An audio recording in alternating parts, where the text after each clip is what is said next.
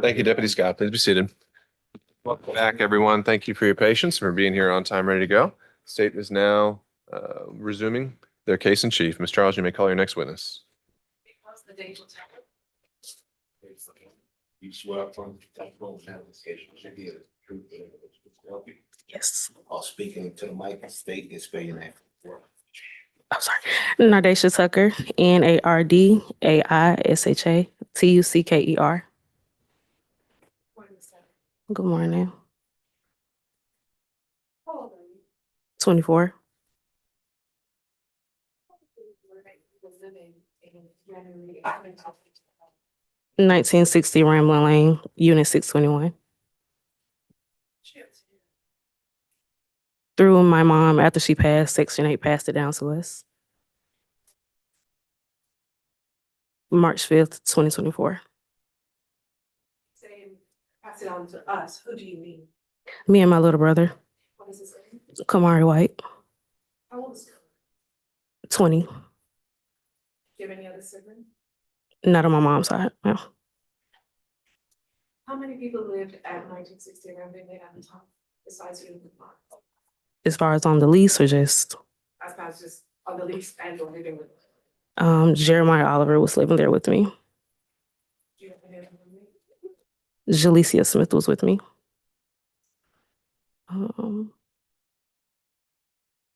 Jeremiah's two cousins and Kamari, of course, and Demetrius Austin. Demetrius, who's Demetrius? Demetrius is just a family friend. Was he paying rent? Yes. And what are the names of your brothers? Sosa and Duda? Do you know Sosa's full name? No. Do you know Duda's full name? No. How long has Sosa lived in the apartment? A week or two, not long. How long has Duda been at the apartment? A week or two, not long.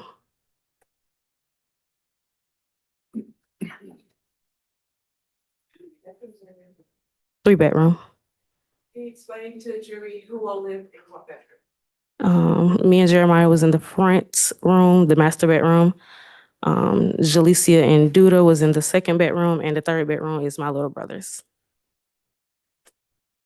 Or in the jury as far as when you enter from the front door, what position, the bedrooms are? The master bedroom and the second bedroom are on the left side when you first come in, and straight down the hallway is my little brother's room. So he's in the middle.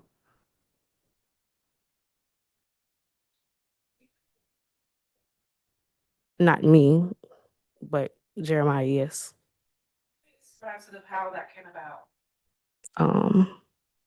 It just came about. It was an empty closet. My mom's stuff was in there prior. After we cleaned out the closet, I didn't want to put any of my stuff in there, so made it like that. How big is that closet? Not too big, as in wide, but it was a deep closet. Is it deep? Yeah, it's a deep closet. And where is the closet in relation to your bedroom of the bed? It's near the window when you first come in on the other side. now, if someone is in the closet and someone else is in the bedroom, are you able to overhear conversation? If the door is closed, no. If it's open, then yeah, you can hear. And when you said the door, you're talking about the bedroom or the closet? Closet door. Thank you. Do you have any children? Yes. How many? One. How old is it? He's 2 now. How many caregivers? Yes. Yes. And sort of a day-to-day basis, what sort of things that you have to do specifically for your son? I just have to take care of him. I just have to be a mother. If he has tantrums, things like that, I have to be the one to take care of that, because with autism, it's a broad spectrum, so he clings to me. How did Jalecia Smith come to stay at the apartment? I had texted her to check on her one day, and she was telling me that, she was depressed, going through some things, and she wanted to get away from the house. So I told her, hey, you can come over. Her home. Before she came to live with you, who did she live with? She lived with her father, I believe. I believe it was her father she was staying with.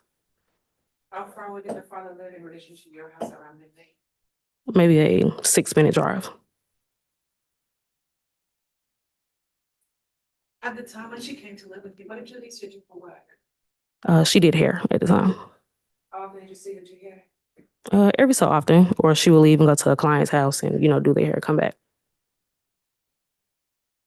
How were you related to her? I'm her cousin, her older cousin. Mother's side or father's side? Mother's side. What is your relationship with Jeremiah Oliver? He was my boyfriend at the time. How long have you been dating Jeremiah? 2025. 3 months.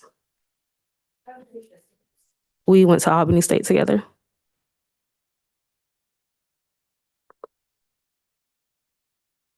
And when he was not with you, when he lived, He was living with his father.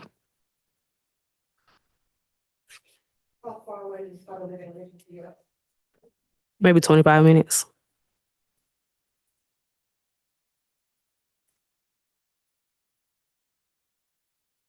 When Judah and Sosa came into the apartment, did they bring like a suitcase or bag or anything like that? Sosa came with nothing. I believe Duda brought a bag with him.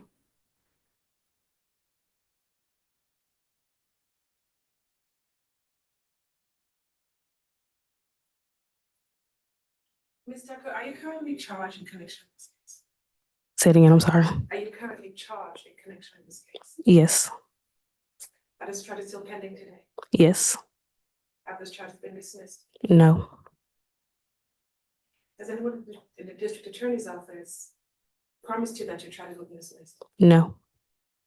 Has anyone promised you probation? No.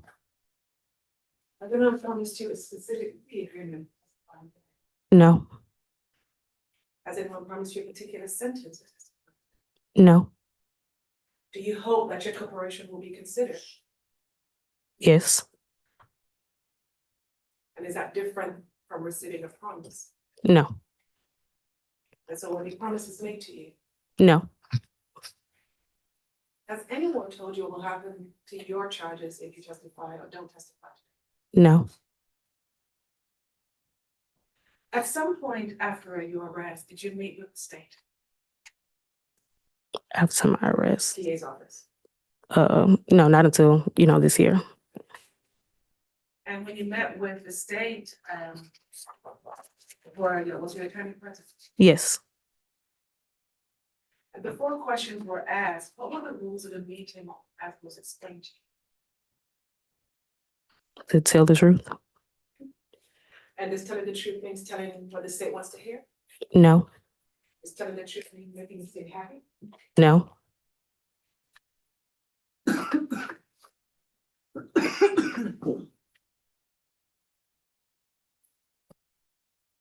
I'm showing you what's been.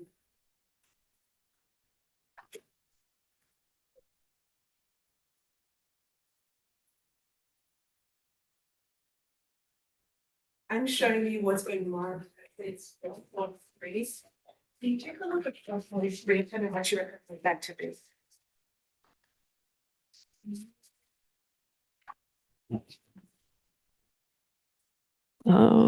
The paperwork from our meetings. And when you were at the meeting, we gave you some paperwork, correct? Correct. And you reviewed the paperwork with our attorney, correct? Yes. And we explained to you that your meeting, the purpose of the meeting, and the purpose that was told to you verbally was also reduced in writing and explained to you, correct? Yes. Does this paper that I've just presented to you get an accurate depiction of the paper that we explained to you actually? Yes. And was your meeting recorded? Yes. You're not this time still with Treasury to the reference page 443? No. No objection, Your Honor. 443 is admitted. Ms. Tucker, just read into the record, just the first top part of state 443. How is it typed? All the way at the top. All the way up. Heading. Office of the Fulton County District Attorney. What does it say? What type of agreement is that? A proffer agreement. agreement? What does it say in bold, sort of in the first paragraph down? It says, this is not a cooperation agreement or a plea agreement.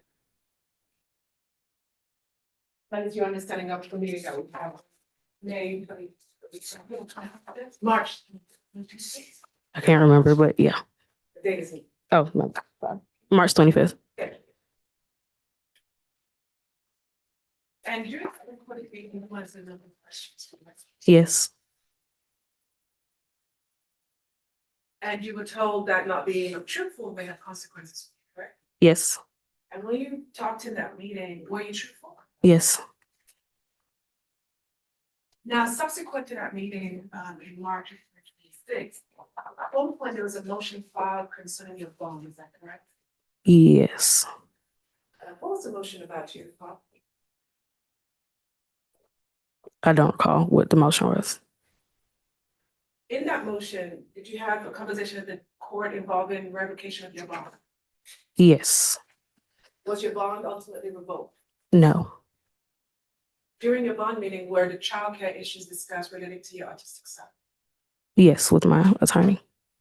Are you still in bond today? Yes. Are you still charged in it? Yes. And has anyone from the state told you your freedom depends on you testifying? No. So has anyone told you what to say? No. Now, you mentioned that Jaleesa had been staying with you, but going back to January 29th of 2025, Jaleesa had been staying with you and sleeping in separate beds. What is your understanding of Jaleesa and Judah's relationship? They were just dealing with each other at the time, What is that? casually seeing each other. You can say. How long have they been casually seeing each other? Just those possibly 2 weeks that they were there. Do you know how Judah and Jaleesa met? They met through me. Well, met through me and Jeremiah The house is somewhere else. at the house.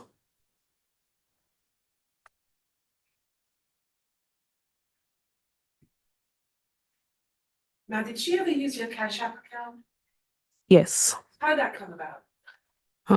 She didn't have she didn't have a Cash App at the time, so she used mine. And does your Cash App have a password? No. Do you have a card associated with your Cash App?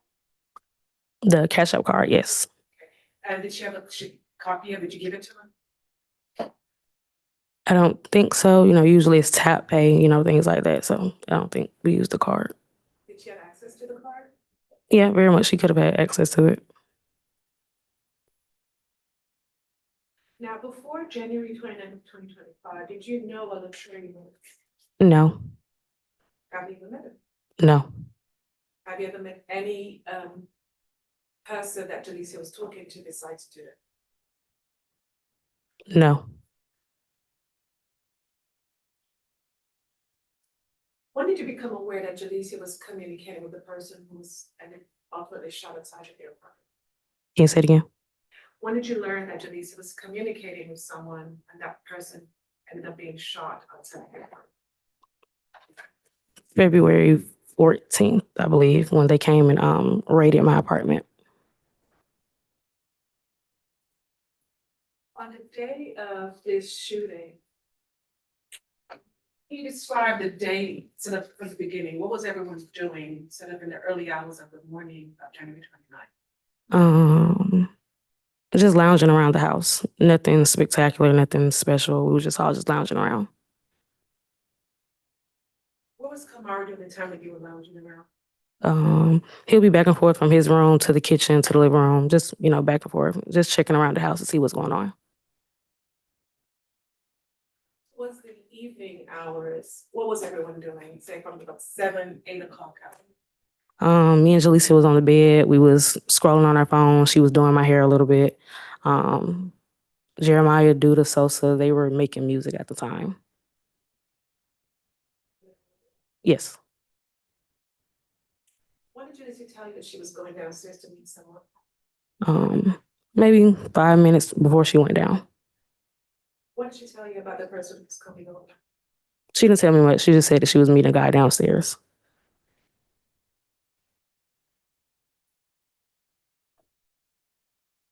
What did she tell her? She was planning to do that night.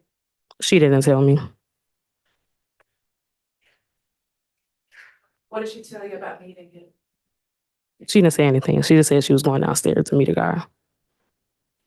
How, before she went downstairs, what did she do? Dolled, Dressed before she went downstairs. she just got herself prepared, dolled herself up in girl terms, did her hair, put on her clothes, and that's it. She go to doll herself up, as you say. In the bathroom.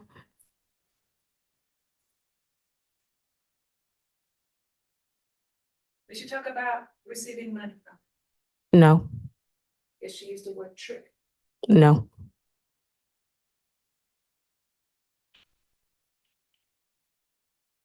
When you spoke, do you recall a conversation with the lead detective in this case after the charges were brought and the house was raided?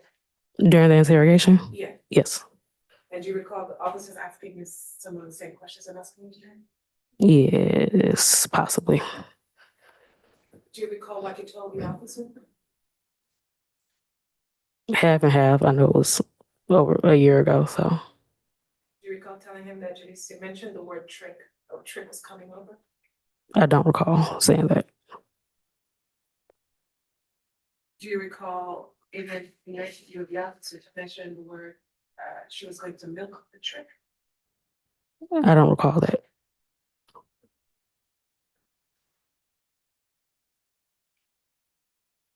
And when you spoke to Detective Vasquez, do you recall mentioning that the person who was coming over was about 38 years old?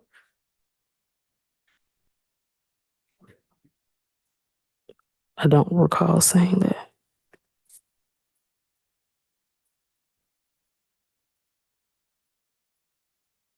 Do you recall when you profited the state would discuss what you mentioned to Ms. Officer Vasquez? Say it again. I'm Do you sorry. remember when we talked back in March of 2026, we discussed the statements we gave to Detective Vasquez?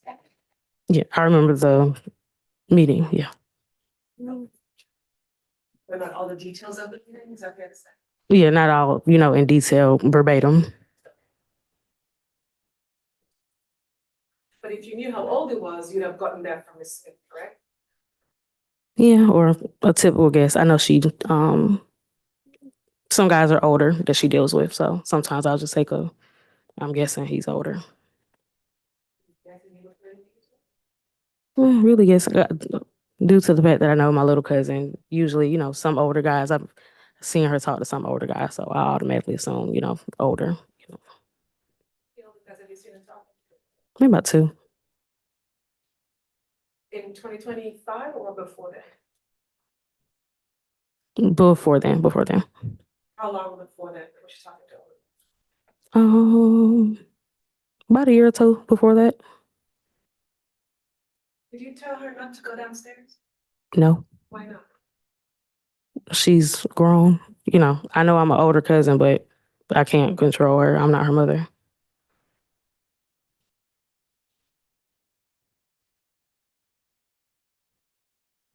Now, at the time, just before Mrs. Smith went downstairs, what was going on between yourself and Mr. Oh, We had tension going on. We did get in an altercation with each other. Typical going through his phone and seeing him talking to other women.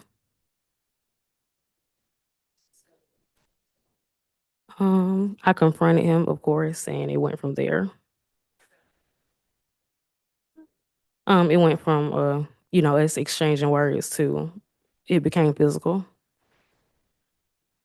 physical fights going for? Maybe a minute max, not too long. How did the physical fight stop? His cousin broke it up. Which one? Duda.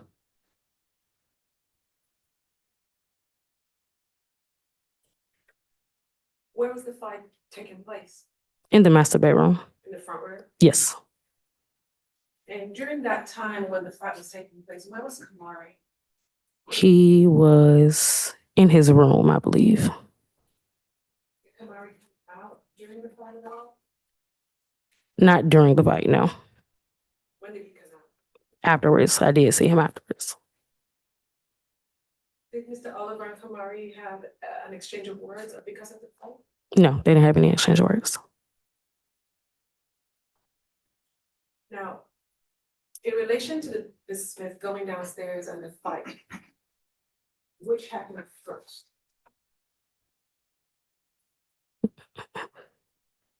She went downstairs first, and then the physical altercation happened. We was exchanging words when she was in the house.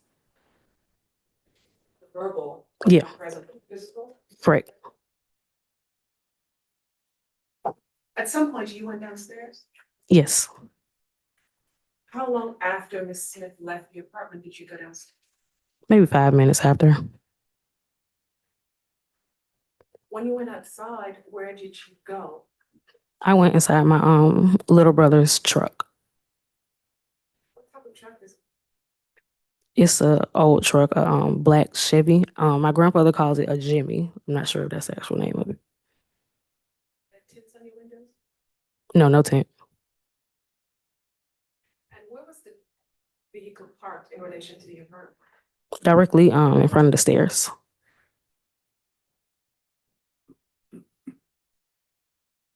When you went outside, did you observe Jaleesa Smith? No, How was the vehicle parked? Was it backed in or something else? it was parked forward, so facing the stairwell. So the back of the car was the playground area? Yes. Do you recall the time of night that was? Between 8 and 8:30. When you walked outside, who else did you observe outside? Nobody.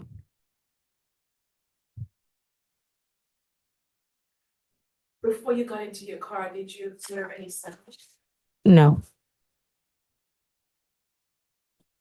What was Jeremiah when you left the apartment? He was inside the apartment. Before going downstairs, what was Jeremiah Oliver wearing? Before you left and went downstairs? I don't recall exactly what he was wearing that night before I went downstairs. When you next saw him that night, what was he wearing then? Basketball shorts and a sweater, a beige checkerboard sweater. What shoes were you wearing? I believe they were slides or either house shoes. I didn't look down at his feet, but that's always what I saw him wearing.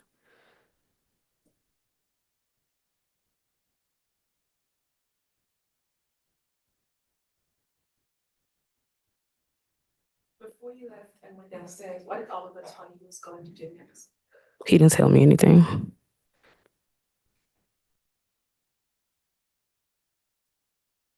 While you was sitting outside, did you observe Oliver exit and go to the store? No, I didn't see him go to the store, no. How far is the nearest store to your apartment? Like you had to walk? If you're fit, maybe 4 or 5 minutes. If you're not fit, it's going to take you a while, maybe 10, 15 minutes. What's the name of the store that's closest to your apartment? We have multiple stores. The nearest one is Dollar Tree. What's the next nearest one? That'll be Wendy's, What's the next convenience store? a gas station next to it. What's the name of the gas station? I believe on the left side is a Texaco. Yeah. On the other side, it's a BP. Do you frequently obtain groceries from either of those stores? Yeah, give or take. If we don't want to go all the way to Walmart, Kroger's, we'll go to the gas station. Now, prior to you going upstairs, were you drinking? No. Who was drinking? Jeremiah, Sosa, Duda, Jaleesa.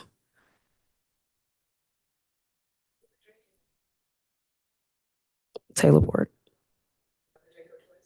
For them, yes.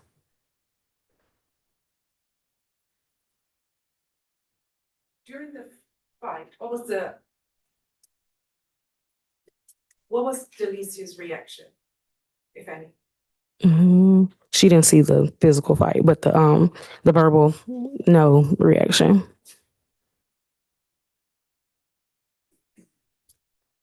Now, while you're in the car, what are you doing?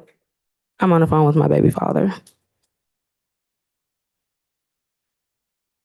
And how long was that call? Stop in the conversation.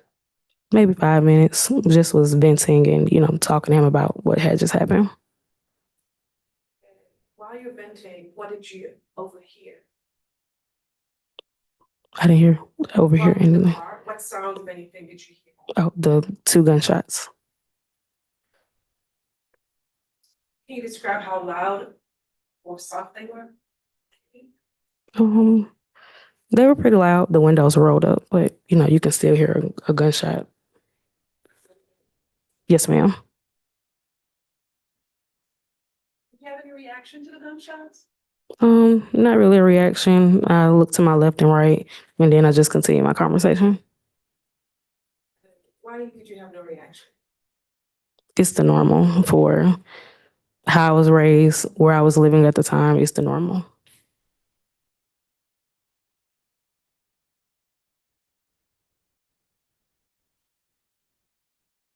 Secretary said he didn't see the fire before. No, ma'am. After you heard the shooting, did you see Jaleesa run past it? No, I wasn't looking up at the time. Did you see Jeremiah Oliver run past you? No, ma'am. Did you see Sosa run past you? No, ma'am. Did you see anyone run past you? I didn't see anyone run past the car. No. When was the next time you saw Jeremiah after you heard the gunshot? When he came downstairs to get me out the car. And can you describe Jeremiah's demeanor when he came out to get? Irritated. How did he speak? What did he say to you? He was asking me why I was on the phone so long with my child's father. What are we talking about? What do I need to talk to him so long for? And then he told me that we needed to go upstairs. And I asked him why. He said we just need to go upstairs.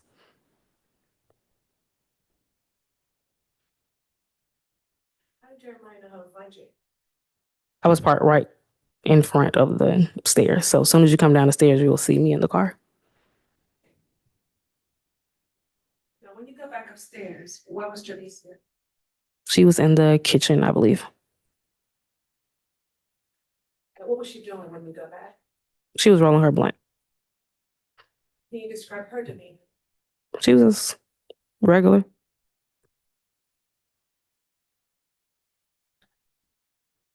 Do you recall when you were asked the same question when you talked to this Detective Vasquez, you described her as being distraught? I don't recall that the whole conversation with Mr. Mouskus. And do you recall when you were asked the same question and when you talked to the state, you described her as her hands were shaking? Yeah, well, she was rolling the blunt, yes. What, if anything, did she say to you about what happened outside? She didn't really say too much. She was just, if she did talk, it was like a ramble, mumbling, rambling. Was she mumbling and was she rambling?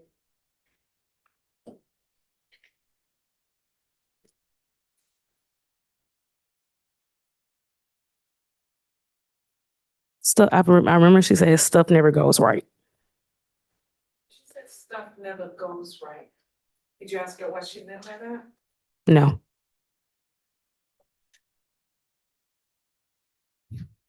When she told you stuff never goes right, who else was with you in the room? We were in the kitchen, so it was just me and her. Did you ask any follow-up questions? No. What did you do next? I went on about my night. At that point, what was Kamari when you got back home? He was still in his room. Where was Jeremiah Oliver? He was in my room. What was he doing? At that time, he was, I believe him and Sosa were going back and forth. Yeah, that's going back and forth. I don't know exactly what they were going back and forth about, but they were going back and forth with each other. A heated argument. He was right there as well. Was Judah part of that conversation? He was just telling them that they need to chill out, stop all the arguing, trying to be a mediator. At some point, did Judah leave the apartment? Yes. Do you know how long after you came upstairs did you go outside? He left the next day. But that night, did he leave and come back in? Yes. Did the tension between Mr. Oliver, Jeremiah Oliver and Sosa get physical? I believe one of them pushed the other. I can't really remember who pushed who, but that's about it. Did that tension exist before you went downstairs? No.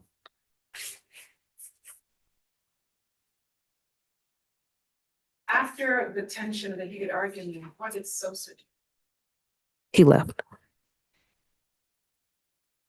Did Sosa come back? No. After the heated argument, what did Jeremiah Oliver do? Nothing.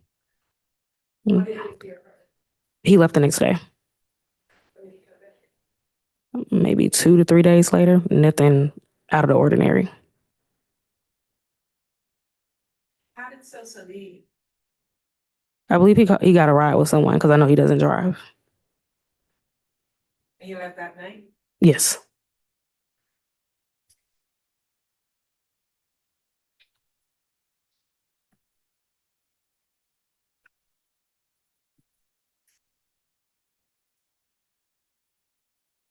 Now, I just want to go back to the earlier statement when you mentioned Miss Smith mentioned it, not thinking of those, right? And you said she was friend bullying. When you spoke to Detective Vasquez, do you remember talking about those same statements? I don't recall. When you spoke to Detective Vasquez, you were the truth to you, right? Yes. Do you recall saying to him, Miss Smith added, why did he have to do that? I don't recall.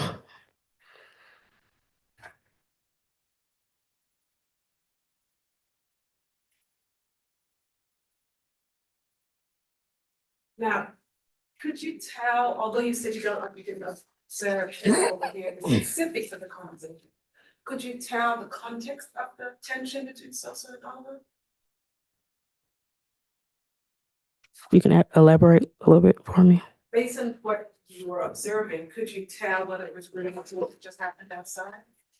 No, I couldn't tell what exactly. I honestly just thought it was a regular cousin argument, especially with them both being close in age.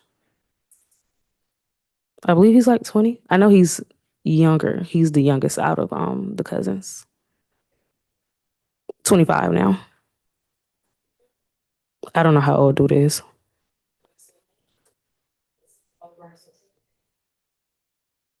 I believe Dude is younger. I believe he's more towards my little cousin's age. So maybe 21. He's maybe 21.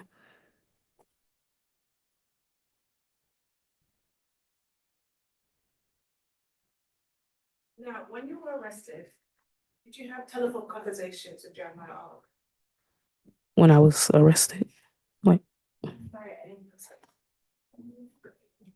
I was, I'm gonna rephrase that. Yeah. Prior to you being arrested on this case. yes, prior to me being arrested, yes. Telephone conversations with Jeremiah Oliver. Yes, ma'am. While you were arrested for the charges in this case, did you have conversations with Jeremiah Oliver? Yes, while I was in jail, yes. How did you arrange to have these conversations with Mr. Oliver? My best friend at the time would do a 3-way call. Do you have those 3-way calls? Every other day, if not every day. And you're aware those calls are recorded? Yes, ma'am. And during those calls with yourself and Jeremiah, you sometimes refer to people by nicknames or code words. Yes. Why did you use code words? He would start the conversation off, so I just followed through. I had to figure out what person he was talking about, but that's how he would, I can't think of the word, but that's how he would say who we're talking about. Did you hear the term hairstylist? Yes. And who was the hairstylist? Jalicia. And did these conversations occur concerning things Jaleesa had said after the shooting? I don't recall.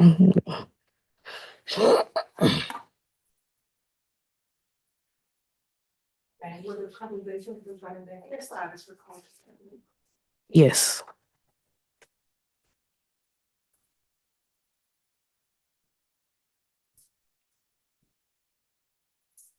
What's the last name of the gun?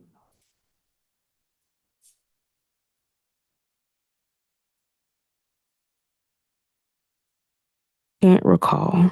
Can't recall. Sometime last year, Yeah. Yeah. sometime this year. Not with me speaking, but when his mom comes over and helps me with my son, if he calls her, I'll hear him, because she always has her phone on speaker. Did you speak to the mom about your testimony? No.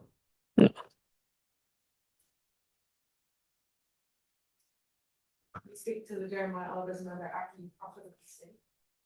Yeah, I've spoken to her. Did you tell the substance of the proffer you made to the state? Oh, no, we didn't talk about anything with the case. Did you communicate with Mr. Oliver through Instagram direct message? He has texted me before, yes. Why would you text? What was the substance of that conversation? Was it related to this shooting incident? No. Was it related to your testimony today? No. Was it related to just your relationship? Yeah. Yeah. When did you stop being in a relationship with Mr. Oliver?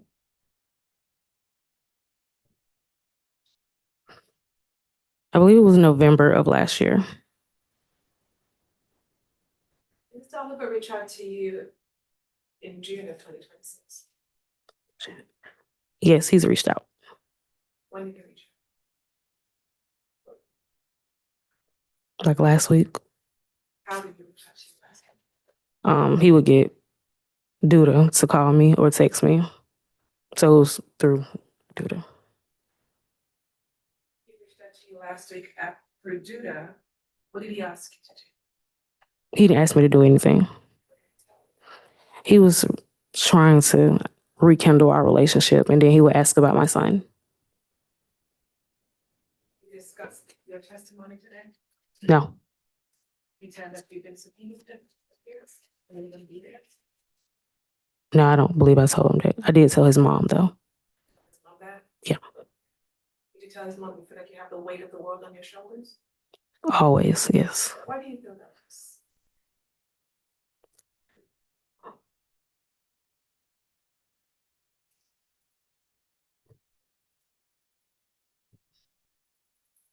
This is a lot. Help me understand what you mean by it.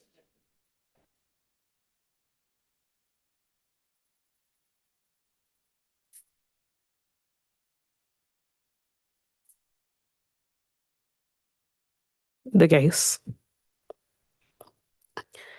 Yeah. Everything that's going on with the case.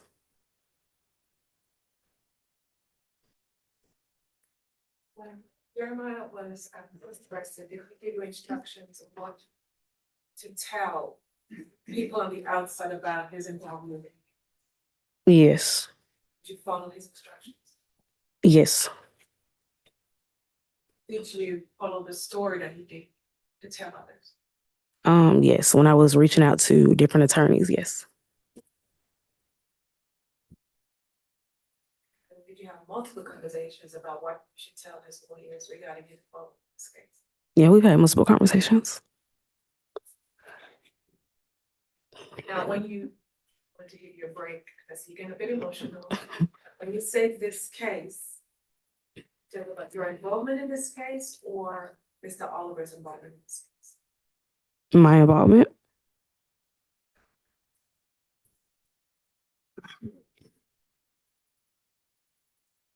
When you were in custody,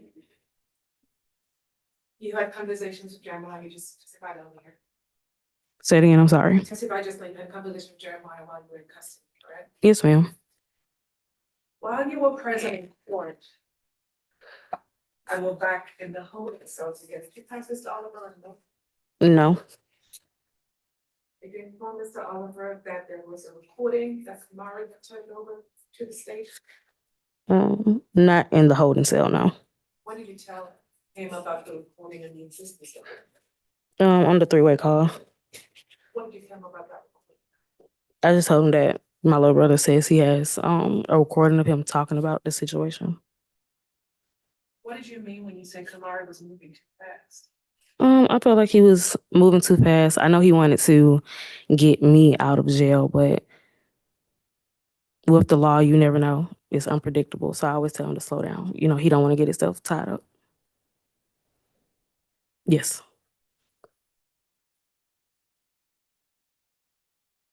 Have you heard the recording?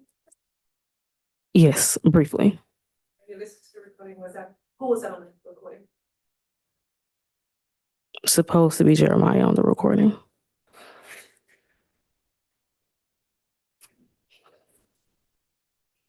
During your profile of the state, you were shown a video, correct? Yes. Who did you identify in that video? Jeremiah.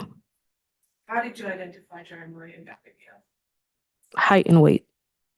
Was that the video of the shooting incident? Yes, that's the video you showed me. It wasn't gray, black and gray? Yeah. Video? Yeah, it was a black and gray video. Were you able to see a face? No. So I'm just sorry. So you said just the height and the weight? Yes, ma'am. Was there anything else that stood out to you? How you knew that was Jeremiah in that video? Nothing stood out, just height and weight. Had you seen Jeremiah in similar clothes before? Yeah, he's worn all black before. Jeremiah wearing the same boots before? Yes. Who bought those boots? The brown Timberlands. I did. Did you buy the brown boots? When did I buy them? The morning of Valentine's Day, 2025.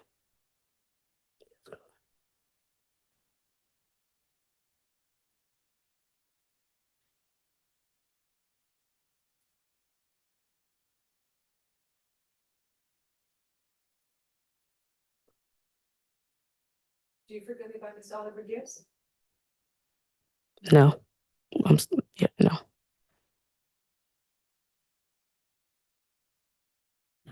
Typically, what sort of footwear does Mr. Oliver, besides the slides and the boots, what other shoes? That's it. The slides, house shoes, and different sets of boots. What color were those boots, the different sets of boots? They'll either be brown or black. On that night, do you know which specific boot he was wearing? The night of Valentine's Day? The Or, night of the incident. no, ma'am. You don't know if it was brown or black? No, ma'am.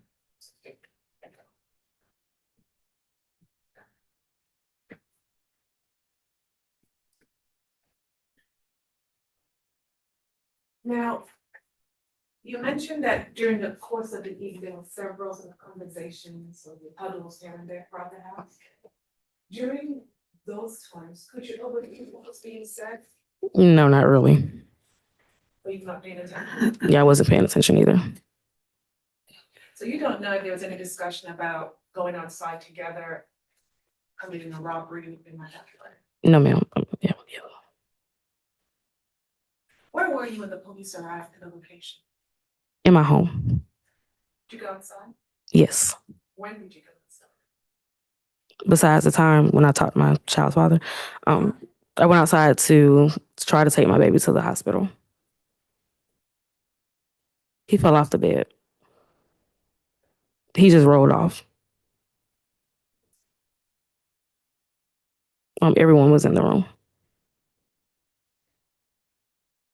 Kamari.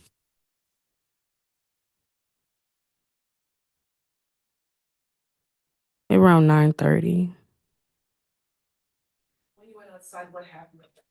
I seen police cars and they had the apartment taped off. So of course, my brother walked up to the officer and asked, could we leave or did we have to call the ambulance? The officer told him that until they're finished with everything, we would have to call the ambulance.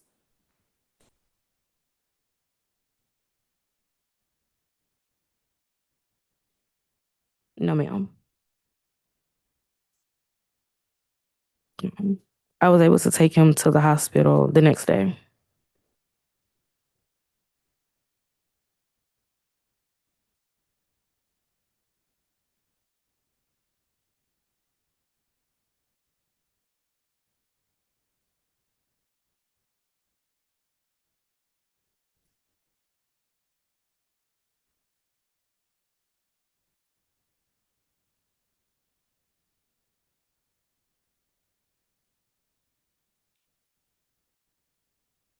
When you spoke to Mr. Oliver before the police came back to your house, did you ever discuss the shooting? No, When he came outside, did you observe him going over to the playground area and came to get no. you?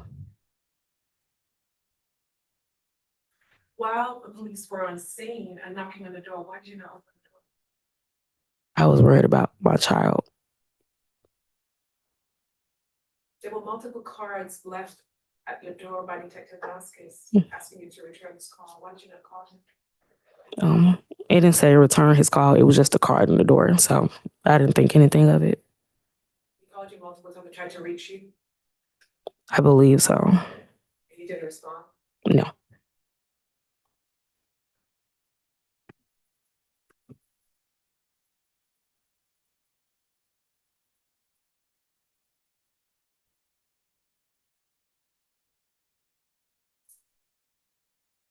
Yes, I think I should go. You see.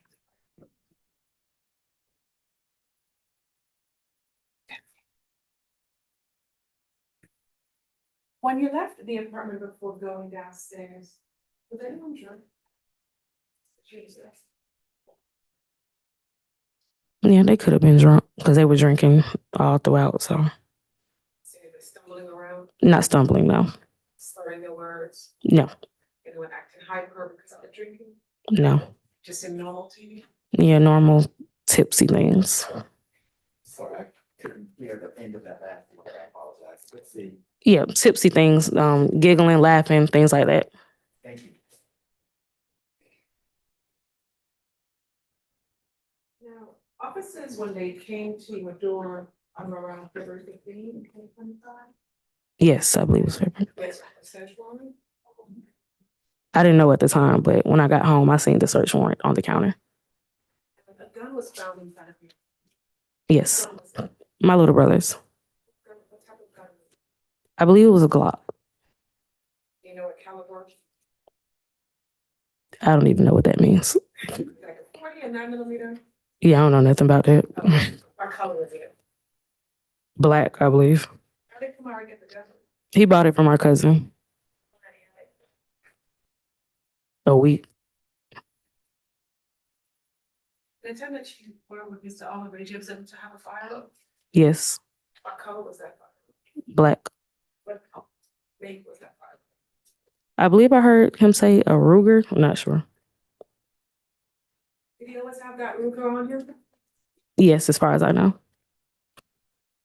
But you don't know the caliber and 9mm on full, right? Yeah, I don't know nothing about that.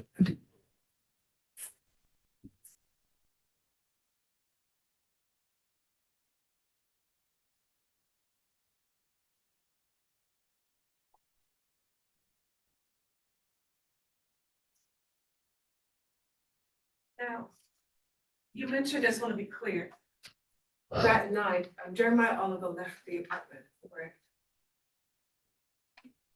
Not that night. He left the next day.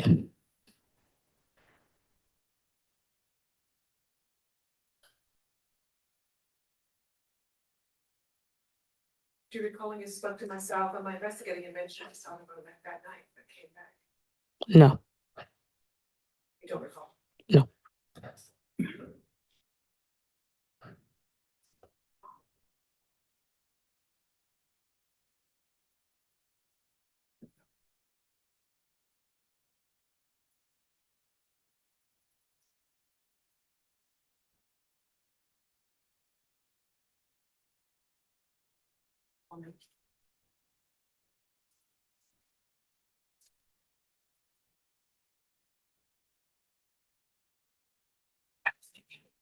Nothing that happens.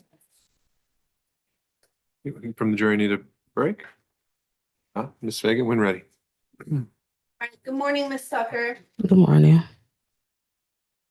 All right, Ms. Tucker, you are currently and for the last year and a half have been charged with murder, correct? Yes, Felony murder, correct? yes, Armed robbery, correct? yes, Possession of firearm during the commission of a felony, correct? yes, And you're innocent, aren't yes, you? You have never been involved with anything alleged in those charges, right? correct, Then you go to jail, right? correct.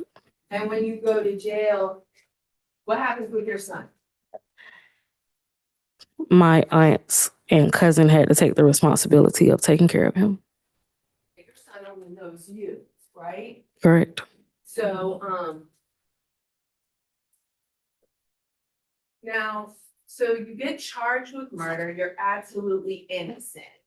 When you get charged, at that point, is that when you realize something even happened the night of January 29th? Yes, Okay, so up until that time, you are not even aware of how important, you better remember every single thing that happened that day, correct, right? Because for you, that day was just a day you thought your boyfriend cheating on his phone, right? correct. And when you say, oh, and then we got physical, after you found what was on his phone, you jumped him, right?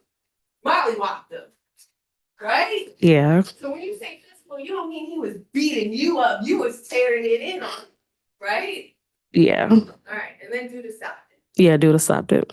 And then you just go downstairs because you're like, "Whew, let me just get away from this situation right now." Correct. All right, so you're charged with murder and you're completely innocent. You go to jail and then your family has to pay a bond. Yes, my grandfather, he paid half of my bond and I had to continue the payments. Okay. And are you still struggling to continue those payments? Yes, I am. And on more than one occasion in the past year and a half, have you been afraid that you might have to go back to jail? Yes, Are you on an ankle monitor? yes, Does it fit nice and tight? yeah, And on that ankle monitor, has there been situations where maybe, well, first of all, do you drive?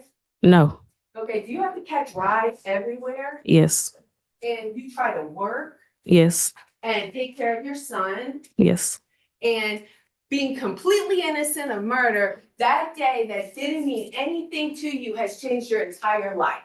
yes, And when you're like, this case is really hard because frankly, you want to sit here and testify for the state against your cousin? no, All right, do you want to sit here and testify against this young man for something you weren't even there for? no, That night, did you ever hear anybody talk about an armed robbery? no, So the state said, do you remember saying milk a trick? You remember her just asking you that question? yes. All right, do you remember everything you said in your interview? With the detective? Detective Mouskins. No, All right, would it refresh your recollection to look at a transcript? yes, I'm gonna approach you with your first meeting with the officer on that day. That's a pretty thick piece of packet that I just gave you, right? yes. Not one time do you ever say you were milking a trick. I don't Those aren't recall. even your words. Yeah, I don't recall. From the time Detective Mouskins came into that interrogation room, he was pushing the narrative, right? Yes. What was he saying? What was the narrative? He thought that I was the one originally outside in the car. And then once he realized that it wasn't me, he started talking about my cousin and Jeremiah sleeping together. Okay, so then he starts telling you, well, your boyfriend's sleeping with your cousin. Do you want to say something now? Right? Yes. Was that true? No.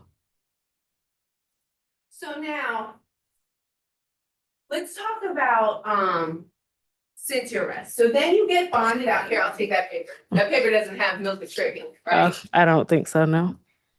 So then when and these are recorded interviews, correct? Yes. We didn't sit here and listen to what you said, right? Correct. The state didn't play your recording with Detective Mouskis, correct? Correct. The state didn't play your recording with them, correct? Correct. And then you did another recording with them just in case they missed something, right? Correct. Didn't play any of those, right? Correct. But from the beginning, you've always said the same story, right? Correct. You haven't changed up.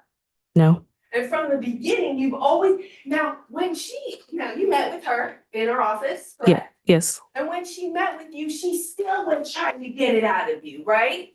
Yes. You even got a little loud with her, right? I recall. Yeah. You weren't gonna lie for the state, right? Correct. And what the truth is what the truth is. Correct. Now, since then, you've had an opportunity to review your discovery, correct? Correct. And because you have your lawyer, right? Yes. And in your discovery, you get to see what Kamari has said. I'm not asking you to say about anything that is said, but you've seen what he said, right? Yes. Has anything Kamari White said been the truth? I can't say if it's the truth or not. Can't say Okay. that. Has Kamari White said, well, if Kamari White says there's an armed robbery that was planned, did you ever hear that? No.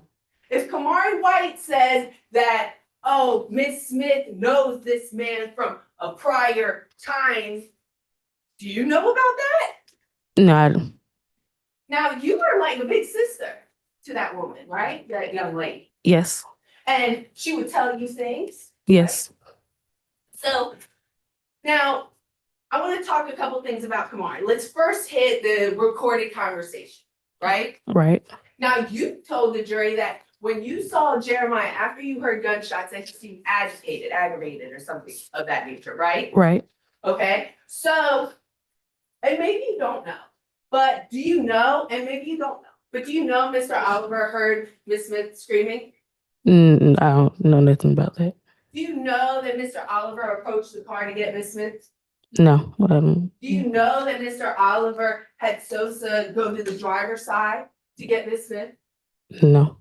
Do you know that do you even know the alleged victim in this case? Not at all.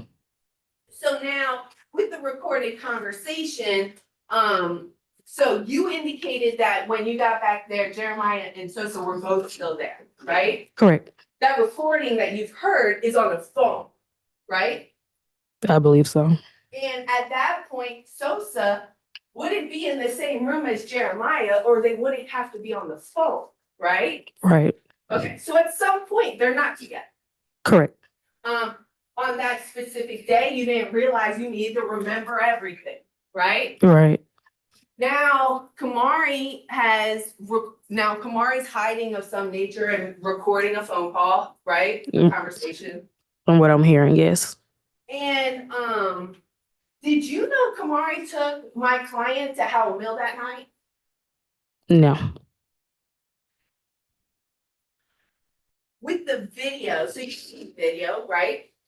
The The video that the state showed you, that's. oh yeah. Yeah. Yeah. And on the video, you see the two individuals walking to the car, right? Correct. Gun's not out yet, No. right? You never see Sosa with a gun. No. Right. Never. They walk after getting Miss Smith out of the car. Sosa, I guess, stands there for a second and then follows Miss Smith, right? Correct. As soon as gunshots hit fire, then people run, right? Correct. Nobody's wearing ski masks. No. Right? You live in an area where there's other apartments and other parking lots, right? Correct. If you wanted to plan an armed robbery, you could have planned it not in your front yard. right? Correct. And then, I mean, you don't even know Jeremiah to go robbing people, right? Right. Now, and Jeremiah's allowed to have a gun, as far as you know, right? Correct. Now, after Jeremiah and Sosa are there, and after Miss Smith gets out of the car, Mr. Willis could have drove off, right? Possibly yes. He didn't. No. Instead, he got out of the car Yes. and then gets shot once, Correct. and then continues towards the back of the car, Correct. Correct. gets shot again. Yes. And have you looked at any of the pictures in this case? No. Okay, are you aware that all his marijuana is still with him? I believe I saw that in Discovery. Are you aware that all his pills are still with him? Yeah, And they even tried to pump you about Taylor Court. yeah, Okay, so the DA's like, you guys stole the Taylor Court, right? right. When did you buy that Taylor Court? I bought it that morning off of GoPuff. Okay, so were you guys in it to steal some cooking wine? I wasn't in it at all, but I get what you're saying. Because there was nothing in it, right? Correct. So now, since your arrest, Kamari's your little brother, right? Yes, And this is taking a huge strain on your family. it has. Now there's distance because people feel violated, right? Correct. People are like, well, why would you introduce them to Jeremiah? Right? Correct. But this was never that. It was never an armed robbery, right? Right. Now, since your arrest, tell me this. Are you aware that this trial is being posted live on YouTube? Yes. And your brother's watching YouTube, isn't it? Yes. And so since he's been watching YouTube, now he's prepping what he needs to testify to this jury on, right?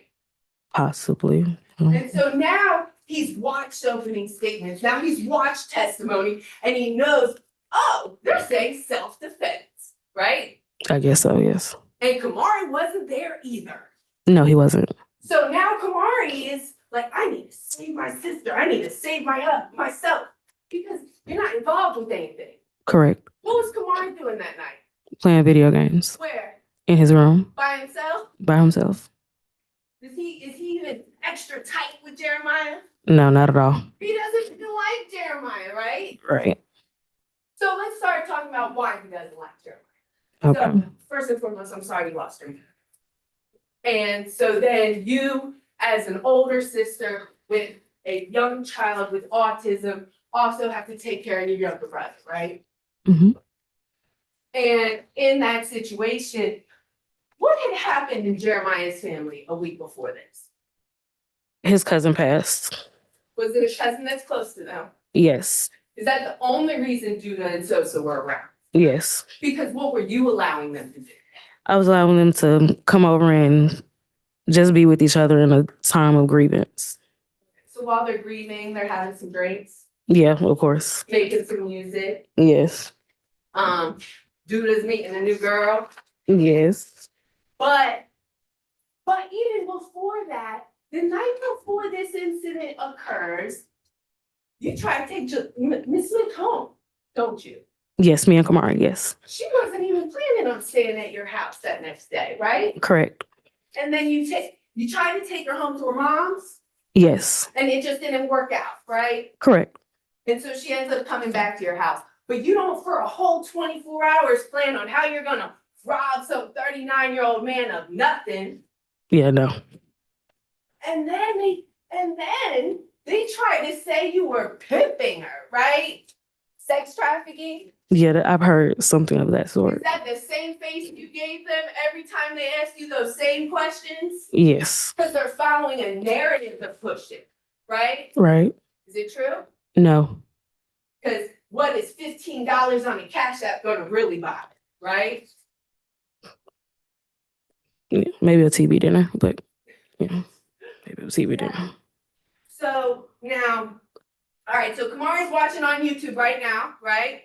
Probably. I'm not sure where he's at actually. So since we have no idea what he's gonna testify for us later today, especially after seeing this, right? Right. And realistically, you don't want this to affect your relationship with your brother. Correct. Because your brother has absolutely nothing to do with anything, right? Correct. He shouldn't even have to be arrested for murder, right? Correct. He shouldn't even have to say whatever the state wants him to say so that he can walk home. Correct. Because ultimately, even though you weren't made any promises, you are hoping they'll dismiss your case, right? Correct. You are hoping never to go to jail, right? Correct. Because you have to take care of your son Correct. and you weren't involved with anything. Correct. Kamari wasn't involved with anything. Right? Correct. Correct. Kamari's willing to say whatever he needs to say, right? When you said moving too fast and they don't want to get caught up in something, meaning talking about something you don't know anything about, right? Correct. Because then they can use your words against you. Correct. Switch it up to fit their narrative, Correct. cut and paste, just like milking a trick, Cor- right? correct. Now,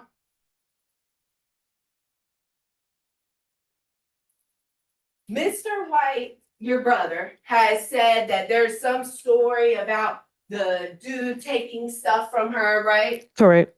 He said something about the dude putting his hands on her, right? Correct. With your closeness with Miss Smith, have you ever heard her tell you anything like that? Not recently. That was last year. Well, not last year, the year before last, 2024. When Yeah. this rumor started? Yeah, when this rumor started, yes. Now, on that night, Kamari didn't want everyone there anymore, right? Correct. He wanted you to kick everyone out. Yes. But the problem is, you are like everybody's big sister. Correct. You take care of everyone, right? Correct. And so he didn't like that, right? Right. Then Kamari's even more upset because he finds out Jeremiah was texting other girls, right? Correct. And then after that, from his room, could he hear you jumping my client? I was screaming, so yeah, he could hear it. Yeah. Because you were whooping that butt, right? Yeah. You got the best of him, right? And he's like you. Yeah. So now, even though no promise has been made, you still hope that they'll do the right thing, right? Correct. Because you didn't have any involvement. Correct. And on multiple occasions, they tried to get you to say this was an armed robbery, right? Implied. Even to the point of trying to say you took the Taylor. Yeah. Now, you have spoken to the police, right? Correct. Spoke to the police, told the truth. Yeah. right? Yes. You've spoken to the DA Yes. numerous times. Yes. They probably called you last week. I did receive a phone call last week. And ultimately, another thing. Now you said you were talking about boots. When the state just asked you about boots, Mhm. you were saying the boots you got them for Valentine's Day, the morning cops raided your house. Correct. Right. So after the incident. Yeah, way after. Yes, yes, yes. Okay. Now,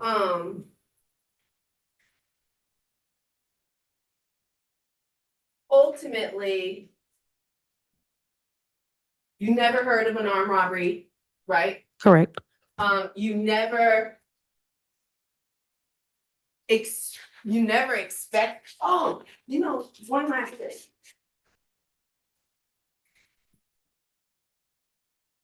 You remember when the state tried to say to you that Miss Smith was rambling on of he didn't have to do that? Do you remember Yes. that question? Yes. Do you remember this being the conversation? When asked why did he go down there, you said, I guess he was just making sure she was okay because she's a young girl. You recall saying that to police February of 2025. I don't recall, but I possibly could have said it. Will it refresh your recollection to look at the transcript? Yes.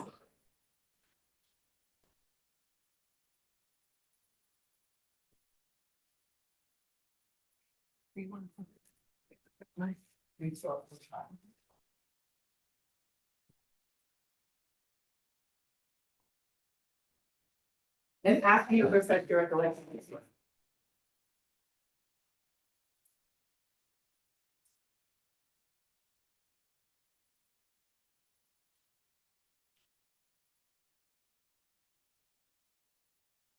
It had nothing to do with, things always go bad. Why did he do that? It wasn't that, right?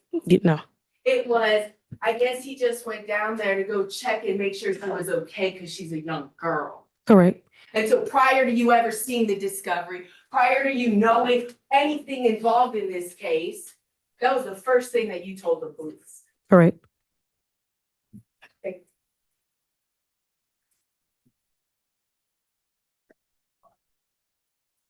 Warren, Good morning.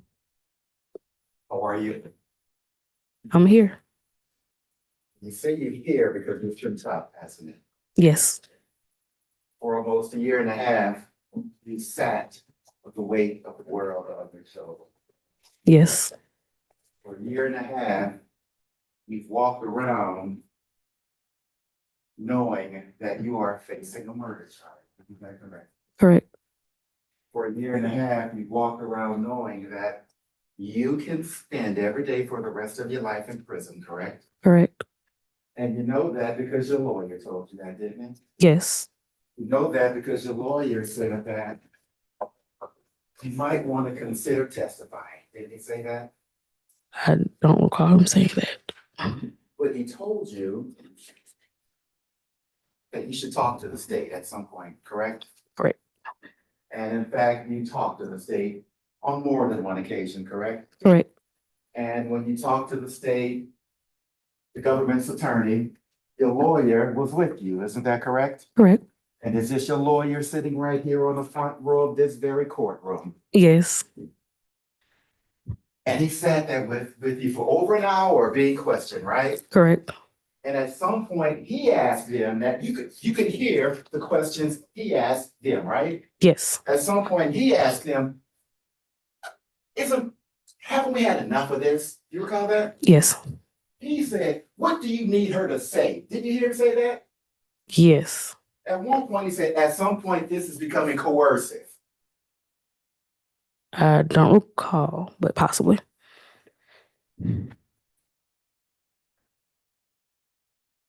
Because your lawyer, not on the block or anything. He's looking out for you, isn't he? Correct. Neither of you want to spend every day for the rest of your life in jail, correct? Correct.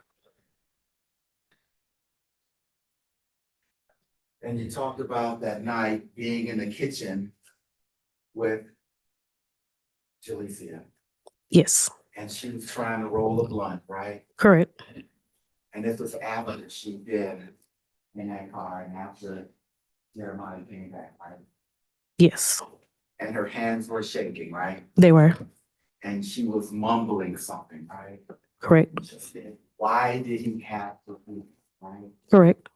Did you hear the part where she was talking about Mr. Willis? Why did he have to do that?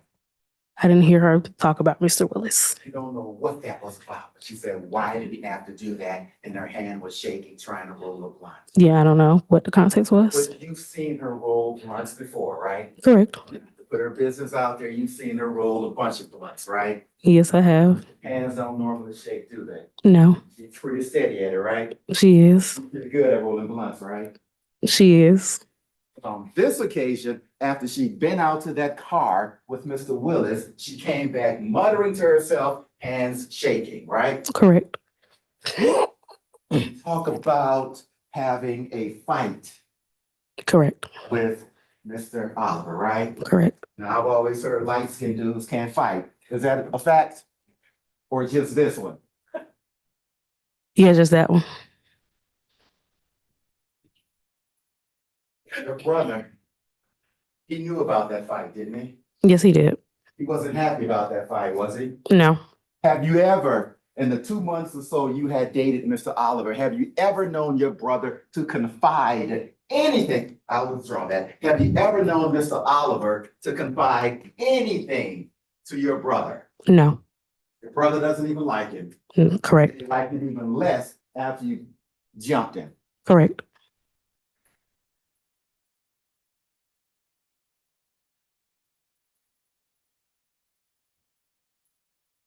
And I believe I heard you talk about having seen discovery in this case, correct? Correct. And you've seen pictures in this case, correct? Correct. And you saw a picture of Mr. Willis on the ground, correct? Correct. In those pictures, he's wearing a nice, thick Cuban link, shiny chain. Isn't that correct? Correct. Nobody snatched it, right? Correct. Nobody tried to rob him of his chain, right? Correct. Nobody tried to rob him of anything as far as you know. Correct.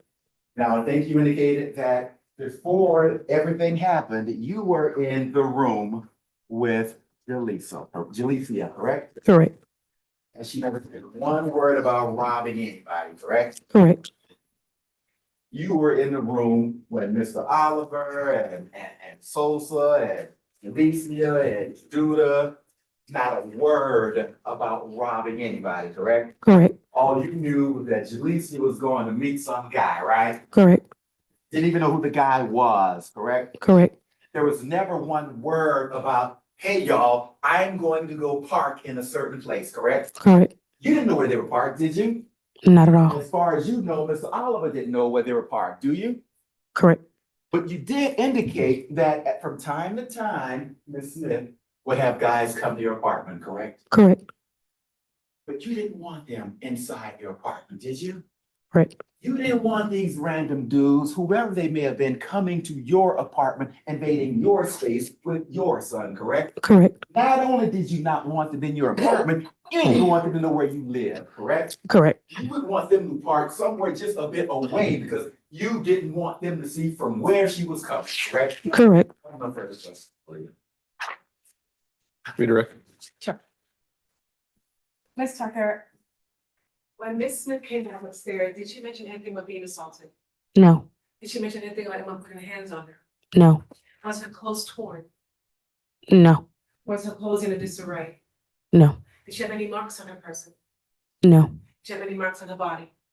No, not that I've seen. Any marks on her face? No. When you met with the state and we questioned you about the teleport, we asked you who purchased a teleport, correct? Correct. And what did you tell the state when we asked you who purchased a teleport? I purchased it Isn't it correct you told the state that Jeremiah Oliver purchased a teleport a week prior? a week prior. I don't recall if I say that.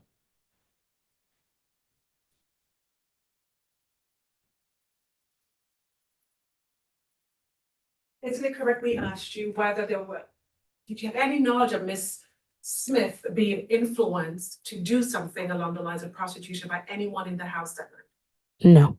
And the answer was no, correct? Correct. You had no knowledge of that. Correct. And is it also correct that we confronted you with several jail calls, recording conversation between yourself and Mr. Oliver? Correct. And is it also correct that you began to cry and get emotional when confronted with those jail calls? Correct. And is it also true that you begin to shut down? Correct. And is it also true that you begin to stop answering questions? No, I still answered. I still. This is beyond the scope of either cross-examination. This is full in the ground. Just, you're saying just the whole topic of the jail calls? Yes, this is beyond the scope of any cross-examination on myself, and if I recall. Hi, correctly- Joy. Ms. Strauss? Judge, Ms. Fagan mentioned the state cleansing, Tucker, so I'm getting to that portion of it.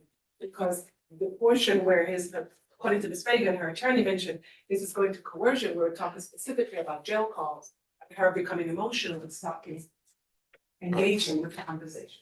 All right, we'll see. You can connect that dot and you can bring it up on recross, overruled.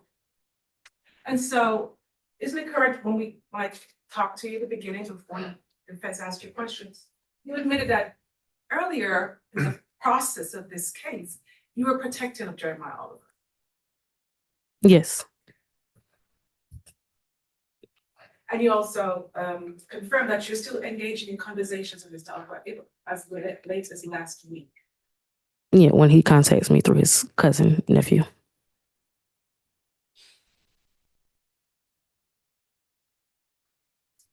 Now, defense asked you a lot of questions about a robbery. At any point in any of your conversations, did anyone force you to say that there was a robbery? No. Were all the questions directed to you to say what you know? Yes.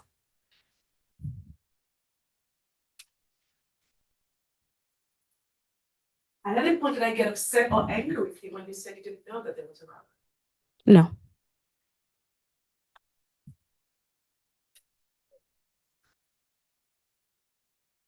At any point when you were outside, defense counsel stated that Mr. Oliver went down to check on Miss Smith. When you talked to Detective Moskowitz, did you specifically say Jeremiah Oliver or did you say someone else? I don't recall if I said him specifically. You just said he wanted to go down, right? Yes, I believe that's what I read. Now, when you spoke with the state and the state asked you, well, why would Mr. Oliver confide in Kamari? Your response was, I don't know. Isn't that correct? Correct. But today, you on cross with defense, you are agreeing that with defense, it's because Kamari doesn't like Mr. Oliver? Yeah, they don't get along. They don't get along.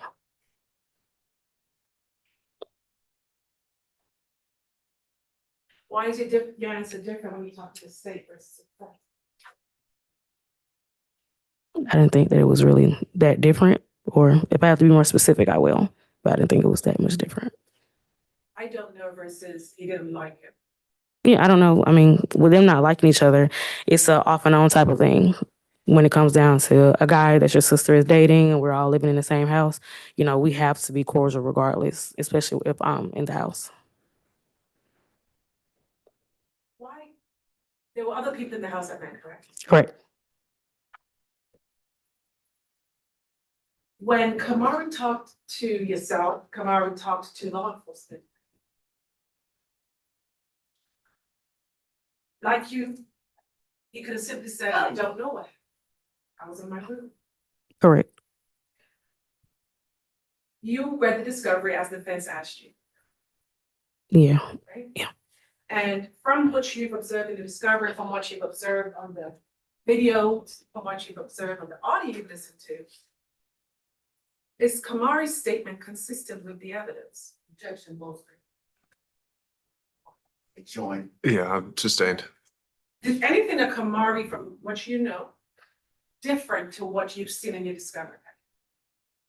No, it's been the same thing, I believe. And when Kamari was making his statements in February of 2025, was he arrested or charged of any crime at that point? No. Thank you.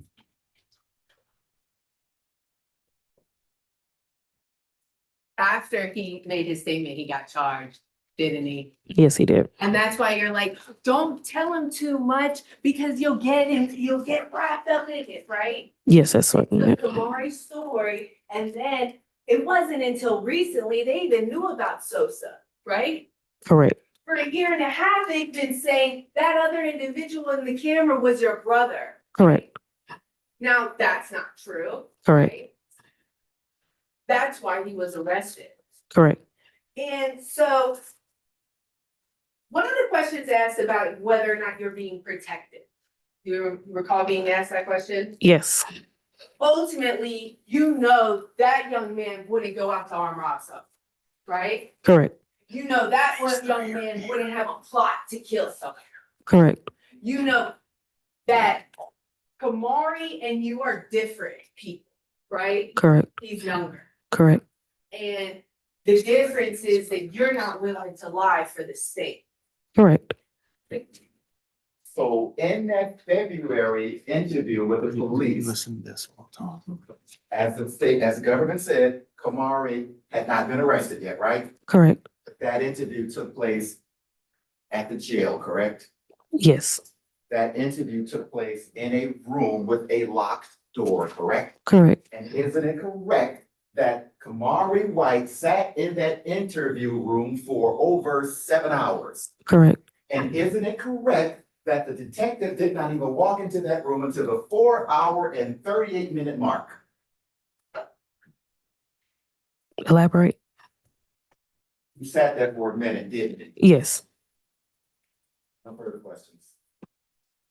All I right. just want to be clear, Kamari wasn't in. Well, Objection, yeah. Your Honor. I think we've covered this now. Um, No, Ms. Okay, Charles, Your we Honor. can't have 3 rounds of directs. That's what we indicated yesterday. So unless you have some motion that you think there's some new topic that hasn't already been covered, Ms. Tucker needs to step down. Is there anything?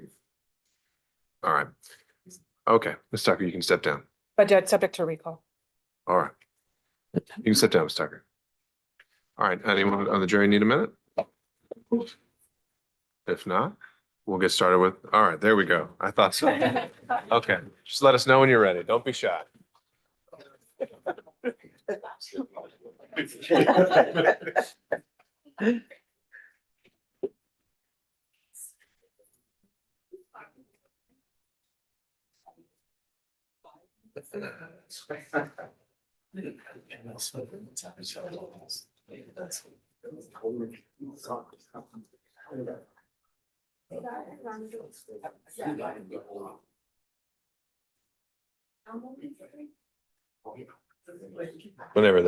Whenever they're ready. All right, Ms. Charles, why don't you, I guess you can proffer what subjects you would have brought up for a third round of direct. Sure, that's fine. We'll be off the record and we'll be in recess.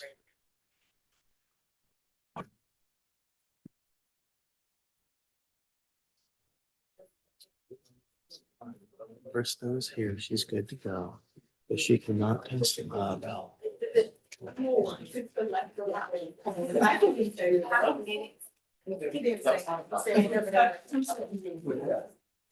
I couldn't say it like, I can't fight.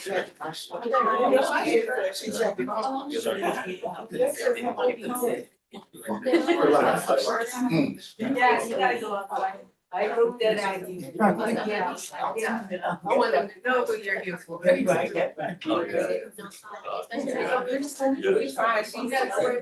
Reverse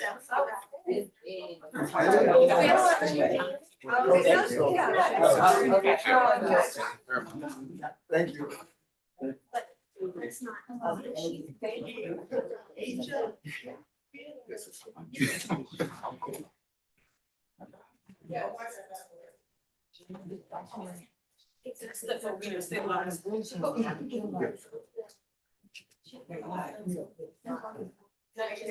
And then, I'll have somebody.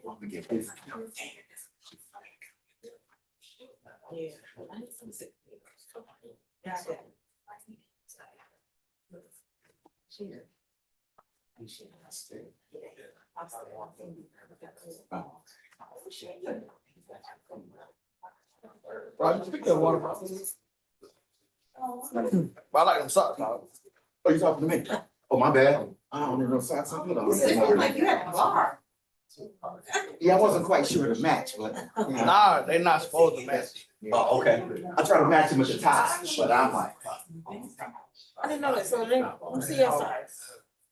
Oh, okay. So is it not supposed to match because yours don't match? No, or- I'm saying, them socks, Is they that were really a really like. sound? Like, your socks supposed to like stand out. But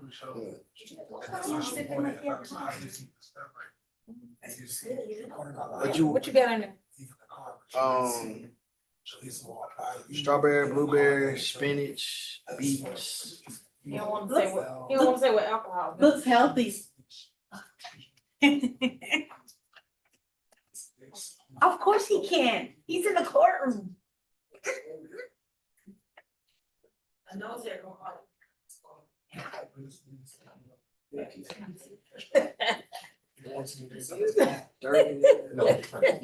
as hell.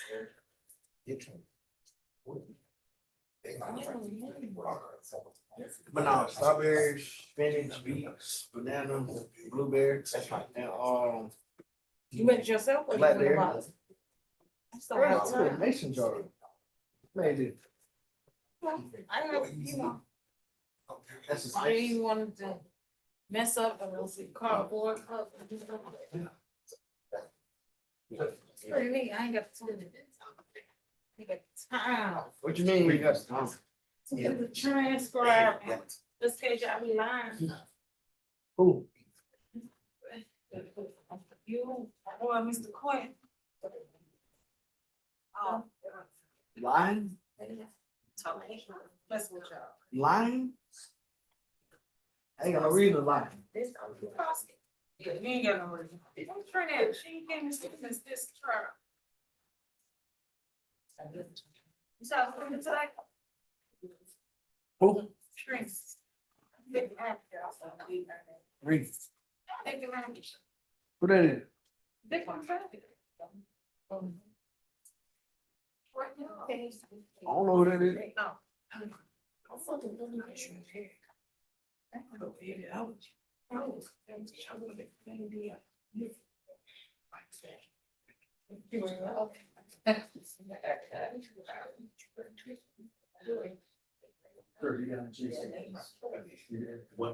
Yes. It's good.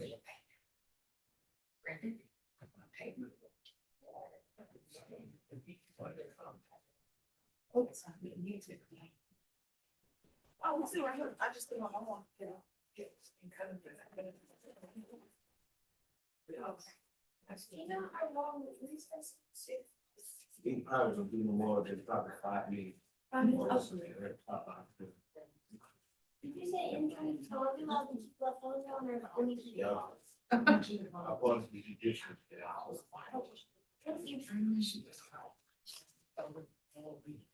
I know that you, I come in when I was jacket sometimes, you can. It's cold and I got that.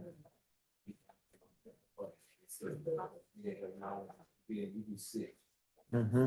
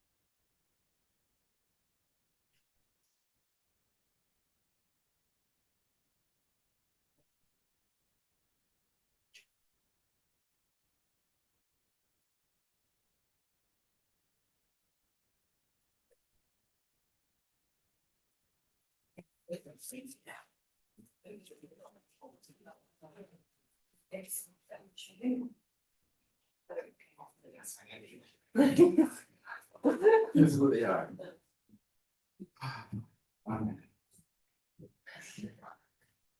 In real life, so I did one more, I've been caught a few times already today. You have. Okay. Yeah, you see that red, yeah. I was talking about you, I'm like. They keep checking my. Oh, shame. Yeah. Scratch it out. Sorry. I'm just. No, no, no. We're gonna. Listen, you know, all of the- Yes. So he's gonna. Okay.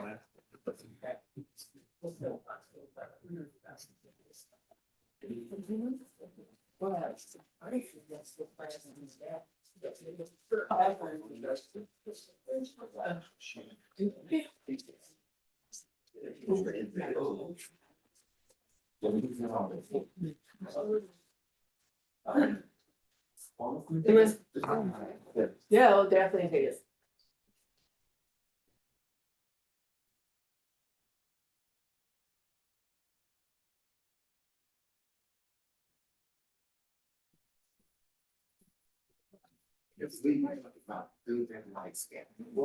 I can't say it. I can't say it. I can't go on. I can't commit. All right, you set up all I can't commit.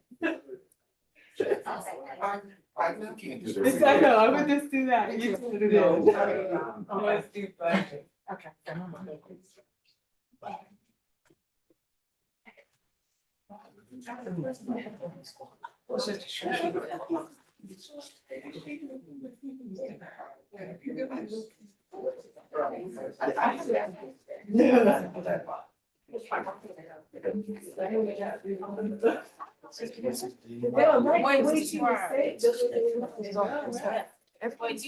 What's up? Long? And she actually. Oh, Okay. Yes. That's good. She was, yeah. What time did you start? It is. You started sleeping.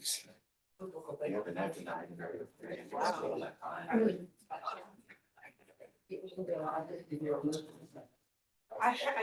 know.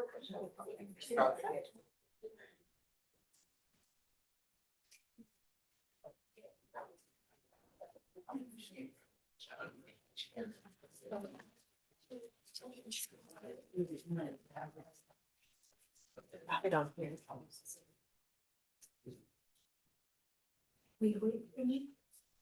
No, just, I think I know they're working on some things still. Right.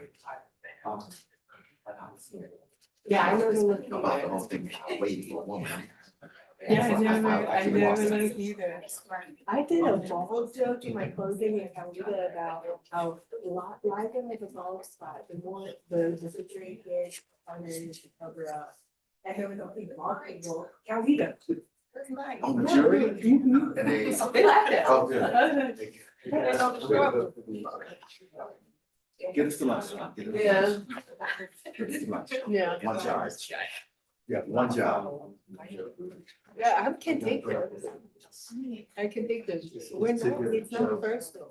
You know, we're live, you know, we're live. We're clear, we're live. My favorite. I'll say it. You can see it again. But I still want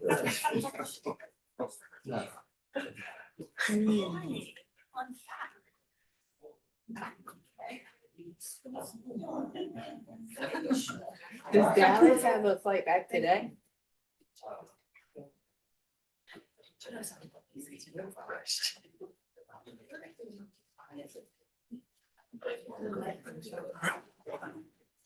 We could get our defendants out. Mr. Griner, if you could, I don't know if you need Miss Charles or you're taking it from here. Let me.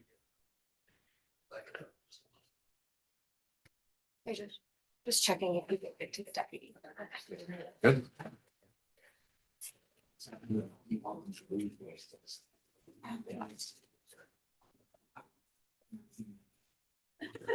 That's what everyone says.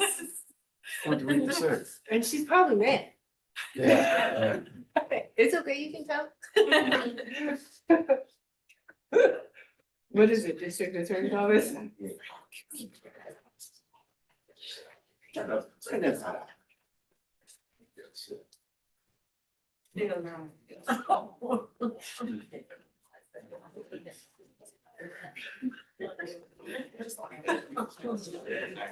I don't know, but the new cop uniforms for the wolf are nice with the blue checkers.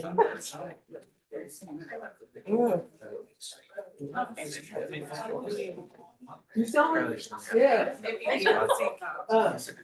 No, no, cop. I say cop. Police. Oh, okay, Oh, yeah.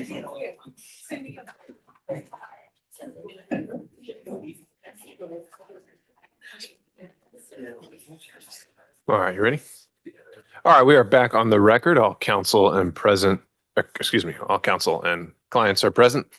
And just note, it happened yesterday and just happened now. Again, the presumption will be each side's going to get 2 passes through a witness. A third is going to have to be some kind of exceptional circumstance. And here, having already heard on both passes that the parties had been focusing on the potential witness of Kamari White and his account, I think that ground had already been adequately covered. If you need to pause a minute before you pass the witness, you can take that pause, but we just can't keep cycling through indefinitely for an effective presentation of the evidence. So with that, state ready to proceed to call their next witness? Yes, Your Honor. All right, why don't we go ahead and bring that witness in as we bring in the jury, unless anyone else has anything to flag or raise. All right. But that the last question I had from Ms. was because of the question of Ms. Fagan also. And I mean, if you want to detail that question, usually one question leads to many more, but if you want to detail what that issue was. Was something to the effect that the name, it's been a year and a half, and we're just wondering of the names. I want to clarify why. Okay, all right. Well, again, I think that is something that could have been covered the first 2 rounds. All right. that's, and I think just again, emphasizing or re-emphasizing is also not going to be, because we could re-emphasize things all day. And I also don't think it's going to be solely a reason to recall her just going forward if that comes up and you ask to do that. So is there anything else then? No, that was. All right. Seeing none, if we could retrieve the jury. Are you able to publish? I'll get.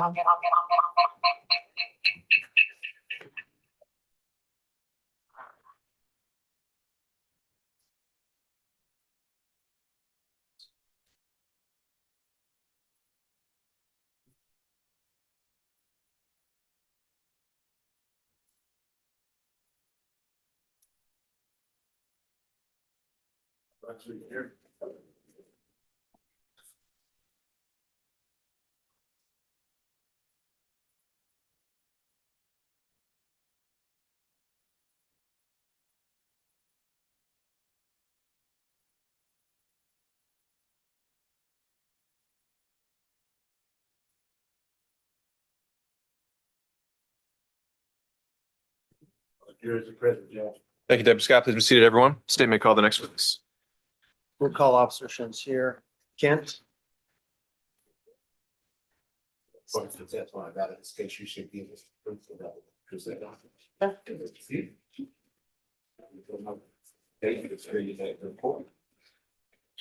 My name is Shunshere Kent. That is Shunseere. Last name Kent. Good morning. Tell the jury where you're currently employed I am currently employed with Atlanta Police Department in Fulton County. and what capacity. Police officer, How long have you been with the Atlanta Police Department? 6 years. Can you tell the jury a little bit about your law enforcement training and experience? Been on 6 years. I am field training officer certified, DUI certified. I've went through SWAT school recently, tactical field officer as well. I have drug training as well as just a lot of tactical training. And your past says that you're a field training officer. Correct. Jury a little bit about what you do as a field training officer. Training, well, now I used to train current officers that were leaving out of the academy, and they would come and do the 6-week program of riding along in different zones with officers that's been on the street for a minute. So we've been teaching them for the most part on how to answer 911 calls and what to do when it comes down to it. And so are you what is known as a post certified officer? Correct. Have to undergo annual training to maintain that post certification. Correct. Tell the jury a little bit about that annual training. To go through it. We have to have firearms training every year. We have to go through use of force training every year. We have to take as well community policing training as well. Can you tell the jury, can you just give us an approximation about how many cases you might have responded to that involved a homicide during your 6 years? A lot. I can't give a accurate number or approximate number, but we see it a lot because we're the first ones that get there, either us or fire. I would say more than 50, yes. Did you respond to 1965 rambling election in Atlanta, Georgia, back on January 29th of 2020? Yes. What was the reason that you were called out that way? We got a person shot call, and I was headed en route to that location, What county is that location in? Fulton County. All right. Can you tell the jury what you saw or what you did when you arrived on scene? When I arrived on scene, there were already fire as well as other units there to attempt to go ahead and secure the scene. When I got there, I immediately had I had a trainee at the time as well. I had her start the crime scene log, which is something that we do when it comes down to crime scene that we see evidential evidence. So she starts to mark everybody that walks in and out of the crime scene that arrives. Can you just explain a little bit more about the crime scene log? Mhm. That's for? It's for when fire enters, we write down engine numbers, we write down what officers come in and out, we write down when crime scene gets there, we write down when investigators get there, every single person that steps foot inside of that crime scene.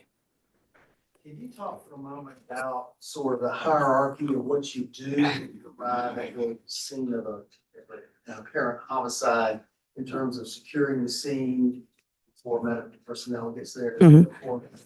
We attempt to look for potential suspects to make sure that it's okay for fire, Grady to enter the scene without approaching gunfire.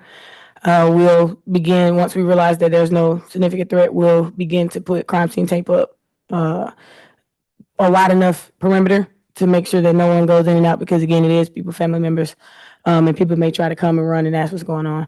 So we try to secure big enough perimeter where we can maintain it. And that's pretty much it. We wait and we advise supervisors, and we wait until we notify homicide or other investigators and they come out on scene.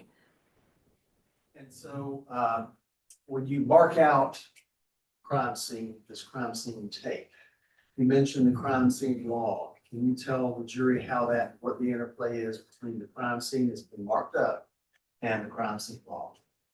It's basically anybody that enters inside of that tape. So anybody that steps foot inside of the tape will be wrote down on the crime scene log. Okay, so sounds like you detailed an officer to have that specific responsibility, record entry and exit really from the crime scene. Correct. So when you first got there, you mentioned fire, and can you tell the jury what, if anything, you observed the fire department was doing at this scene?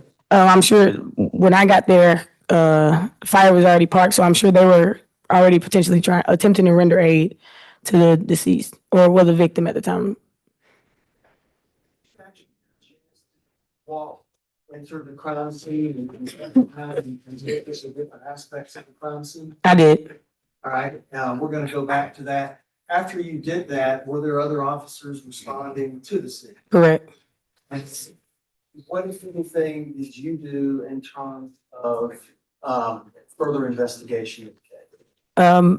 My thing, I walked around, I was asking, did anyone speak to anybody potentially involved in the case, any witnesses, anybody was standing by? There were people standing by, but weren't willing to talk at the time.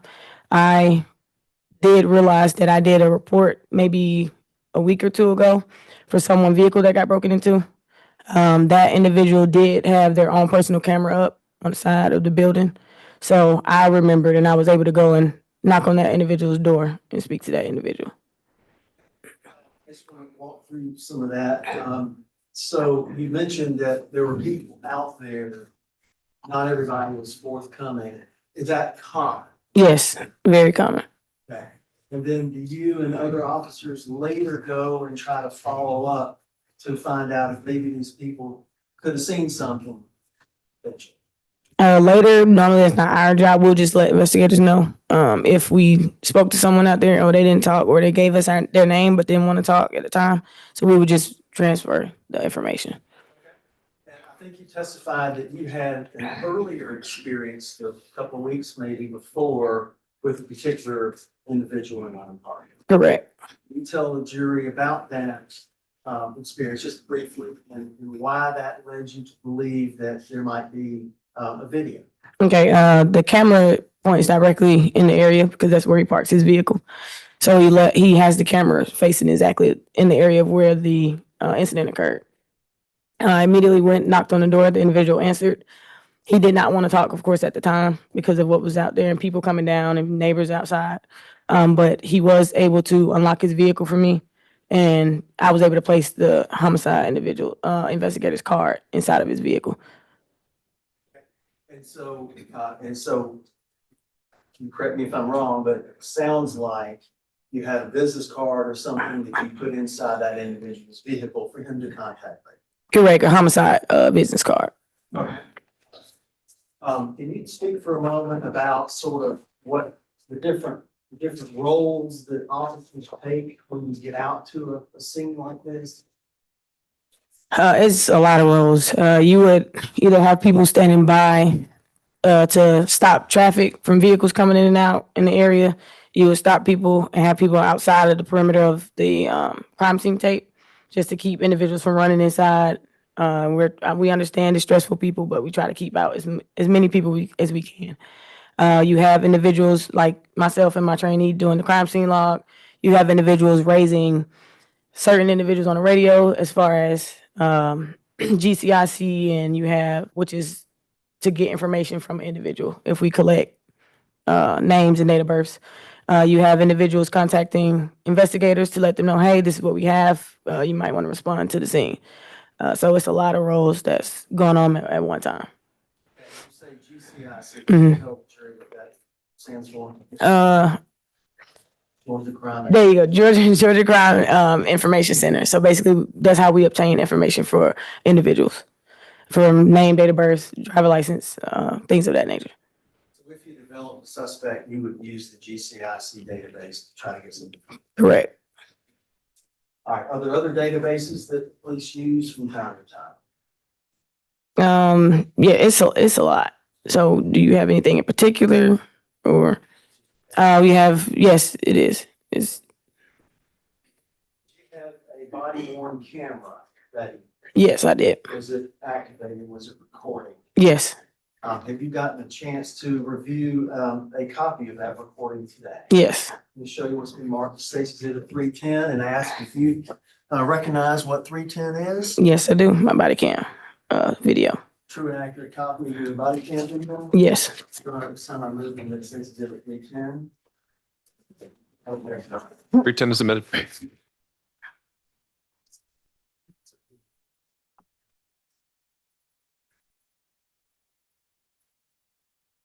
Ronald, we're gonna play about 3 minutes, start at 17-minute mark and play to about the 20-minute mark.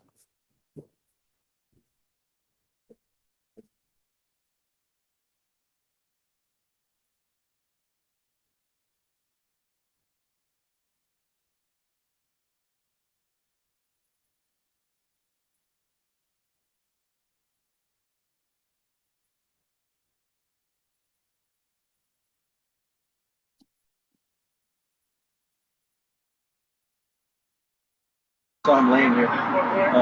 You guys cut a shirt open, right? Not me. That's what I was wondering if he was fighting with it. Cargill ripped it. Let me ask Cargill. But y'all was here right after fight or before fight, I think. So I don't know.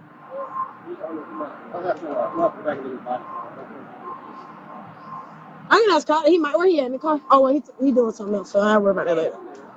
Let's see that, man. Move. Nah, I ain't know. He in the car right now. He like along real quick. He'll be back. He'll be back. He like for something. He's trying to call. Yeah, he's trying to call for some stuff real quick. But yeah. All right. So we got homicide already on the way. Crime scene log. What you think? We have one person shot, but 2 doors open. They were sitting here together. Mm-hmm. Yeah, for sure. So they definitely was chilling together. You know if he was a driver or was he? But then they said they saw a male We don't know if leaving. those are the keys to this kid. So hold on. Somebody, I did a report for. Did we get our witnesses over here in the same section?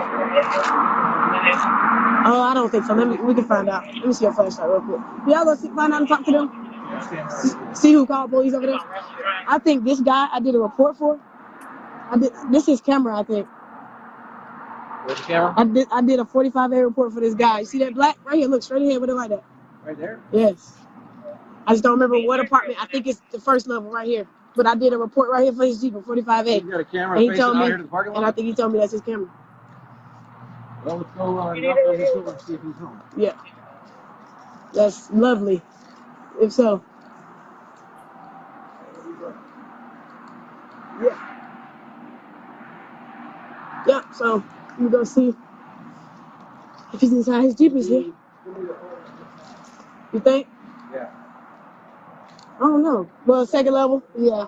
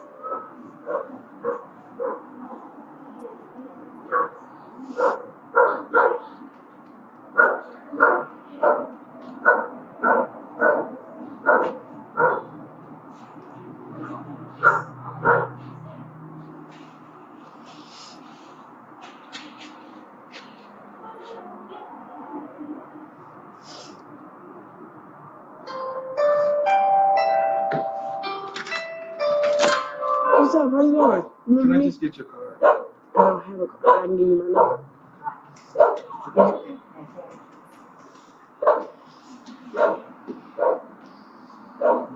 Mm-hmm. But some people that can give me the card would be homicide when they get here. I'll make sure I bring them up there too, but I'll give you my phone number as well. Yeah, I would prefer they didn't call that. That's why I need your card. I just, Okay. because I already knew you. Is your door unlocked? Okay. So you were talking about when you mentioned meeting with one of the residents there and trying to get a video from that individual? Yes. All right, and so you were not part of obtaining that video? Okay. No. Can you tell the jury, we're gonna go with some photographs here in a moment. You got a chance to walk through the entire crime scene and look inside the vehicle a little bit and all that? Yes, I did. Have you gotten a chance to review any of the photographs that were taken that evening? Yes. I'm going to show you what's been marked as exhibit 67 through 166. Have you gotten a chance to review these photographs earlier this morning? Yes, I did. Could you name one of them? Yes. And are they true and accurate depictions of what you observed on that particular evening? Yes. Your Honor, at this time I'm going to move to next exhibit 66 through 167. No objection? No objection, Your Honor. Admitted. So I've shown you the paper form. We're going to try to cast these up on the screen. And just, we're just going to walk through briefly a lot of them. So we're just going to walk through briefly. So can you explain what sensitive 67 shows? The tag of the vehicle. What, 68? That's the tag of the vehicle that was involved in this particular case. Correct. And what's shown in exhibit 68? This is the vehicle that was involved as well. Right, and was the homicide victim close to this vehicle? Yes, you can see his shoe as well in the picture. All right, and you talk about a shoe, is Mhm. that more toward the left? The rear. Yep. Okay, let's look at say exhibit 69. The information of the vehicle. 70. The driver door of the vehicle. And just so we're clear, your role that evening is not to go and collect evidence out of that car. You have a different role. Correct. Let's look at 71, Inside the vehicle. 72, please. Another picture of it. The driver's seat. What is the most prominent part of there?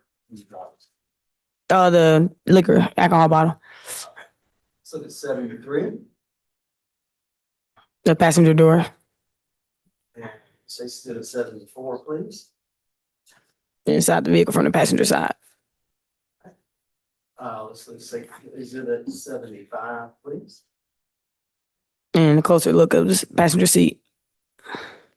All right.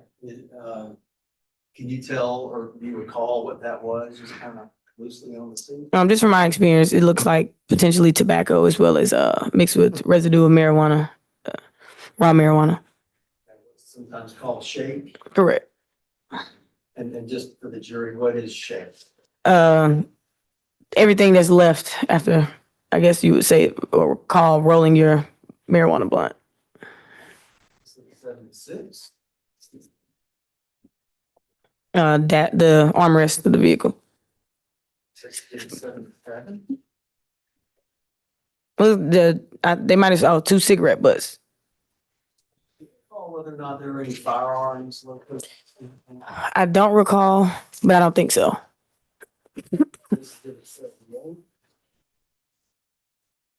Another picture of cigarette butts on the ground. Are you aware of whether or not photographs are typically like far range, mid range, close up, taken in sequences of 3 like that? I think they do for the most part to make sure they don't miss anything. So I think they take it far away, then mid size, and then close to whatever article they're looking at. 79, please. Close up. Yes, sir. Exhibit 8. Can you tell us what you see here? There was a bag found as well as more raw marijuana inside of a Ziploc bag, on top of which could have been blood splatter. And so, we see a tire or a wheel here. Is this the back of the vehicle? Correct. As it's backed up toward that curve in the bushes? Correct. Let's look at State's Exhibit 81. What do we see here? Raw marijuana as well again and blood splatter. Is that a closer view of what we saw in the earlier exhibit? Yes. Let's look at State's Exhibit 82, please. Even closer photo of the main thing that they want to capture. All right. So let me ask you, so this is on the driver's side of the vehicle, is that correct? Correct. The body, and we're gonna see the body in just a moment, just warning to everyone, to see the body. That was on the far side of it. Is that correct? Correct. So is it safe to say, correct me if I'm wrong, that there's blood on both sides of the vehicle? Blood on the driver's side of the vehicle and also blood over on the other side? Correct.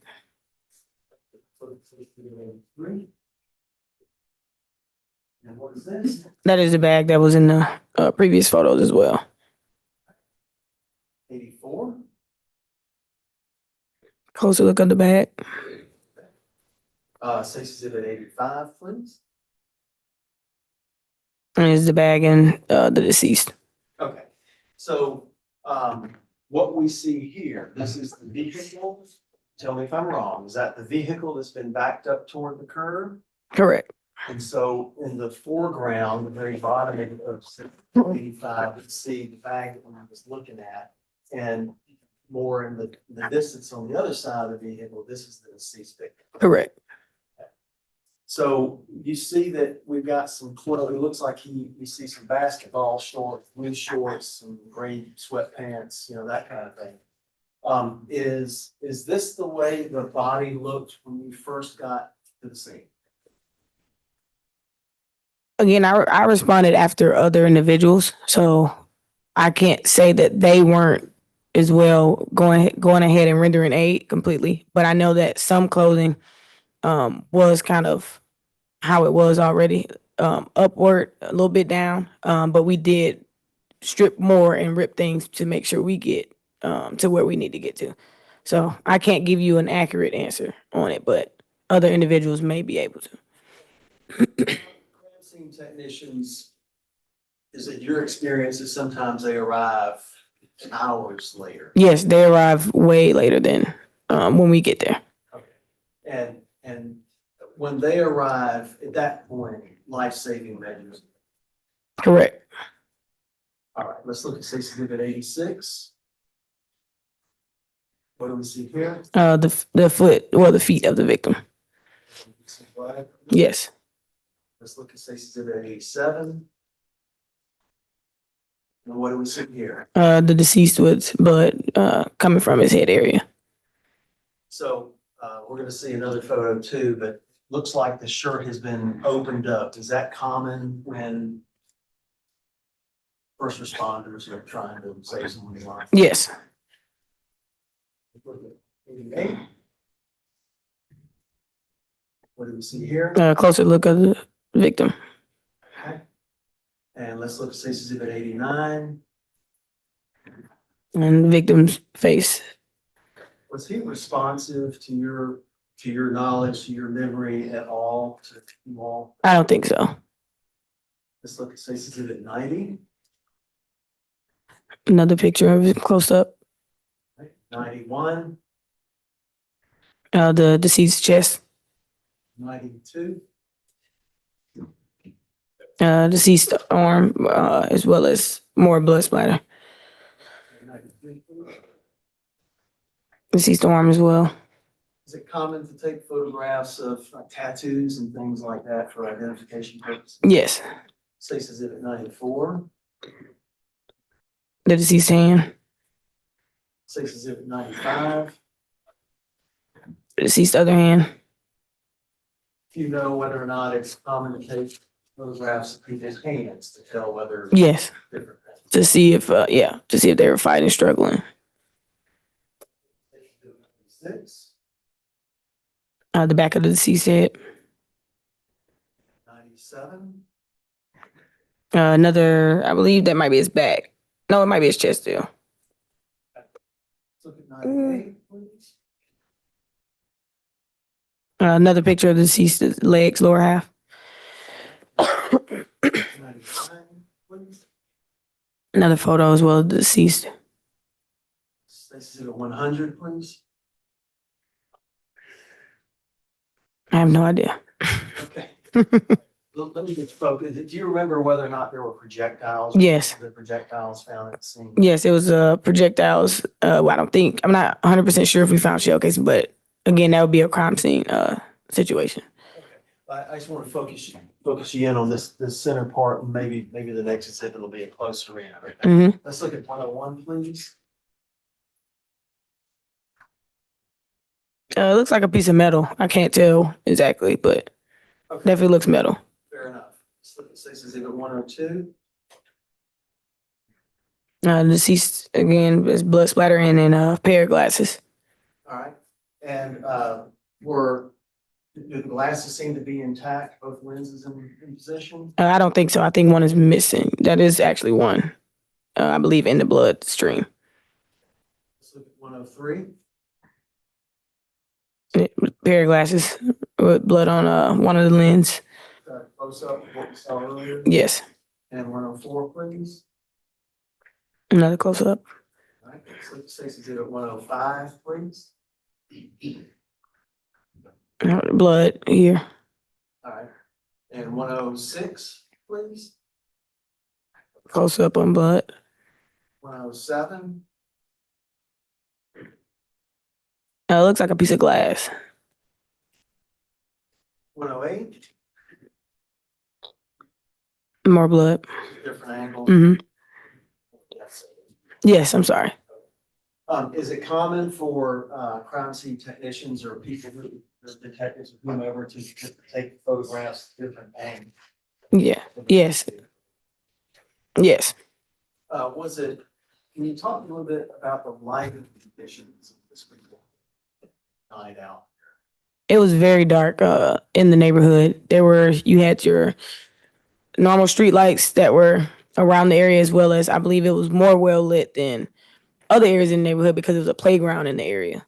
So we had a little bit more lighting than the normal, but it still was pretty dark out there.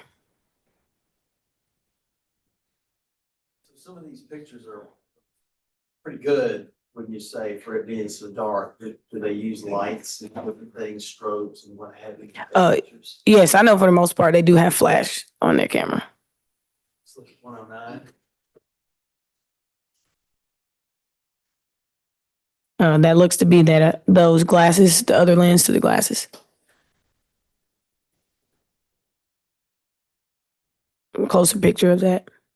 Those are the lens that broke out of the glasses that we saw earlier. Yes. So with 111, please. This is a photo. Basically, after they take photos of the scene, they go back and put placards down for things that they believe that might be important to the case for investigators, and then they'll take those photos after putting the placards down as well. Okay.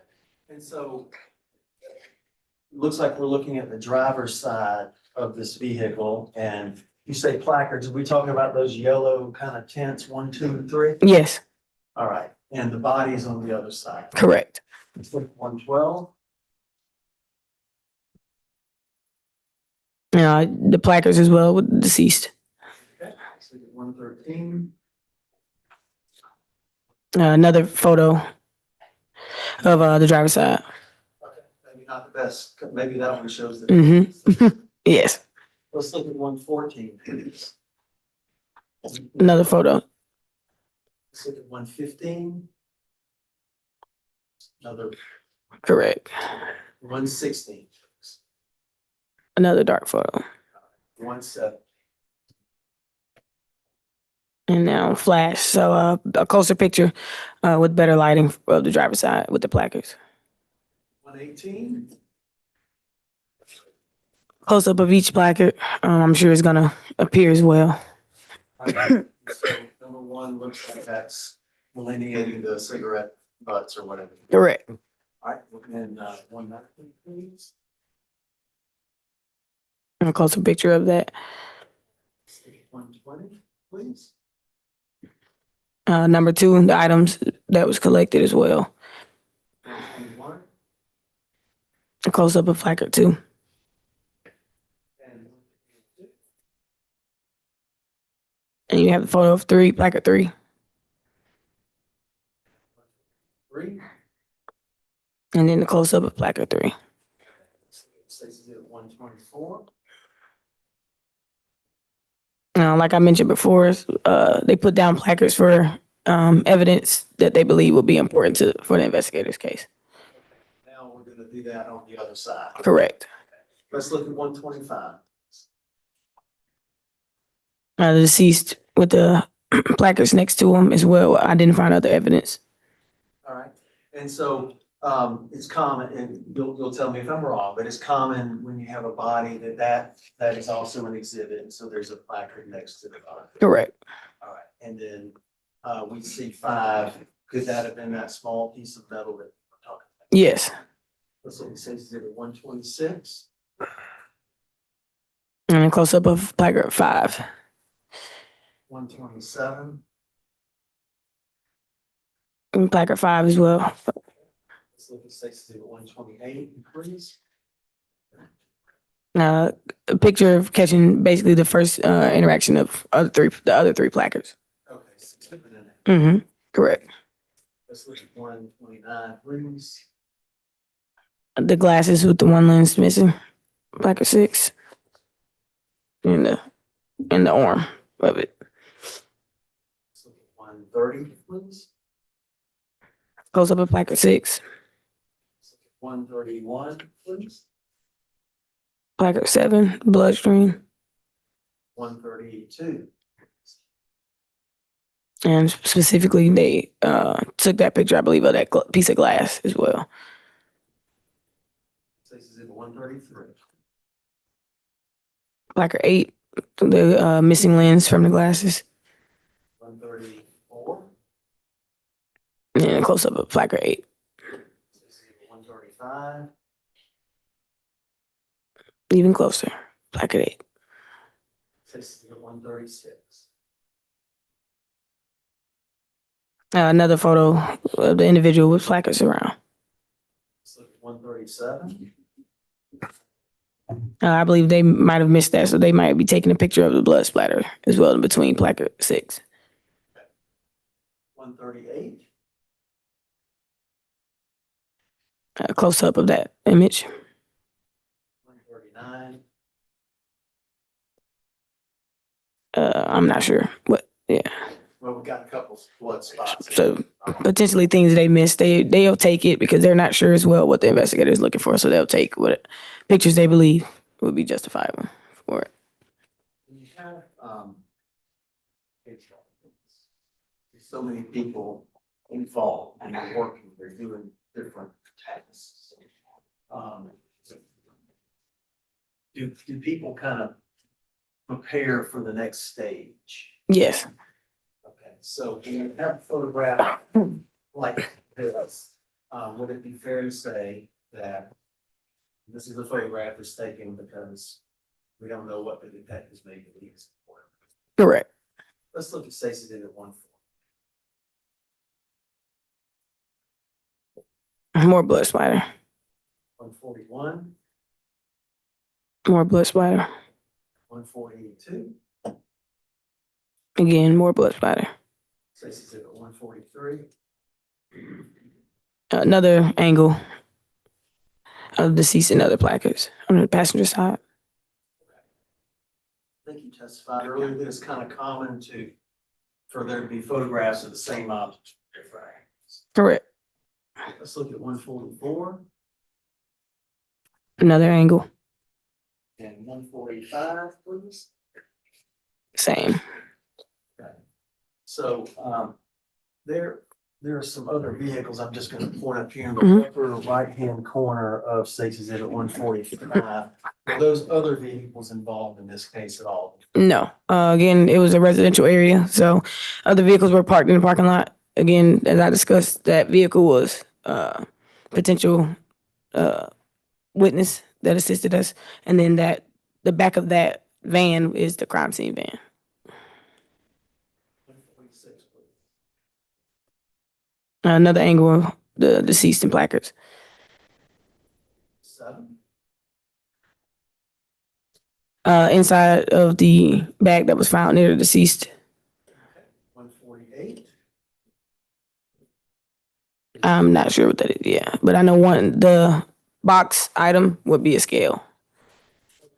So, something pulled out of that bag. Correct. 149, Deceased armed again. 150, Again, closer picture of his tattoos. 151, please. Again, closer picture of tattoos and deceased arm. 152, please. Tattoos. 150, 153. Closer picture of the injuries for the deceased. Laceration to his left eye. No, his right eye. Sorry, and blood that was coming from his nose and mouth.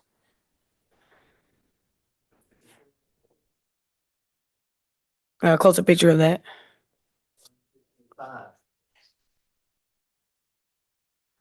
5, The bottom half, lower half of the deceased, with blood in the areas of potentially gunshot wounds. at this point, can you tell whether he's lying on his back facing up, or if you can tell? Yes, he's lying on his back. You can see his stomach and his belly button. And so that's a little bit different position than what we saw earlier. Some law enforcement or somebody has moved the body. Correct. Is that common to move the body a little bit for purposes of photograph? Yes. All right, let's look at 156, Closer picture. 157. Closer picture, and who I believe they may have taken some things out of his pocket. And is that common? Yes. Stacy's in 158. Closer picture of the pocket and what came out of it. 159, please. The lower half of the deceased. Now, at this point, it looks like the pants have been pulled down below the knees. And would that have been by law enforcement or someone seeking to take a photograph? Correct. Were you aware of whether or not one of the gunshot wounds was actually on the thigh? I wasn't aware at the time, but I believe when they took pictures, we found out. Let's look at 160, please. Close up blood on the thigh. 161. Now the deceased shorts are pulled down so they can get an accurate picture of what was underneath the blood splatter on the shorts. Deceased thigh, as well as the gunshot wound. And 163, please.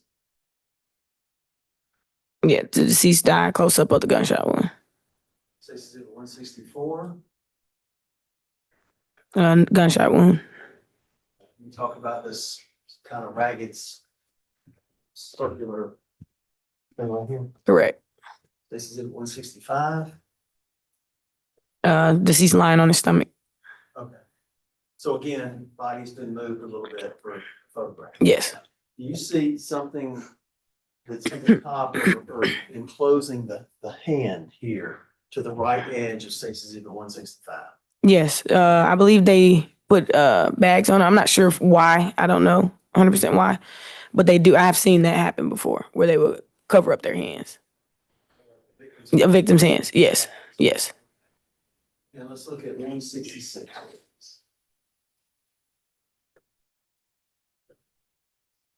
That was a different picture. Oh, okay. Just deceased lying on his stomach.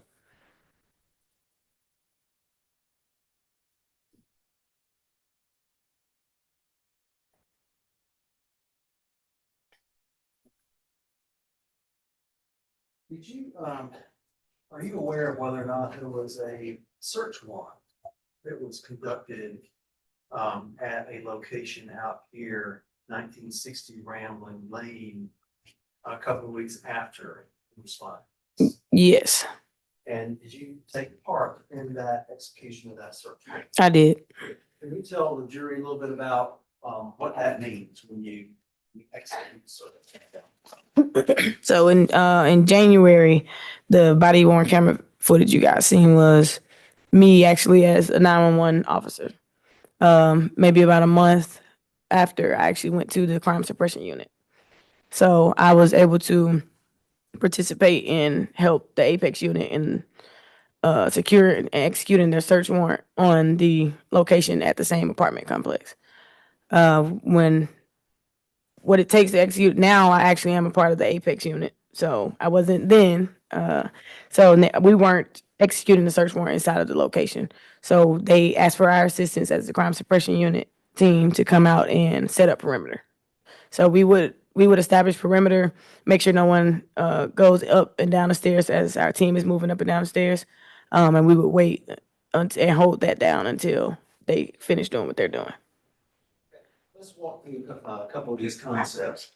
Can you just briefly describe what is a search warrant? Search warrant, it's written and signed by a judge to be able to either obtain evidence or an individual from a location. Gives the authority to kick open a door. Correct. Search. Correct. In this particular case, you talked about crime suppression and you had a separate unit out there beyond the folks who are going to collect that. Yes. And can you explain the reason why? So you have to be technically trained to be a part of the Apex unit, as well as quarterly trainings and certifications that you have to be able to go inside of these locations and do it as safe as sound.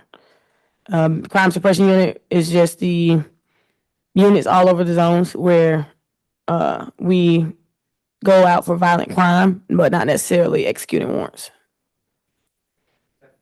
And so were you part of the team that went out there together with the group and actually and search to be a part? No, I was with the crime suppression unit at the time. Okay. Can you tell the jury what your role was in this particular day that you all went out there to execute that search? Yes. Previously, our role was to establish the perimeter and make sure no one walks behind the team going into the house, walks around, or comes in impeding the investigation while they're executing and being safe. Can you tell what was your specific role at that time? My role was to be in the front side of the building.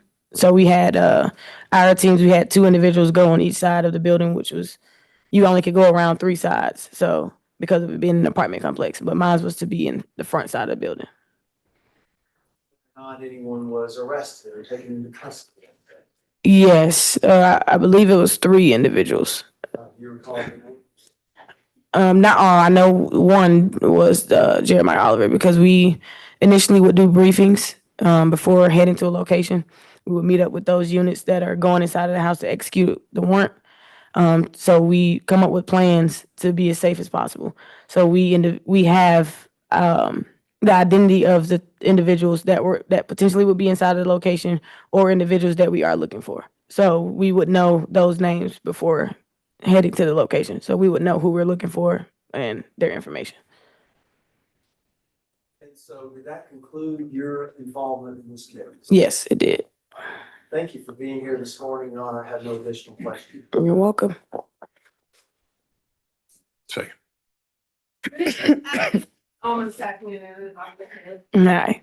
All right, so now first of all, you didn't take those pictures. No. Right?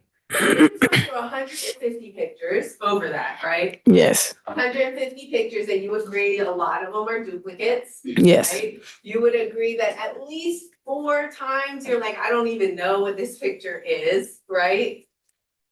Blood splatter, but maybe once that I couldn't tell it was metal, but that was it. And ultimately, even the last picture, you were like, oh, that's a different picture. That was your response, Mhm. right? Yes. And now, bottom line, you found this man's drugs, right? No, You didn't find his weed? I did not. I saw the weed, but I didn't find the weed, Okay. the When marijuana. I say you, I mean you as officers, your team. Okay? We observe, we observe, when it comes to a crime scene, we don't touch anything. So we observe those things inside of the vehicle or outside the vehicle, but we don't look for it necessarily. Mhm. Observed his weed. Correct. You observed his drugs. Correct. We observed those drugs, not his, but we observed those in the vehicle and outside the vehicle. Right, you found a baggie of white substance in his pocket, correct? No, You didn't just see that picture? I didn't find it. I see something on the ground, but I can't tell that it's a white substance as well. So then we can get to lunch. Let's just focus. Correct. You observed the cocaine in his pocket. I did not. You just testified to a picture of, I cannot tell if that's cocaine. okay, a white substance. Correct. You got a white substance out of his pocket, someone did. Correct. You observed it. You observed a bag of marijuana. Correct. You observed a bag of pills in his black bag. Correct. You observed the scale. Correct. You observed the alcohol. Correct. You observed the bag in general wasn't taken, right? I don't know. You found the bag. I did not. Your group observed the bag, right? Correct. Someone did. You observed the necklace still on his neck. I did not. Okay. Did you ever notice you have No, I thought it looks as if it was a tattoo, but I'm not sure if that was a necklace. I don't know. you have all the pictures? Okay. You want me to look at it Please. to look for a necklace? Okay.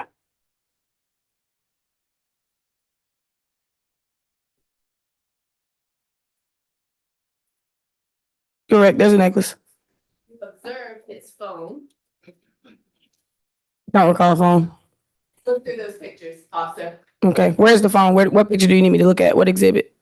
You testified that you recognize all of these exhibits, that they have. Correct. And you're pointing out images, items in the images. I recognize what I see, but I didn't say what I saw. Wait for you to go through the 150 pictures that you. Okay. testified to. That's fine.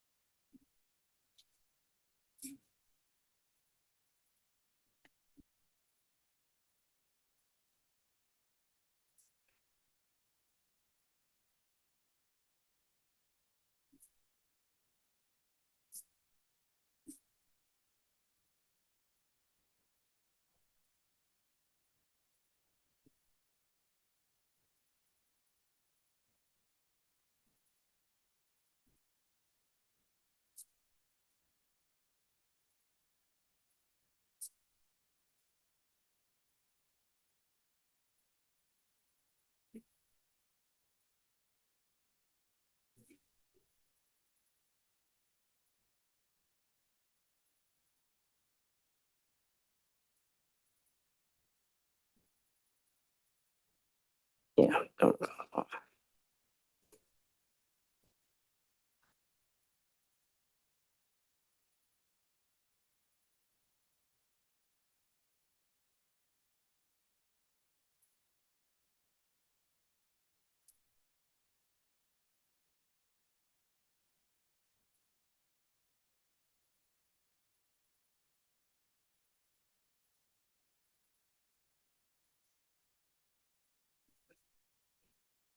Yeah, I do not recall a phone.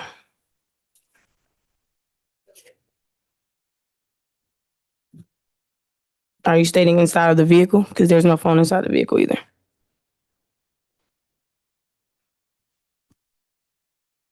Mm-hmm.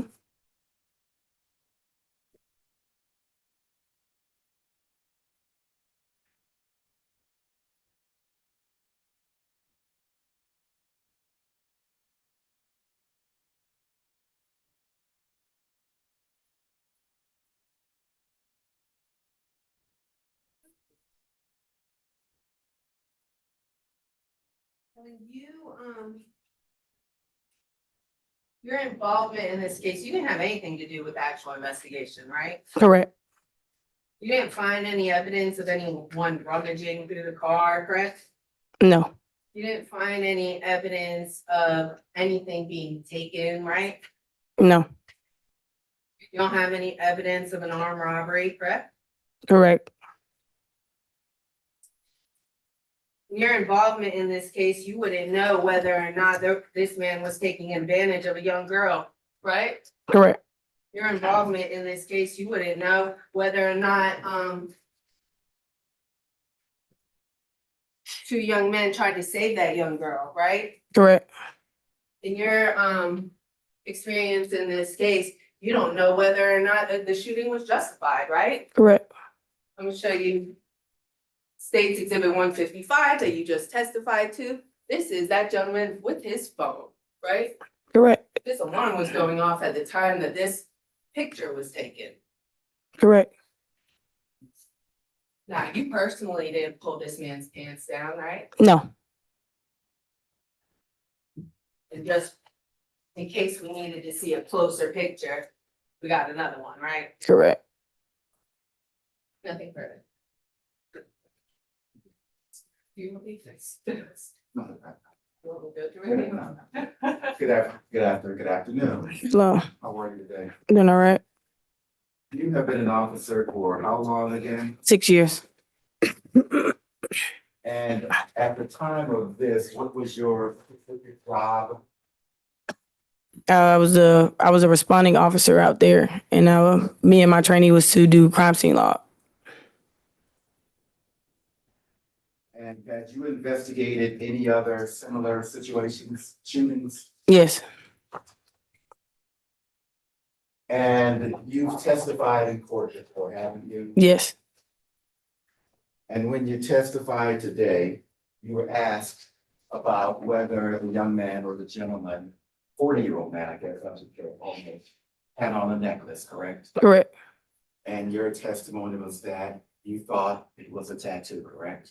Yes, he has a rosary tattoo as well. I don't recall the necklace at the time, but when I saw the photo, yes, he has a necklace on. I'm going to show you States Exhibit 88, 89, 90, and 91.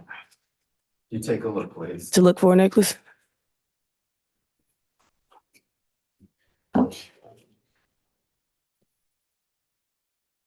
Okay. And you've seen these pictures before, haven't you? Yes. And when you saw these pictures before, is it your testimony that you looked at States Exhibit 88 and thought that was a tattoo? He has a rosary tattoo as well. You guys said a necklace. So if me as a human didn't recall the necklace, I didn't recall the necklace. When you showed the photo, I recalled the necklace. Okay, my question is, at some point, did you think the necklace was a tattoo? I was speaking on the rosary tattoo. Even though you were asked specifically about Is it, the rosary not a necklace? although you were asked specifically about a necklace, correct? Correct. And you said you didn't recall the necklace, you thought it was a tattoo, right? Correct.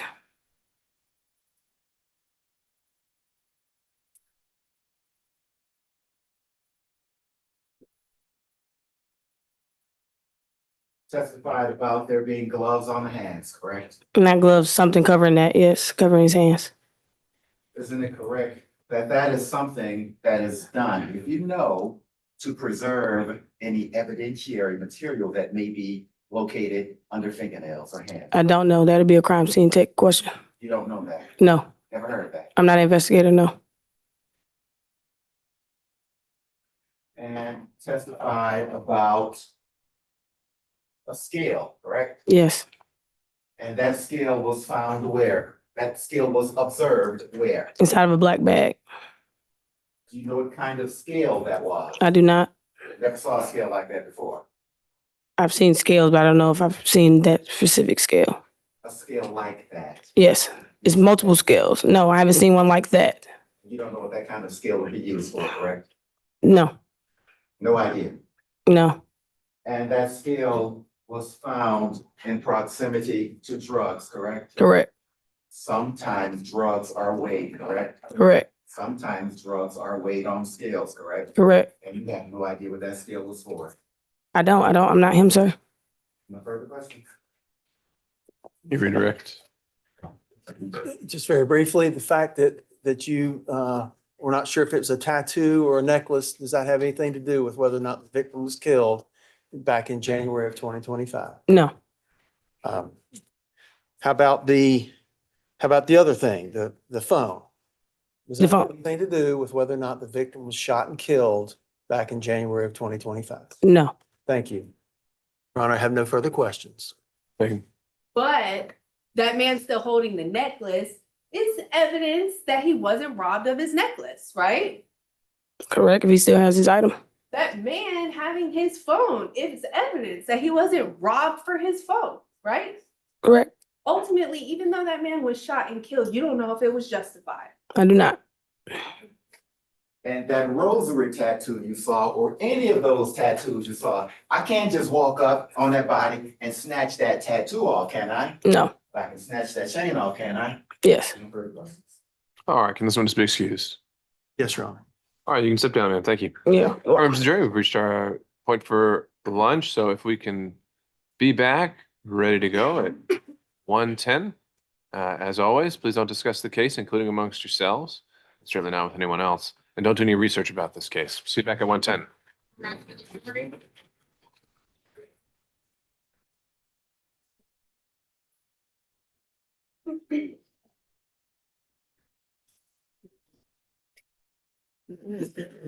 Investigator Graham. Investigator Graham here. No? Okay. Well then, you're up. So that's not me. That's on you. Just 1 second. Anything to take up on the part of the state before we recess? No, Judge. All right. Anything to take up on your behalf, Ms. Fagan? Oh, your clients, Mr. Regis. All right, we'll be in. Back some Okay. possible logistics, just in case. I do have 6 witnesses. I'm not sure how long or short they might be. But just like that, I'll be able by 6 with this for today. I'll just stop. I don't hear you. Yeah, you kind of trailed off there. I think you're, I have about you have 6 witnesses available for today. for the rest of the afternoon, so I'm not sure how long or short they will be, but Sure. just flagging at the end of the 6. My other witnesses are not available until tomorrow. That's just one more on the part of the state. After that, 3 more. And who are those 3 others? There will be investigator Corso, Grant Root, and the detective. Okay. Mr. Root isn't available? Not for the purpose of writing. Is he just for jail calls? Is that something that the authenticity of those is being contested in some way? Or is that something that could actually just be admitted and then published for whatever purpose it serves? Think about that, Your Honor. Okay. I wasn't prepared. So. Right. Just something to consider if we end up having a block of time to use it for. But noted. Anything else the defense wants to respond to there?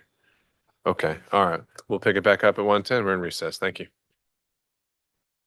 All right, sir. Thank you for your patience. I'm sorry. You can raise your right hand. Do you solemnly swear affirm this testimony about to give this report to the truth? My investigator Russell with the and the constable search warrant section. Cover the contents of the cell phone. And the information contained within is true and correct to the best of your knowledge. All right, we'll note the time as 12.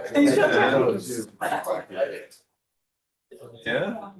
Keep it rolling.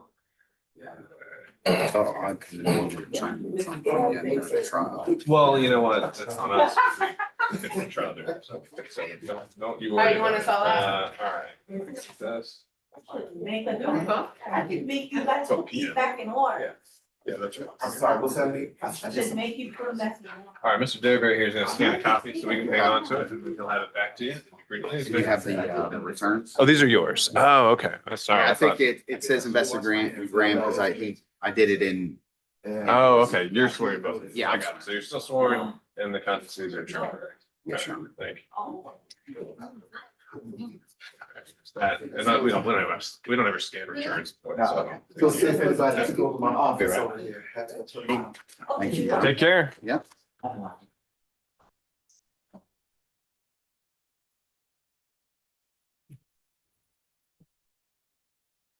No, really, IG doing that reasonable in this case.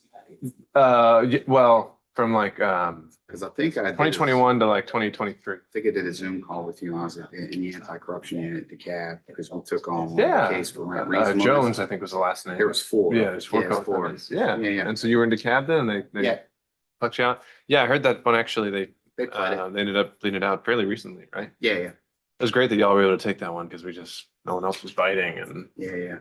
Yeah, that was a good Um, case, but actually. yeah, well, I'm glad to hear it because I don't know why it's just struggle to talk to your current office into taking some of those sometimes, Oh. Wow. Anyhow. All right. Well, thanks for dropping by. Yes. Thank you, John.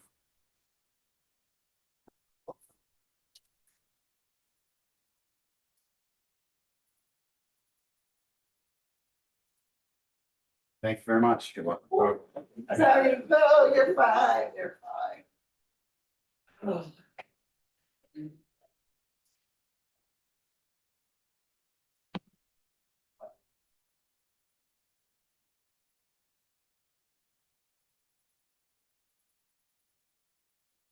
Right, right. And then if they don't even, when they send you a 1099, they don't send it to you. If you know what they'll do, wait, I want to say they'll do everything in a bundle like this right off in security.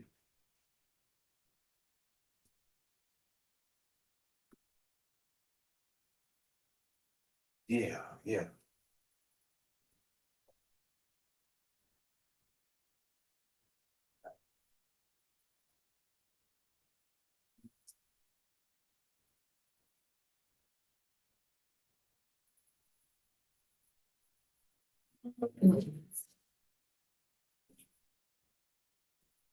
Yeah. Wow.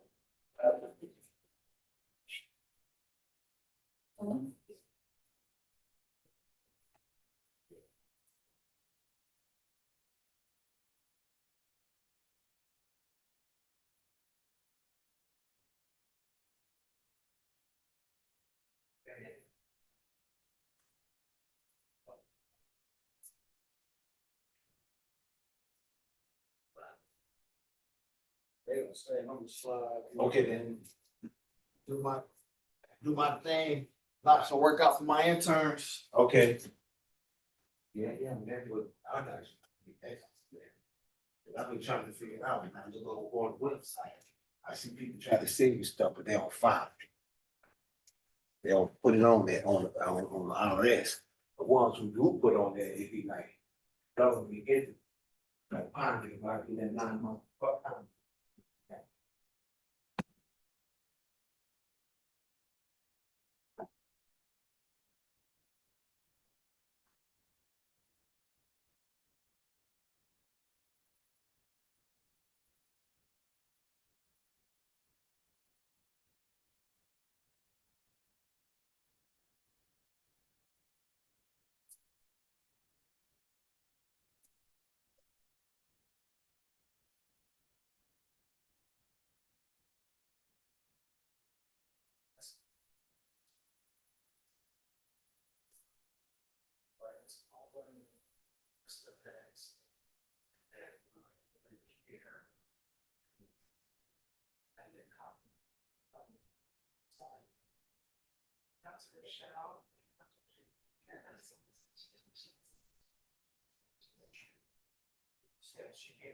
No, she's coming. She's out there today. She can't. She has. Okay, so we'll do the first, here. And then, we have. Let's say.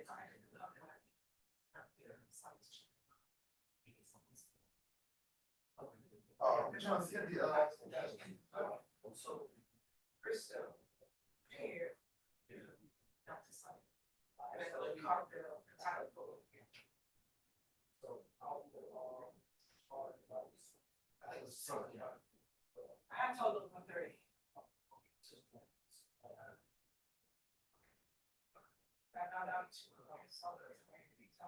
I didn't know how it functioned. Hold on a second. Go get her.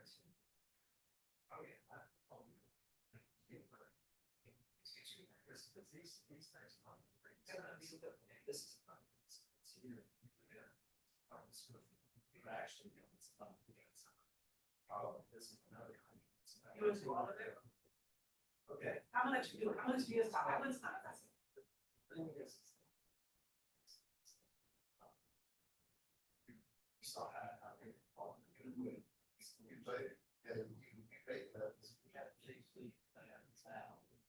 say you should go out there and just acknowledge that's right. That's how I say it. Yeah. I get you. That way.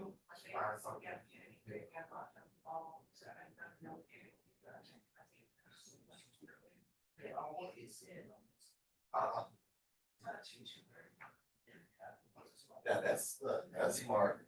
I even thought about the Air Force. That's actually smart.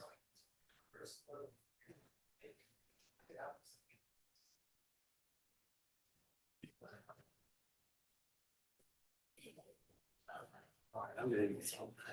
Did you bring something to eat? Yeah. I always do this. I'm bad at bringing snacks. So we cut that off.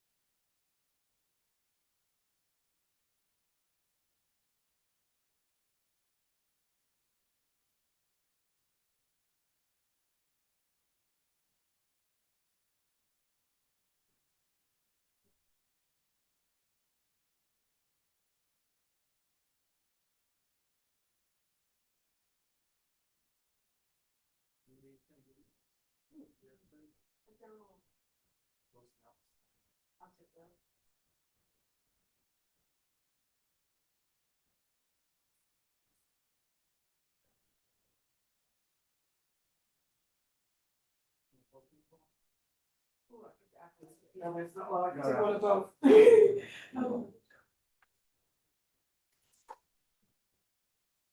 Okay.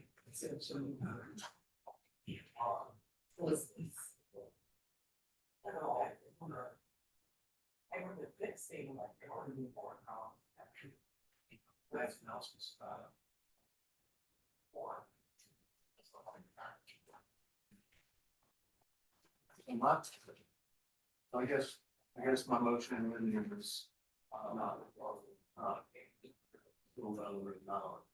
No, he's able to see. Yeah.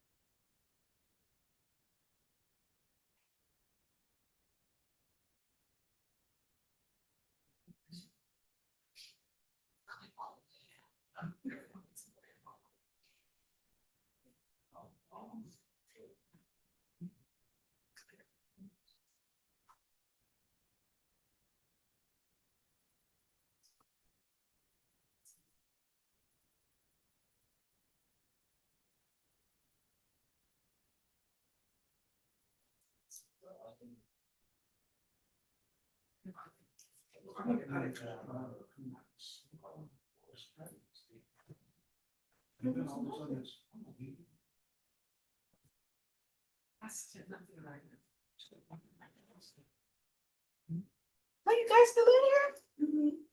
Yeah, who's in here? What is that? Apple. Oh, I'm gonna eat mine later. Yeah. When you get this team, it's 24/7. I know. I can relate.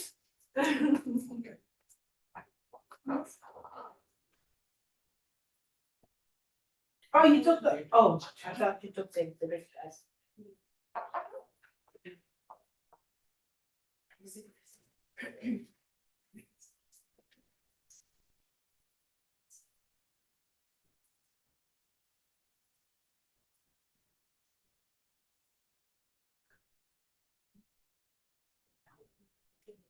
You want me, I'll check and see if, I'll check and see if it's. You have all the photos? I'll check and see if it's new.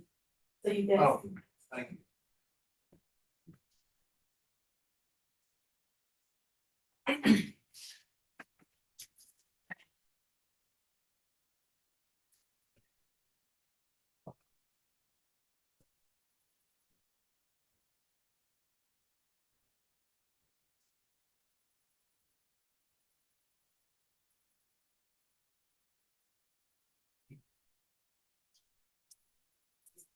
How does the honey crystal?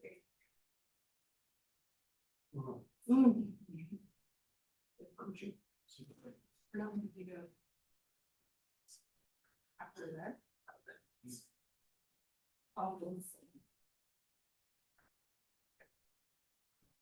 Yeah, that goes online. Yeah, I'll be back like probably right, before you get started.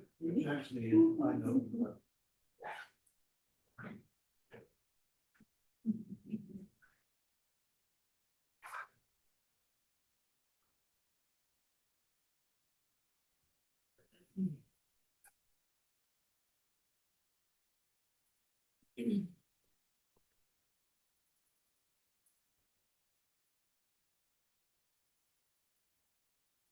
He's gonna mute it in a sec.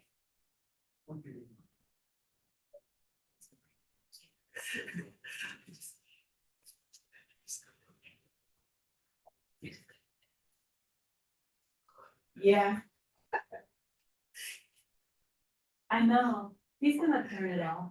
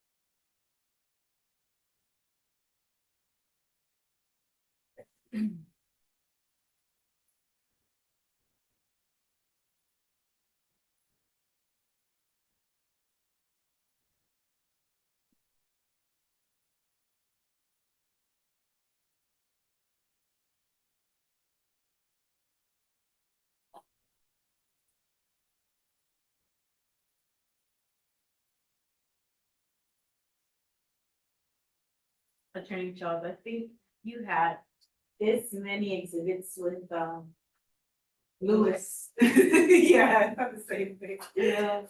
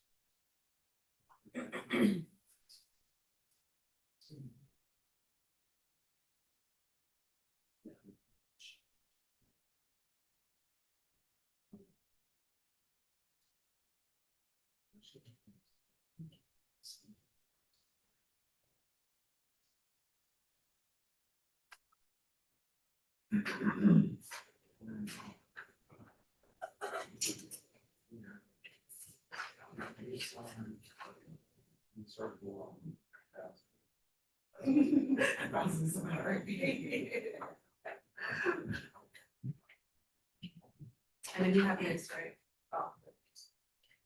Oh, yeah, let me grab that. I set it on top of that. Just so we're lose track of what it was. So we can move it.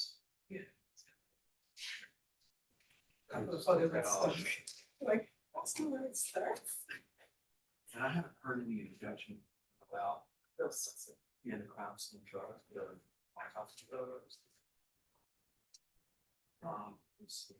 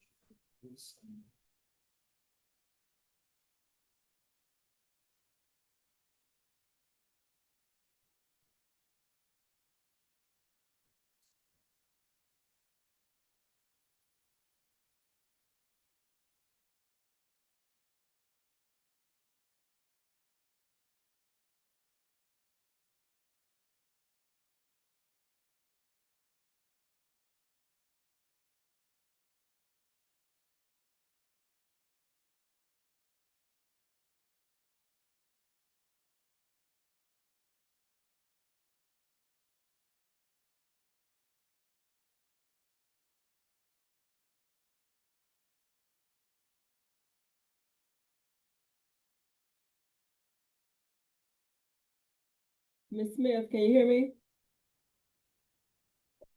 Your mics are off. The podium is off now.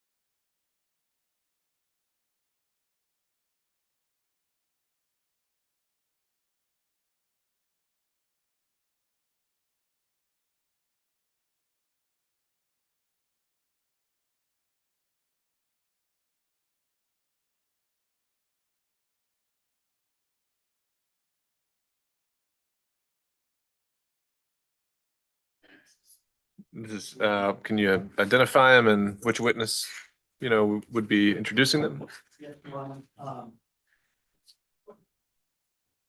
These are gonna be sections in as 342 through 440. And they're gonna be brought in from Natasha Pierre. All right, and I guess beginning with Ms. Fagan, I'll ask if you've had a chance to take a look at these supplemental photos that appear to be labeled, at least on this exhibit list, as apartment photos. I guess approximately dozen or two additional to the 100 or so other they've marked. So It's about 100. there you additional have it. ones, and they are other services. Okay, anything to add on that, Ms. Fagan? Anything, Ms. Regis? No, you're right, I don't object. Okay, all right. Anything else, Mr. Griner? No, Your Honor. Anything else on behalf of any of the parties, Ms. Fagan? Nothing, Your Honor. Okay, then I'll ask Deputy Scott to retrieve the jury. And Mr. Griner, you can go ahead and bring in your next witness. Monica Bristow.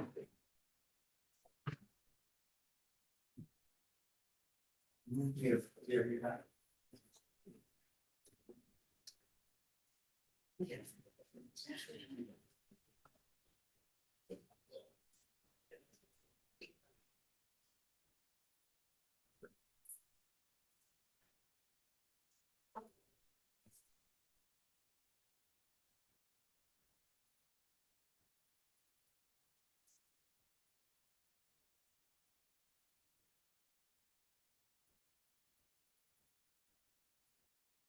After Jerry.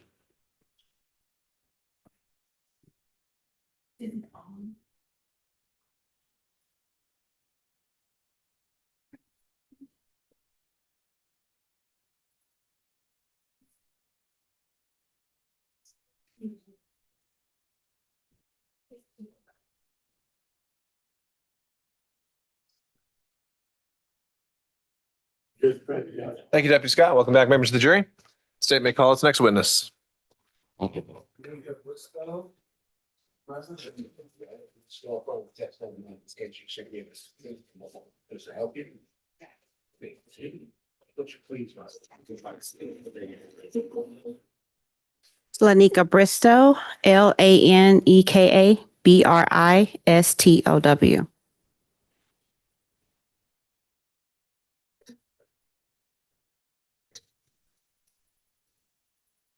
Good afternoon, ma'am. Good afternoon. Can you tell the jury who you're currently employed City of Atlanta Police. and in what capacity?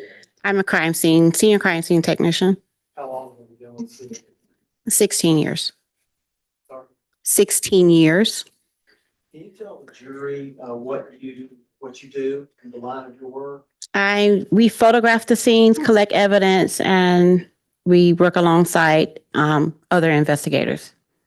Okay, so if a crime occurs and you're called out to the scene, then you might go out and begin that work. Correct. All right. And so can you give the jury a sense of how many crime scenes you might have appeared at? You can even guess. Thousands. Probably a How little over. about homicide crime scenes? Hundreds. Hundreds? Yes. Can you tell the jury a little bit about your experience and training that you have gone through in order to do the work that you currently do? Yeah, well, we have a series of 7 classes that we have to be certified before we're considered a crime scene technician. We have like a 2-year grace period to complete those classes upon hiring. And throughout our, I guess, work, we do on and off training. So you've done this training kind of routinely sufficient to maintain the service.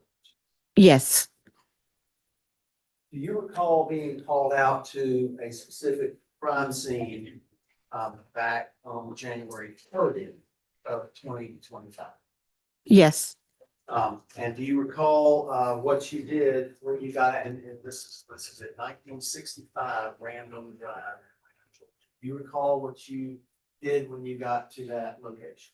I photographed and collected some pieces of evidence from the scene. Do you recall approximately what time you arrived? I cannot recall that at this exact time. Yeah. Would it help Right. refresh your recollection? Yes, Did please. you generate a report? Yes. Okay. let's take a look at that, and if you could, that helps your recollection, if you could then just tell the jury approximately what time you arrived on January 3rd. Approximately 2:43 PM. Okay, thank you. So daylight hours at this point. Correct. All right, and did you, when you got out there, did you do anything in particular? Yes, I photographed the scene and collected some evidence from the scene. You got a chance to review any photographs that you took? Yes, a few. I'm going to show you what's been marked as state exhibits 13 through 24. Have you take a look at those?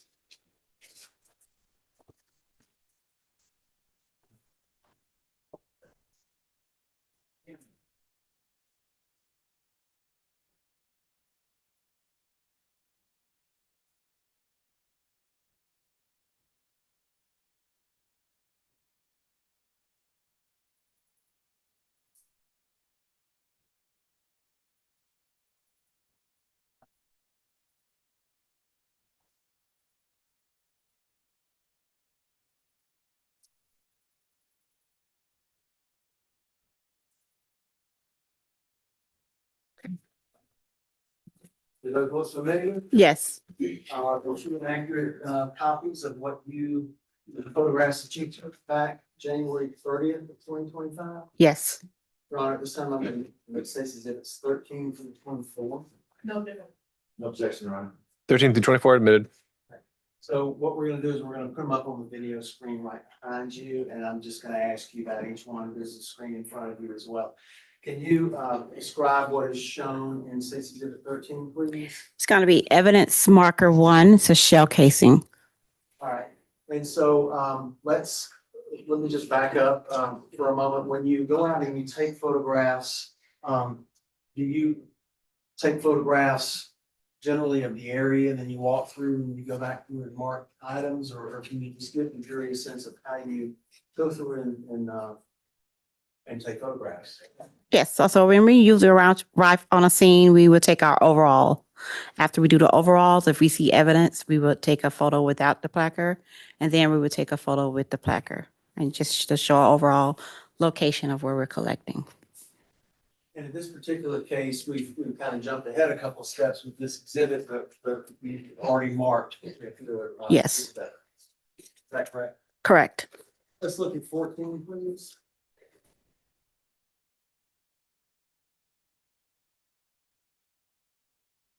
All right, what do we see in State's Exhibit 14? It's a close-up of a spent casing. All right, and are we talking about this metallic thing kind of more or less in the middle of State's Exhibit 14? Yes. Let's look at State's Exhibit 15, please. And what are we seeing here? Showing that spent casing as item 1, evidence marker 1. That's a close-up view. Correct. It's a close-up as well. Let's look at State's Exhibit 16. It's mid-range, evidence marker 1 of the casing. And 17 views. Overall view of a casing in the parking lot. Okay. And let's look at 18. 18 is a mid-range view of that shell casing in the parking lot, So there was one located in the parking lot, one located in that grass. grassy area. Correct. Let's look at 19, please. That's a close-up of that spent casing in the parking lot. 20. It's a close-up of the spent casing as item evidence marker 2. You just pause. So 20 is close up of that number 2.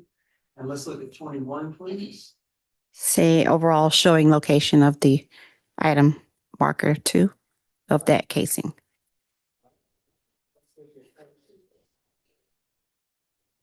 So overall showing the parking lot, and you see evidence marker 2. And when you got out there, of course, this is what, more than 12 hours after. Had the car been towed that was out there? Or did you see a car have any involvement with the vehicle that was out I there? had no involvement with the vehicle, and no, to my knowledge, there was no vehicle on scene when I arrived. Okay. Let's look at State's Exhibit 23. So overall, taken into the parking lot, and you can see placard 1 over in the grassy area, right above the curb. I see number 2 also. No, you're not gonna, yes, number 2, I'm sorry, it's to your left of the screen, yes. Okay. All right, and let's look at. It's the same. It's an overall showing the location of item markers 1 and 2. Select those cartridge cases. Yes. And show you the mark, take in 323. And ask if you can identify 323. Yes, this is my packaging. Okay. And so what is, say you did a 323? These are the 2 shell cases I collected on the scene. That I packaged. All right, and how do we know that you packaged? It's my handwriting and my initials on the back. So, Ms. Bristow, is there a certain way that you are trained to package evidence from a crime scene like you did in this case? Yes. So when in this particular case, I came back to the office. We packaged the shell casing separately in individual bags, place them in this large bag, and then we seal them tight and submit them in the evidence locker ready for transport or to transport down into our property unit where we would store it. And did you fill out the front and initial? I did. I filled out this front packaging, created the barcode as well, and I initialed the back. And it's been sealed up? And it's been sealed up. It's not open. Very well. Your Honor, I move to 323. No objection. No objection, Your Honor. Thank you. Submitted. Thank you so much for being in here today. I don't have any additional questions for you. My colleagues may have a question or two for me.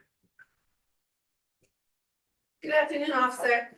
Good afternoon. Now, you weren't personally involved with actual investigation in this case, right? No, You just took those pictures and collected the items that you just testified to, and that was pretty much it. that was it. And you would agree that you don't have any evidence of an armed robbery, correct? Correct. You don't know if a shooting occurred that was justified, correct? Correct. And you don't know Jeremiah Oliver, correct? Correct. Thank you, ma'am.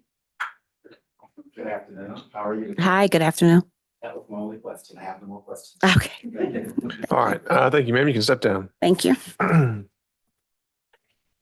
They may call us next witness. Natasha Pierre.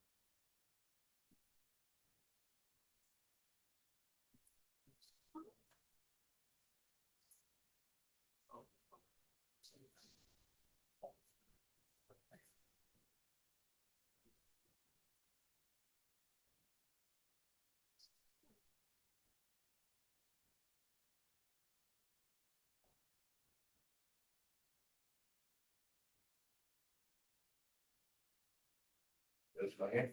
Just want to follow some testimony out of this case. You should give is the truth and nothing to help you. You may be seated. Would you please state your name, spell your name, speaking to Mike. Okay. Good evening. My name is Natasha Pierre. First name spelling Natacha. Last name Pierre, Pierre. Thank you for being. Good afternoon. Did you have to travel from out of state to be here today? Yes, Where are you currently employed? I'm currently employed with the Dallas Police Department in Texas. Thank you for being here today. Did you used to work here in Atlanta? Yes, Where did you work here in Atlanta? I was currently employed with Atlanta Police Department For about how long? for about 2.5 years. And in what capacity did you work for the Atlanta Police Department? Crime scene technician. Can you tell the jury a little bit about the training that you received to be a crime scene technician? Yes, the training I received with the Atlanta Police Department was taking courses at the Georgia Public Safety Training Center, which those courses was crime scene photography, late imprint processing, evidence and collection packaging. Did you become involved in a case or asked to search a particular vehicle back on February 1st of 2025? Yes. And can you tell the jury a little bit about the process of how you came to go and take photos of this particular? I was requested by the lead investigator to respond to a particular location under the offense for a search warrant vehicle for a homicide follow-up. Had the vehicle been towed from its original location to a secure location for purposes of searches? Yes. Can you tell the jury a little bit about how searches like that are undertaken by planning police? So the vehicle is towed at 3493 Donnelly Hollowell. Once I arrive at the scene, I'm briefed by the lead investigator upon the relation of the investigation of the case pertaining to that vehicle. And in this specific case, can you give the jury a sense of the work that you did? What did you do? You got.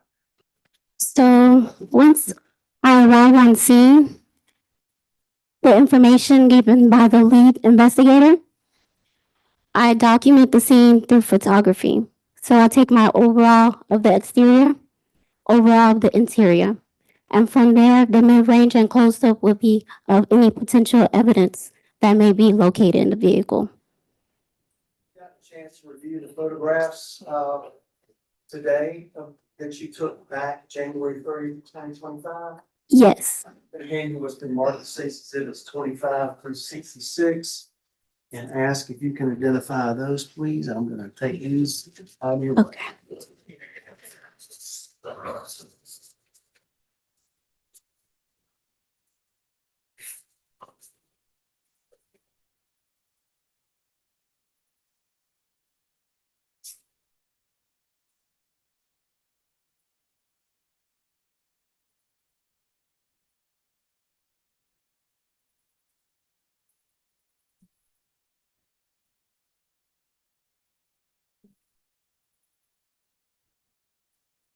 Do you recognize those photographs? Yes. Are they true and accurate copies of photographs that you took back January 30th? I'm sorry, February 1st, 2025? Yes. At this time, I'm gonna move to the exhibits 25 through 66. No objection, Your Honor. 25 through 66 are admitted. So what we're gonna do is we're gonna cast them up on this screen that's right behind you, and I'm just gonna ask you some questions to describe each one. There's also a screen right in front. So can you tell the jury what we're looking at, 16 to 25? Yes. Okay. You're looking at the vehicle, the Nissan. It's an overall location of where the vehicle is at. Is that police department property? Yes. Is that kept under lock and key? Yes. Let's look at 26.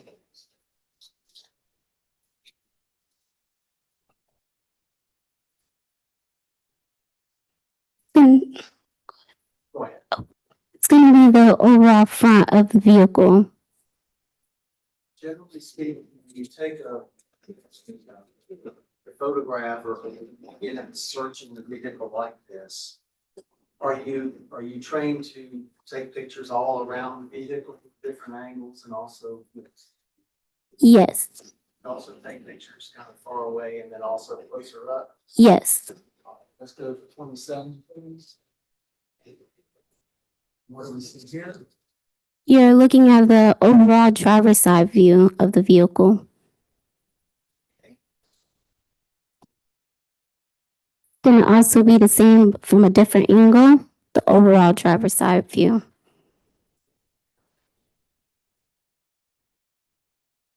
This is going to be the overall rear of the vehicle. It's going to be the close-up tag number plate on the vehicle.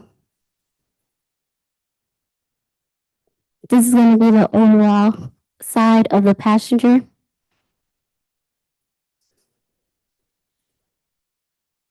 it's also going to be the overall side of the passenger from a different angle. Now we're going in the interior of the vehicle. So this is going to be the overall interior of the driver door side. This is the overall view of the driver's side. Now we're going to the rear of the vehicle. So this is the driver rear door interior. This is going to be the overall rear seating of the driver rear. Were you working together with others to take these photographs? Just myself. And did you have any discussion with the lead detective in this case? Yes. Before or after? Before. Let's go to 37, please. Now this is the interior of the passenger rear door. This is the overall rear seating from behind the passenger rear seat. This is the overall view of the passenger side.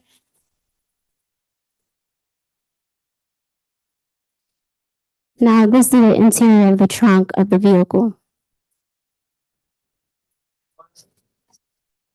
This is going to be an overall of the screen display compartment attached to the dashboard. This is an overall view of the gear shift and the cup holder and the storage compartment. And take photographs of anything in particular inside storage compartments, or are you just trained to just kind of take a picture of everything? Training, taking pictures of everything before I even move any of the items. 43. Now this is showing that the center console is open. An overall view of the center console. It was already open. Now this is the close-up interior of that center console. This is an overall pathway going towards the glove compartment of the vehicle. Now this is the interior of the glove compartment showing that it was closed and I opened it. Now this is showing the overall location of the Hennessy glass bottle on the driver's seat. Yes. 325, ask if you can identify this. Yes. Is that the Hennessy glass bottle? Yes. Is that the Hennessy glass bottle that you collected? Yes. Can you tell the jury, just based upon how it's bagged and tagged, how we know that that is the actual item taken from the car? Yes. So basically on this brown paper bag, it has my name, the location, the date, the time that I collected, and the location and the item with my signature sealed in the back with red tape, initial and date.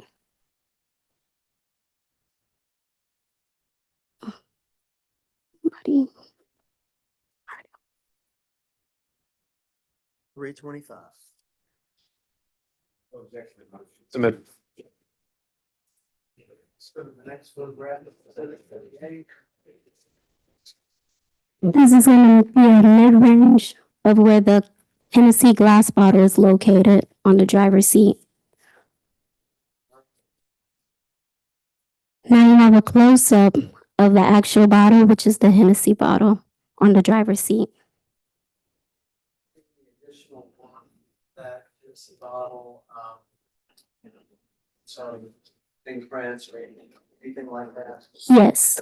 Can you explain to the jury what efforts you undertook to try to get some additional evidence? Yes. So for this Hennessy bottle, I did swab it for DNA on the rim, and I also processed the exterior of the bottle for late imprints, which I use a black powder to enhance any visible possible late imprints that may be on the bottle. Yes. bottle that were identifiable? I did recover fingerprints from the bottle. Okay. And were they of identifiable quality? Yes. Okay. How about you mentioned DNA swabs, are you able to get the DNA in every case? Not every case. Okay. Did you attempt in this case? Yes. Did it go anywhere to your knowledge? You just kind of explain what happened. Once I did swap for DNA, potential DNA on the rim of the bottle, I did package the 2 swabs that I did collect and submit it to the property room for Atlanta Police Department. Say, you're at 332. Ask if you can look at that and identify that. Yes. And what is Stacy said 332? It's the 2 swabs of DNA collected from the Hennessy glass bottle rim. And I guess same process, you for the one that collected, and you put that in the bag and packed it up. Yes. Prior to someone moving to 332. Okay. No objection. Amendment. Let's go to the photograph.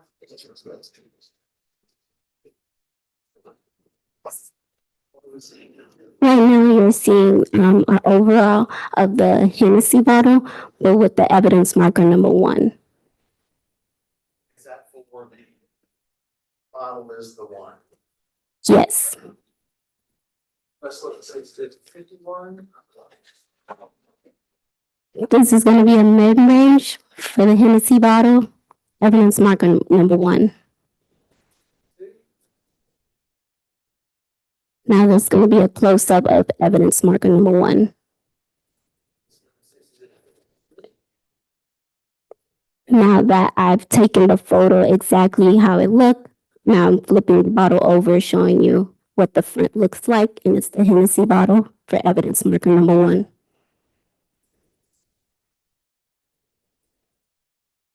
This is going to be the overall of the pair of shoes located on the passenger floorboard. Mid-range of a black pair of shoes on the passenger floorboard. Yes. That's 321.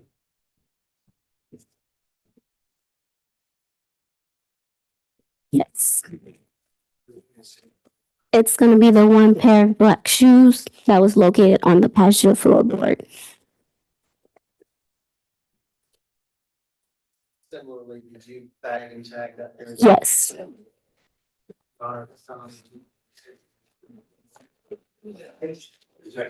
Admitted. Stacy said the photograph.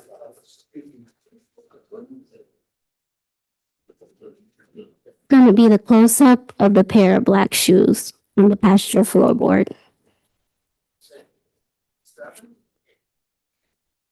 This is going to be the overall of the pair of black shoes, but now it's going to be evidence marker number 2.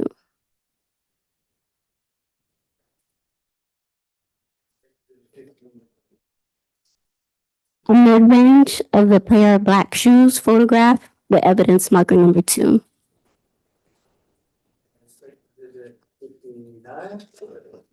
A close-up of evidence marker number 2, the pair of black shoes. It's going to be the close-up of the VIN number for the vehicle. This is going to be the overall close-up of the search warrant document. This is going to be the interior of the passenger rear door. This is what I processed black powder on the Hennessy bottle, and that's what I was able to develop the latent print off of the bottle.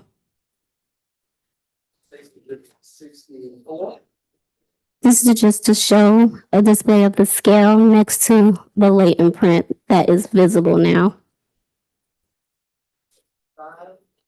This is going to also be a latent print developed, but without the scale. This is gonna be the print of the latent print developed with the with the measuring scale. Have you obtained fingerprints from the interior of the vehicle? Yes, Were you successful in getting any other prints from the interior of the vehicle? no, Thank you for being here today. It's already been a long day for you. I don't have any additional questions at this time. My colleagues may have some questions for you. Good afternoon. good afternoon. All right, so you came all the way from Dallas, right? Yes, Ultimately, are you aware that no one ever took the fingerprints that you analyzed and sent them off to be tested?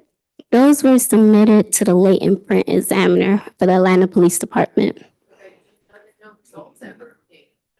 No, I do not. About the DNA swabs, you know, that they never tested the DNA swab? I do not know.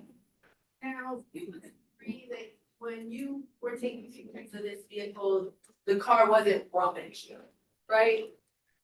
I would not know if the car was rummaged. Right? You would agree that you don't have any evidence of car robbery, correct? I wouldn't know. You didn't have any actual involvement in the investigation, right? No, And you don't know Jeremiah Hobson, right? no. Hi, good afternoon. Yep. Welcome back. Hello. I'll be very brief. So, the prints on the bottle, they were identifiable, correct? Unknown. Well, they were of a quality where they could have been identified, correct? Possibly. They could have been matched with someone, correct? Possibly. But you don't know that there was ever an attempt to match with someone, correct? I do not. And what's that, deoxyribonucleic acid, DNA, you swap for that, correct? Yes. Submitted that to your, the lab, whatever you call The property room for Atlanta Police Department. it. Was that ever submitted to the crime lab? I do not know. You know what the crime lab is though, correct? Yes. That's the Georgia Bureau of Investigations, correct? Yes. And they exist for the sole purpose, as their website says, of applying cutting-edge technology to help law enforcement solve crime, correct? Yes. Now, in this case, as you have in other cases, you have swab before, correct? Yes. And swab for the purpose of that eventually making it to the crime lab, correct? Either the crime lab or the property room. Well, the property room doesn't test it, does it? No. And you're not collecting it for the purpose of sitting in a drawer somewhere, correct? No. You're collecting it for the purpose of its evidentiary value, correct? Yes. That is determined not in the property room, but the crime lab, right? Either or, property room or crime lab. So explain that. How is it analyzed in the property room? It's not analyzed in the property room. It's kept there for storage. To determine evidentiary value, it goes to the crime lab, right? Yes. Yet, in this case, that bottle never made it, correct? Your swabs never made it, correct? No. So I guess it was fun collecting the swab, right? But it just wasn't for any purpose, ultimately, correct? Yes. So you would not know how many shots that this young lady may have taken from that bottle, correct? I would not know. Who those shoes belong to? I would not know whose those shoes belong to. Did anyone test those shoes? Not that I know of. Now, you understand how DNA works to some extent, right? Yes. As a human, we are, to some extent, shedding machines, correct? We shed pieces of ourselves, correct? Yes. And part of what we shed is DNA, correct? Yes. So it's quite conceivable that the owner of those shoes would have left a portion of him or herself in those shoes, correct? Possibly. Now let's open the shoes if you would. You have scissors? No. Why? Can I rip the bag? Would you be offended? or wait? Thanks. You mind cutting? Or is it break off? Okay.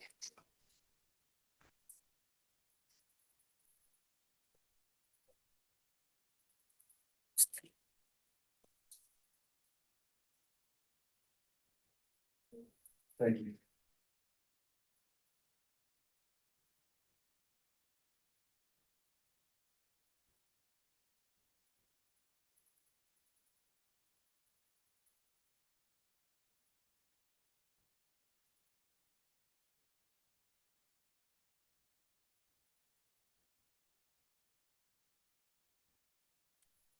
If you wouldn't mind, could you please take the shoes out of the bag?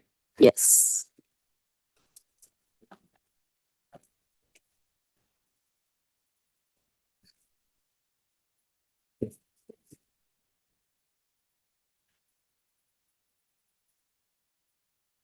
Shoes are pretty small, aren't they? I wouldn't know. I'll tell you what. Compared to mine, let me take a look, please. Compared to mine, they're pretty small, correct? Possibly. These are women's shoes, right? I wouldn't know if those could be women or men's shoes. You don't know that these would be women or men's shoes. Is that your testimony? Yes. Do you know what size they are? No.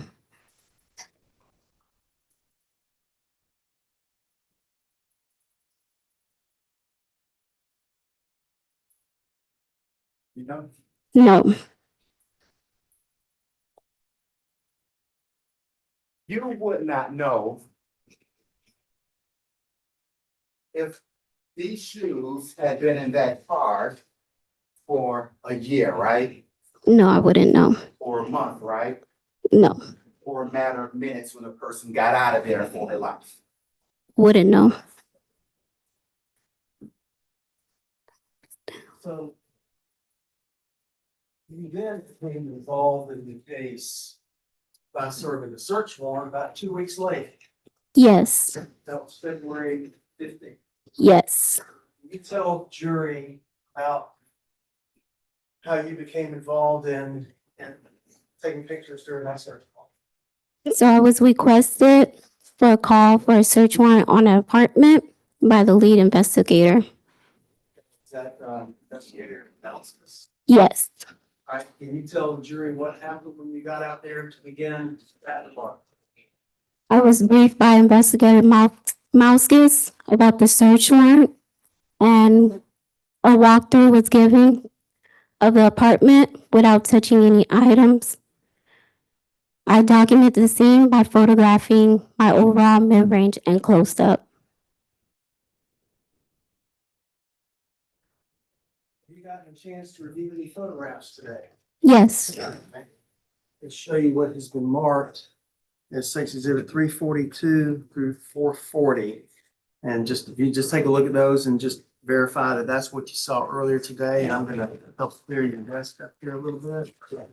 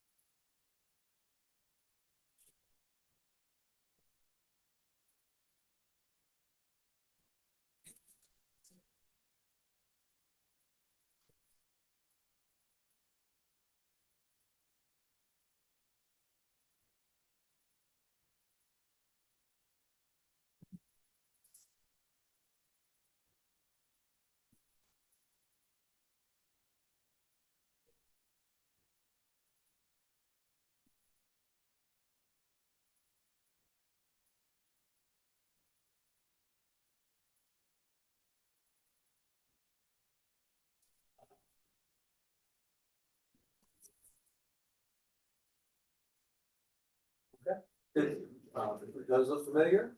Yes. I'll let you inaccurate copies of photographs that you took back on February 15th, 2025. Yes. And you recall the location being 1960 Ramblin' Drive in Atlanta, Georgia. Yes. County is that in? Bolton. Roger Stone. You admit sex exhibit 342, 40. No.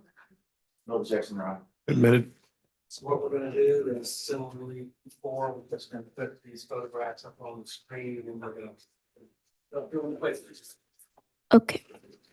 So took a lot. These are not the only photographs you took that day, correct? Yes. There are some other photographs as well. Yes. All right, so we're gonna go through this section, then we'll go through the others, okay? Okay. Can you tell us what we see in the 642? This is the overall view of the living room. Go to 343, please. This is going to be a close-up of a magazine, an accessory to a firearm. This is the overall of one of the cell phone. This is a close-up of the cell phone. This is the cell phone with evidence marker number 5 being labeled. This is going to be the interior or part of one of the bedroom closet. It's also going to be the interior of a closet of one of the bedrooms. This is going to be an overall of clothing and other miscellaneous items located in the bedroom.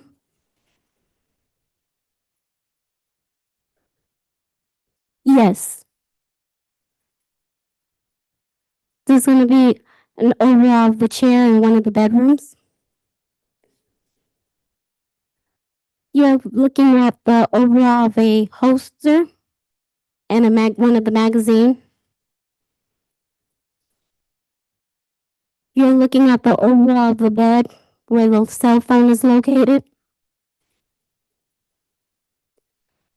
The overall of evidence marker number 5 where the cell phone is located on the bed in one of the bedrooms. Close up of the cell phone label evidence marker number 5. The overall interior of one of the bedroom closet. Overall of the clothing in the chair and miscellaneous items on the bedroom floor in one of the bedrooms. The overall part of the interior of the closet. The overall of the path of the kitchen area. It's another angle of the living room. It's going to also be another angle of the living room. Area 29. Yes. Let's go to 361, please. The overall interior of one of the bedroom closet. This is an overall of a partial view of one of the bedrooms. This is the overall view of the bedroom bed. This is showing an overall of a black debit card that was located on the desk in the bedroom. It's the overall view of the kitchen area. Bike or electric bike or something against the kitchen wall. Yes. Let's go to 366. It's another angle part of the kitchen area. 367. It's going to also be an overall view of the kitchen. It's an overall interior of the closet for one of the bedrooms. This is an overall interior of one of the bedrooms of what's on top of the bed, the dresser. It's an overall interior of where the dresser and the television is located. This is an overall view of the bedroom. This is gonna be the overall view of evidence marker 1 through 4, where the television is located on the dresser. It's gonna be a close-up of evidence marker number 1, one of the magazine.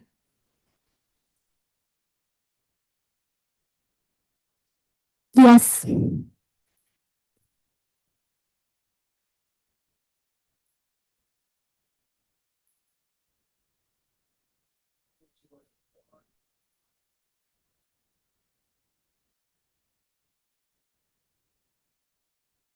Three forty-one A.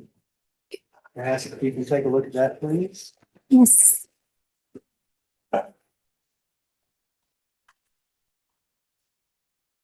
Yes. Okay, you recognize the 3.0? Yes. This is the item I packaged, which was one of the magazine with the cartridge case. And so what we see up here, 6 Exhibit 1, this is the magazine and there are some cartridges inside the magazine, is that correct? Yes. And that magazine and all the cartridges were actually collected by you, put in that bag. Yes. I understand, I believe, 6 Exhibit 341A. No. No objection, Your Honor. Admitted. How many cartridges were located inside that magazine? Can you tell? For this, evidence marker number 1 contained about 40 S&W cartridges. Those were 40 caliber or 40 cartridges. 40 S&W, yes. Let's go to 374, please. What do you see there? We're seeing an overall of multiple pieces of clothing were located in the bedroom. 375. This is a partial overall view of the kitchen and the dining room table. This is the interior of the closet for one of the bedrooms. This is a overall of partial seeing the bathroom. It's an overall the bathroom door. This is the overall of the dresser where the television is located in the bedroom. Now this is a close-up of one of the firearms that was located on the dresser.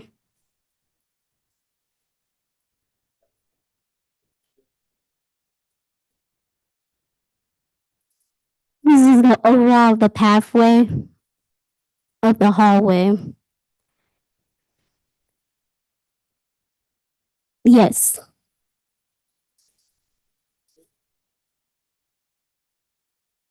This is the overall of the pathway of entering the closet.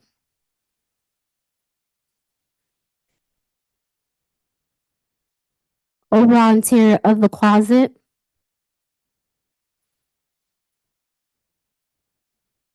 It's another overall interior of the closet.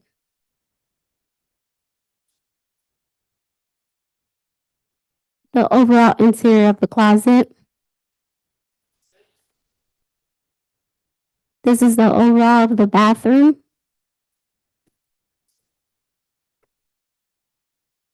This is the overall wall up for one of the bedrooms.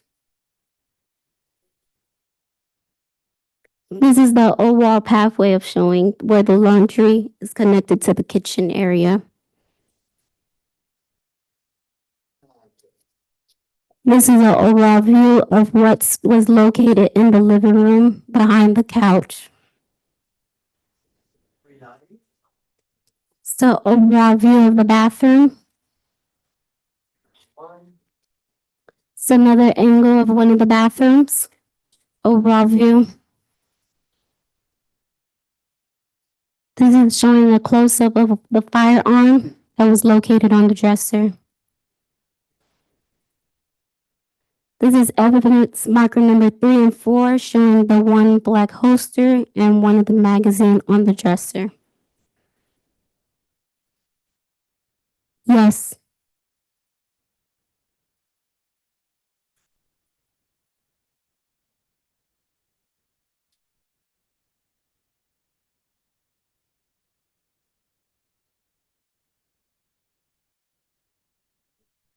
Mark State's Exhibit 322, we'll start with that. Yes. If you take a look at that, please. Yes. What State's Exhibit 322? This is evidence marker number 3, package in the bag with the one black holster. Talking about this holster right here that's shown in State's Exhibit 393. Yes. All right, Connor, I moved this time to admit State's Exhibit 322. 22 is admitted. KG, what's been marked as State's Exhibit 336, and ask if you can identify that. Yes. And what is State's Exhibit 336? This is one of the magazine, which is the 9mm magazine, and it contained about 6 cartridges, a 9mm Luger. That item? Yes. All right, and is that item what is shown here in State's Exhibit 393? Yes. Your Honor, at this time, I'm going to move to the next State's Exhibit 336. No objection, Ron. Admitted. So earlier you talked about a magazine that was 40 caliber, Smith and Wesson. Yes. The different caliber, Yes. 9mm caliber. Yes. Let's go to photograph State's Exhibit 394, please. It's the overall interior of the closet.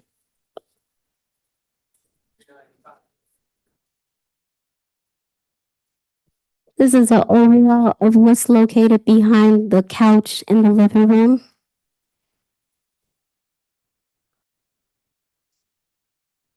This is the overall view of where the couch is still located. This is the overall interior of the closet.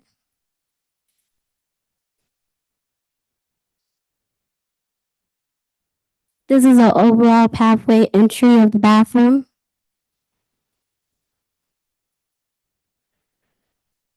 This is the overall pathway of me showing the living room and going towards the back room for the bedrooms and the bathroom.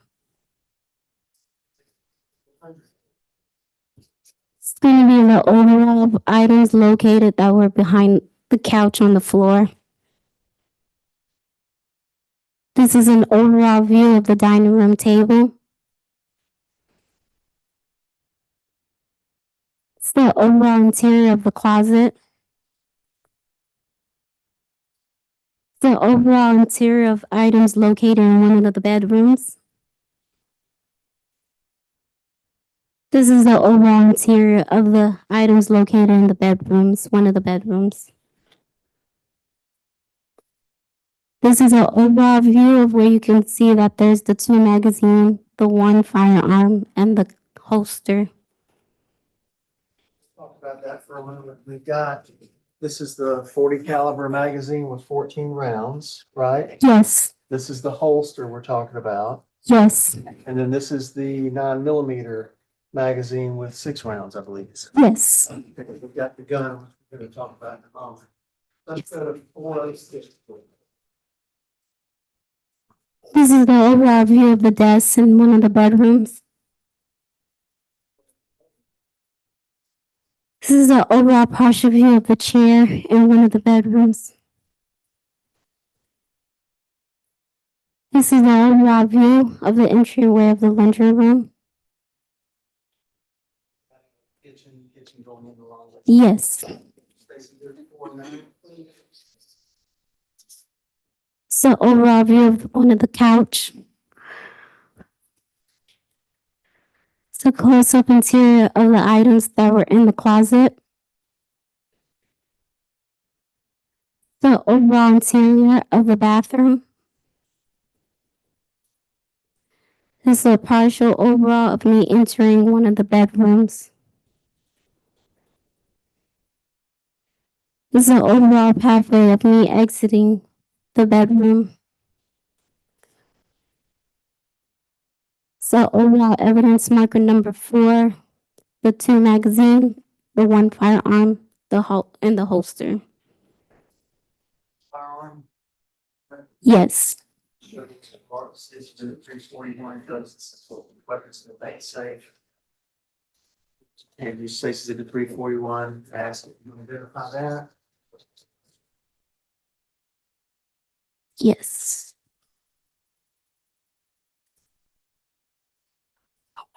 It's been open to make studies. Yes. Recognize 341.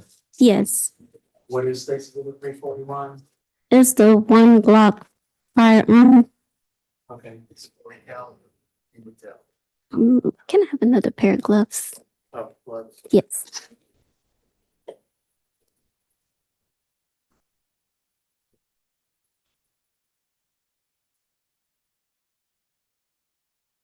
Thank you. Oh, it's okay.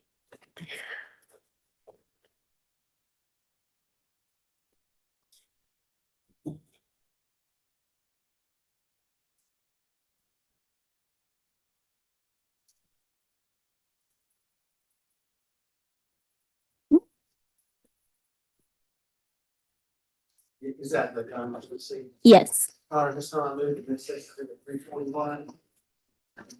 Objection, Your Honor. Submitted.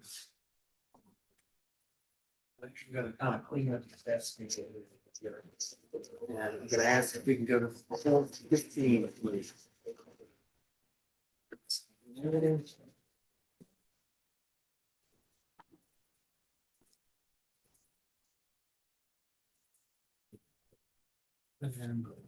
did I go?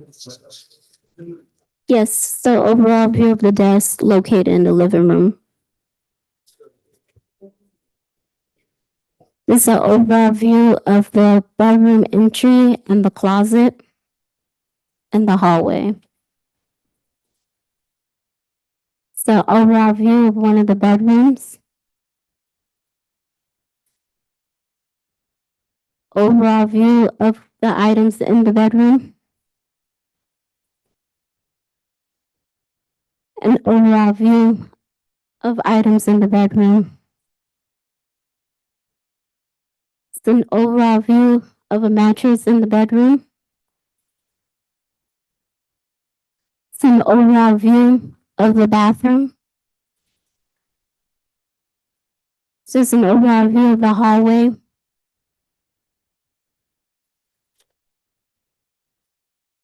It's an overall view of me going towards the pathway of one of the bedrooms.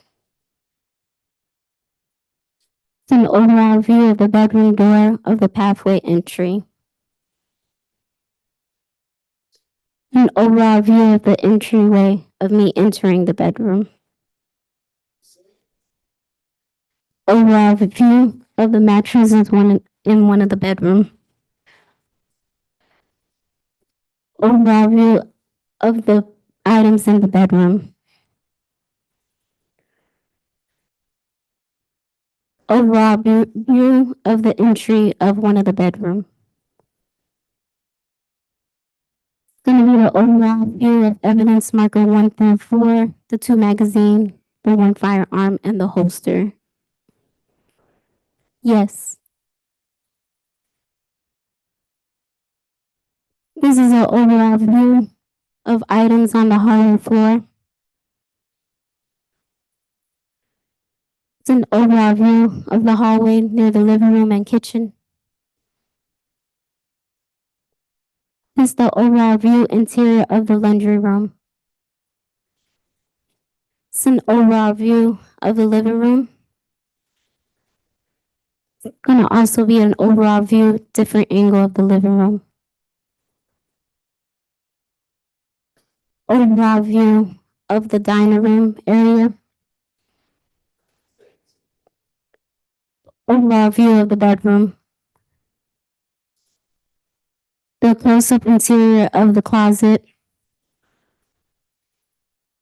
An overall view of the 2 magazine, the firearm, and the holster on the dresser. It's an overall view interior of the laundry room. Overall view in me entering towards the pathway of one of the bedrooms. A lot of pictures, we've seen a lot so far, but you took it. Yes. I'm gonna show you what's marked, states that of 167 to 265. Have you already gotten a chance to review all of these photos today? Yes. Okay, I'm gonna just hand you this stack. I'm gonna clean up these other ones off the desk. And let you take a look at those 167 through 265. 5.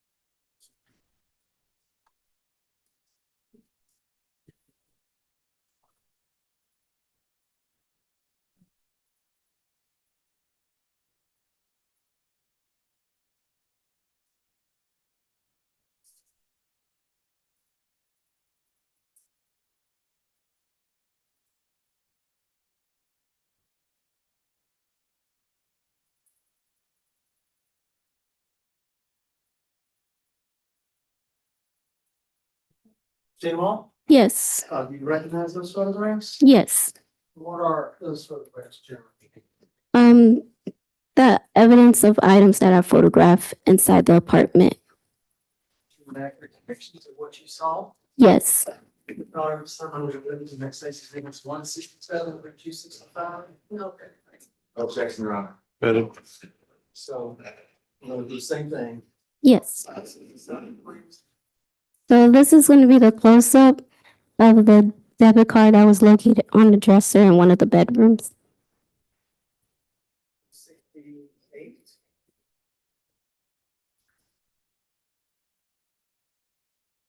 So close-up of the black debit card on the dresser located in one of the bedrooms. This is the front side.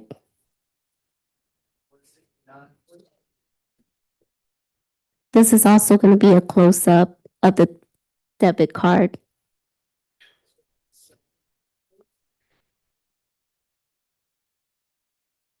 This is a close-up of evidence marker number 6, the black debit card.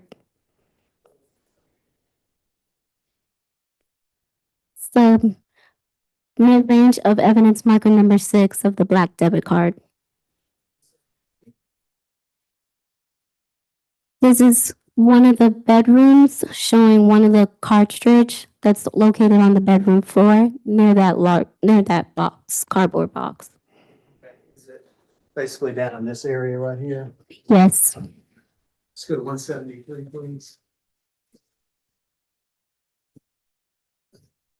This is also an overall view of showing the cartridge on the bedroom floor.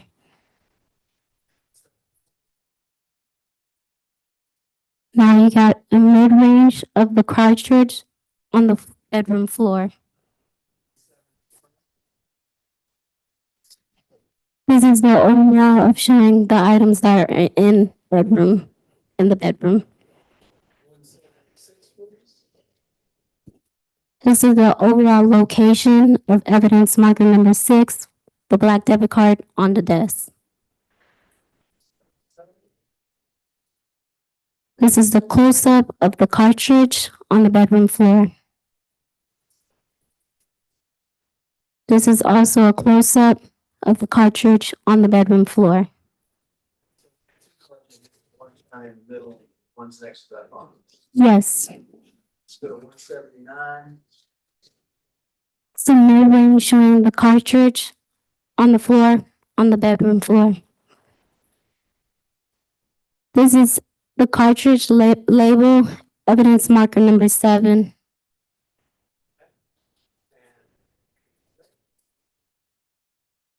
This is a close-up of the cartridge of evidence marker number 7. This is an overall view of the items located in the bedrooms. It's the mid-range of evidence marker number 8 of the cartridge. Yes. Yes. 6A. and ask if you can identify 336A. Yes, What is 336A? it's evidence marker number 7 and 8, which is two 9mm Luger cartridges. 330.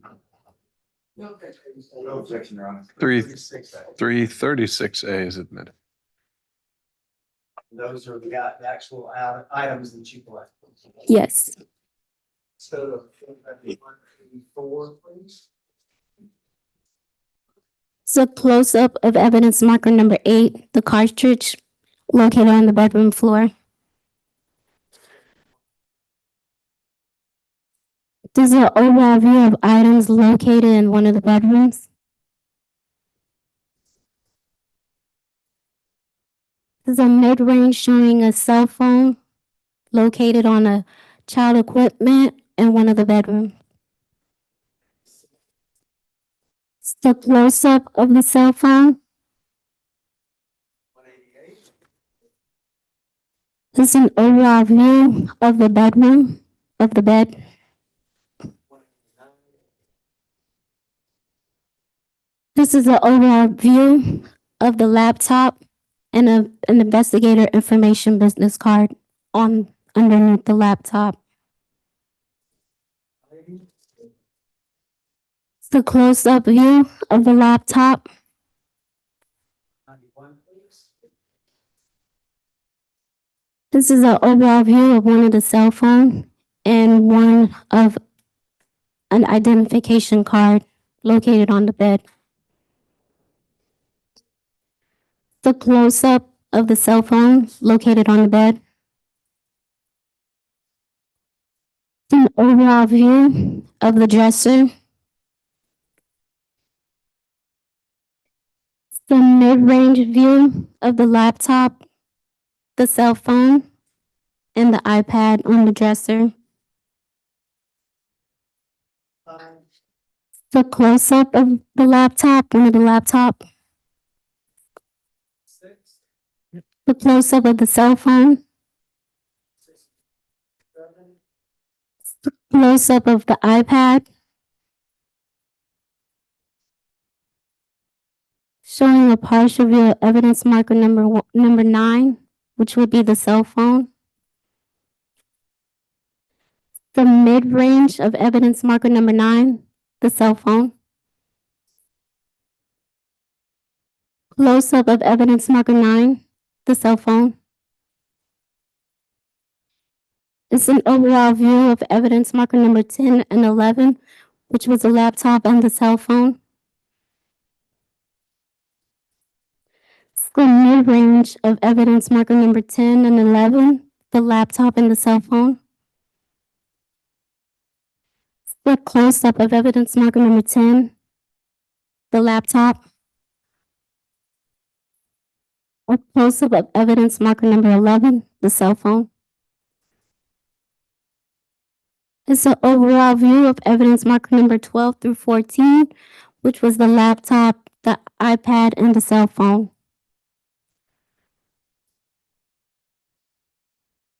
Close-up of evidence marker number 12, the laptop.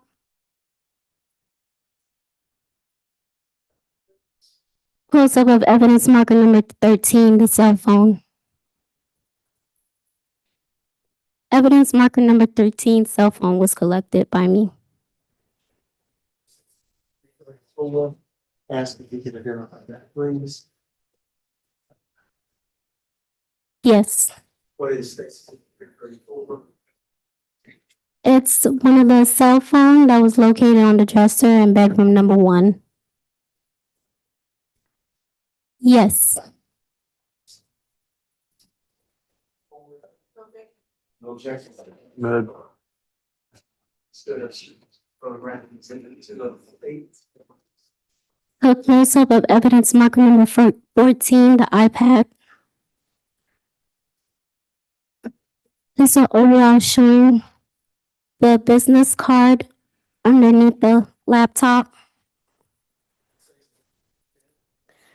This is a close-up detail photo of that information of the investigator card located on the bed underneath the laptop.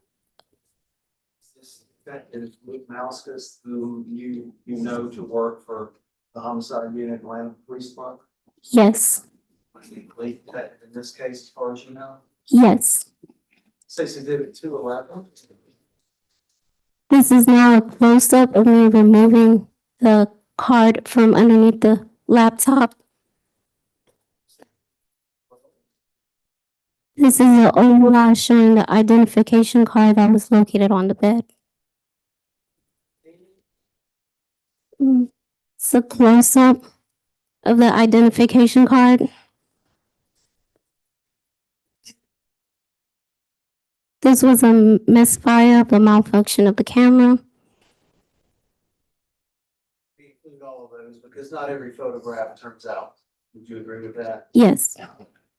215, can you tell us what that is? Now this is a close-up of the identification card of the driver license. Is that for Jeremiah Oliver?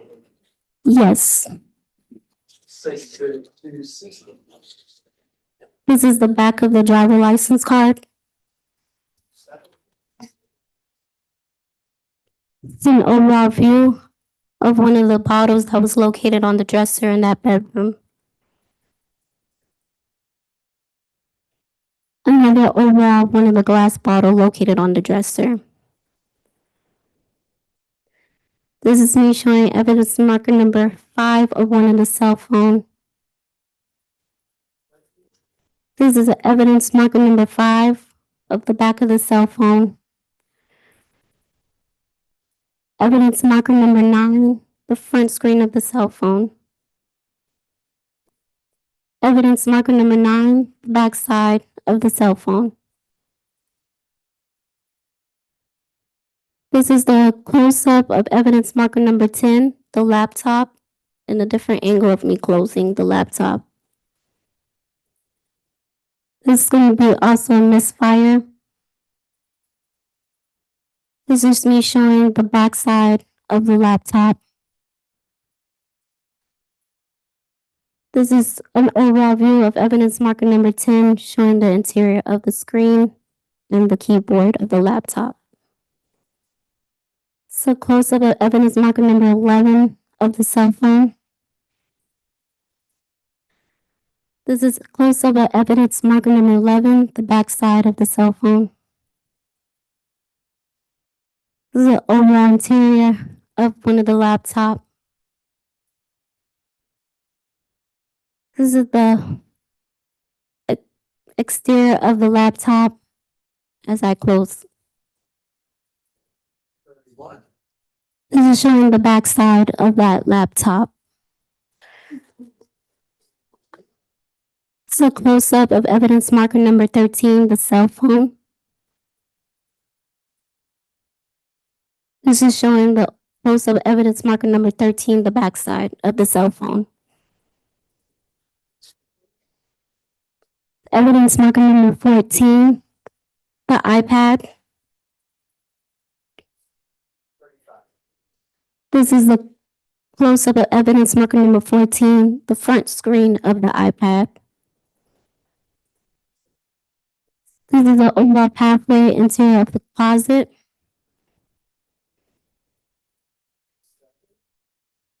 So overall of the investigator card located on the floor near that closet. Next to the laptop. Yes, Same person, but different business. yes. Says Exhibit 238. This is a close-up of the card located on the floor near that closet. It's the close-up of the business card. Partial interior of that closet. The overall interior of the closet where that business card was located on the floor. Yes. It's also the interior of that closet. It's gonna be one of the interior of one of the closet. Another angle interior of the closet. The interior of the closet, the overall view. This is me showing evidence marker number 2, the firearm. Area earlier placed in this box where it be secure, is that right? Yes. 247. This is another angle of the firearm. This is going to be showing the close-up of the make, the model, and the caliber that's specified for that firearm.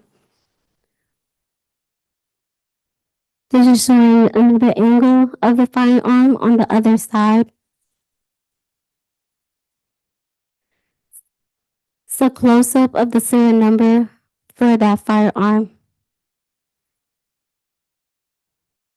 It's the overall view of the ring door camera on the exterior of the front door frame.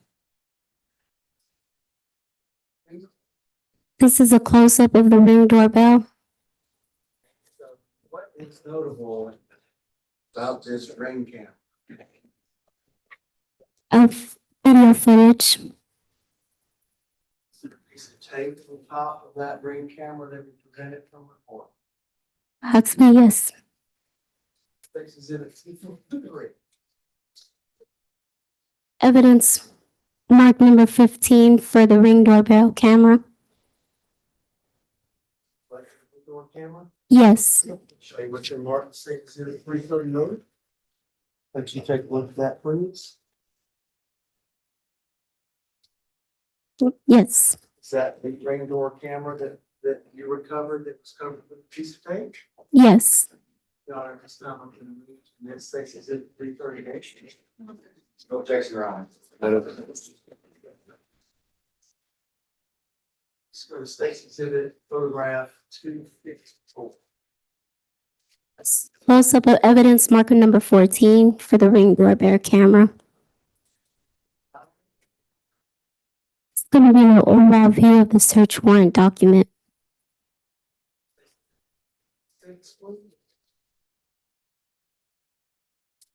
An overall view of the search warrant document. Same document, just different photo. Yes. 257. Now that the ring doorbell camera has been removed, this is me showing a close-up detail of the ring doorbell camera. This is going to be the back side for the ring doorbell camera. It's going to be an overall view of evidence marker number 1 for the magazine for the 40 S&W cartridges. Here again, it's been removed from its original location and it's been put in an area where you're gonna take a photograph and you bag it. Yes. Let's go to 260. The close-up view of the magazine.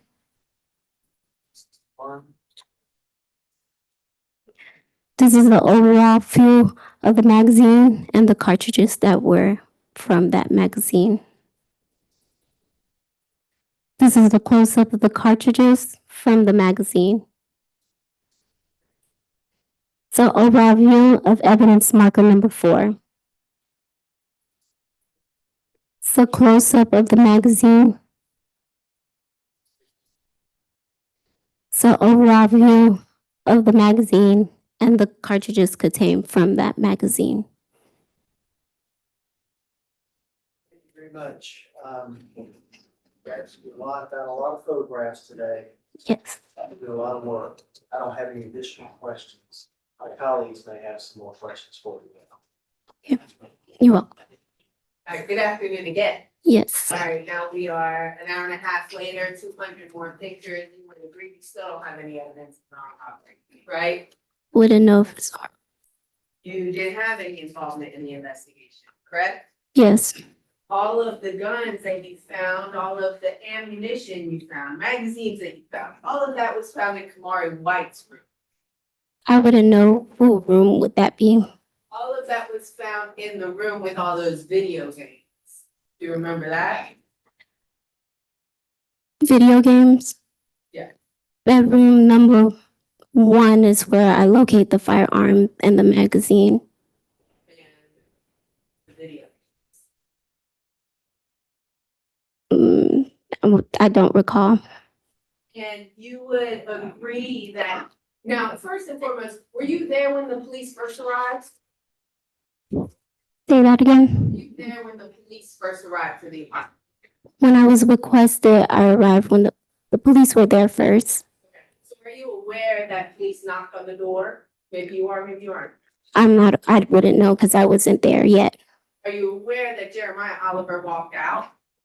I wouldn't know. I have one more question, along the same line. If it's something she says she has no idea about, I'll sustain the objection. Are you aware that the police put the duct tape on the ring camera? I wouldn't be aware of that. Now, you guys, so you arrived after they already wrecked the house. I wouldn't know. Okay, the police had already been in the house and identified things for you to take pictures of. No, when I was with the lead investigator, we did our walkthrough of what I observed on my arrival. Your lead detective Mouskies had already been there and going through everything in the house, right? I wouldn't know if Mouskis was there already. You would agree after searching that entire home, you didn't find any property identifiable to Mr. Will. I would not know.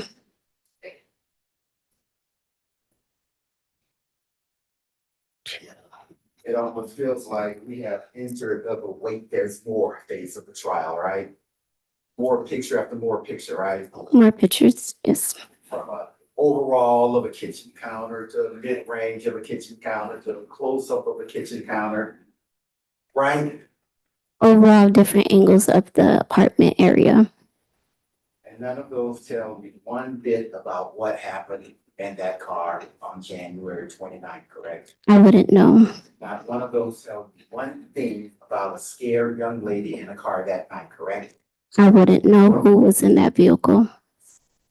After we spent about an hour and a half and we've flown from Dallas, I guess we have proven that sometimes more is indeed less, correct? Yes,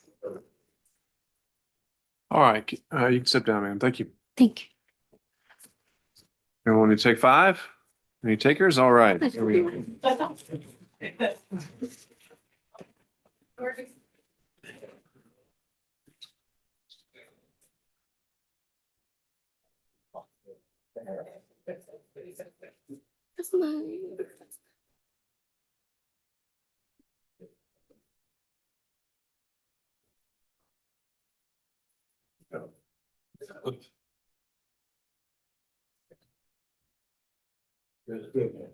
All right, I'll ask the state to retrieve all the exhibits left behind on the witness stand. And who do y'all intend to call next?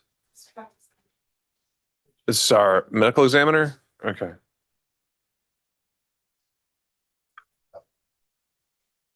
All right.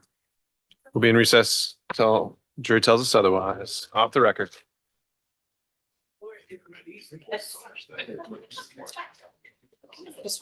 Yeah, it won't take long.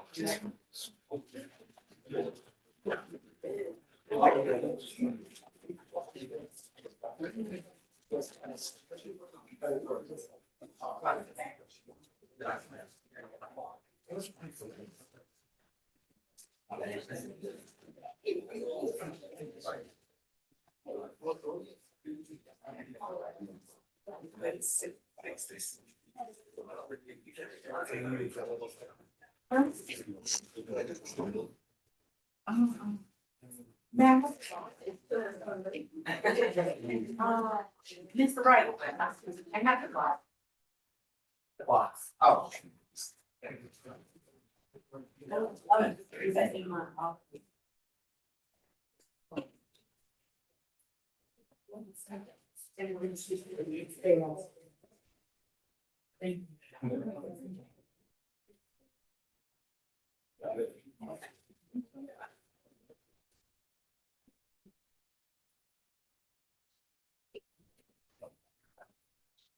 With that, most of the This was, The original one.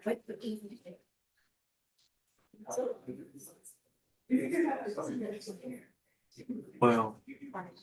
Still say that it's not visible, I'm not specifically. Yeah, but they already online. Yeah, all right. This is just amending it. Thank you. What was? It was it was like an actual, I think that was the gun or that was the actual projectile. Or There's some- the two projectiles. Yeah. All right, yeah, I'm looking at it.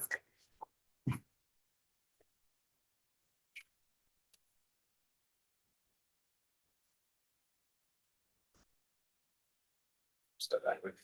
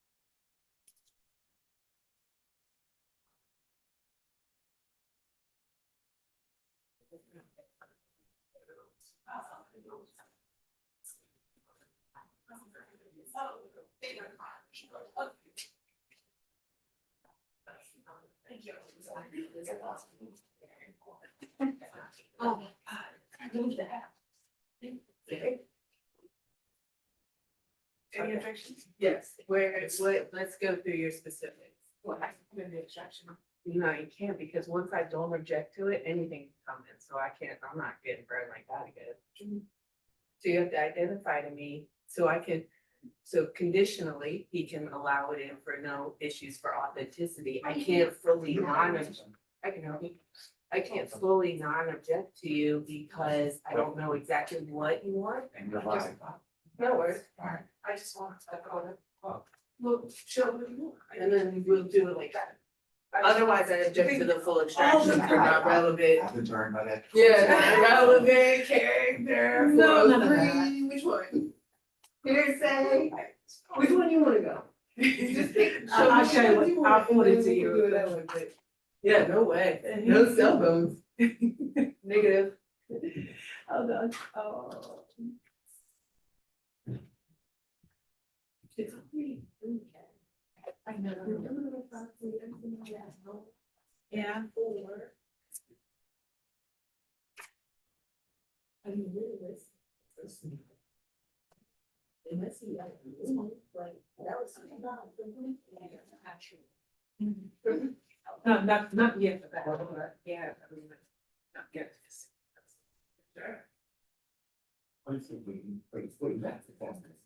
Yeah. That's another hour.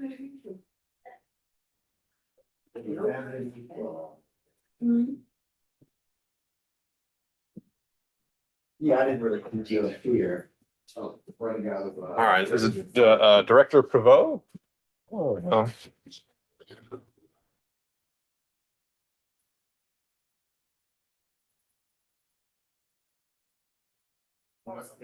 Welcome.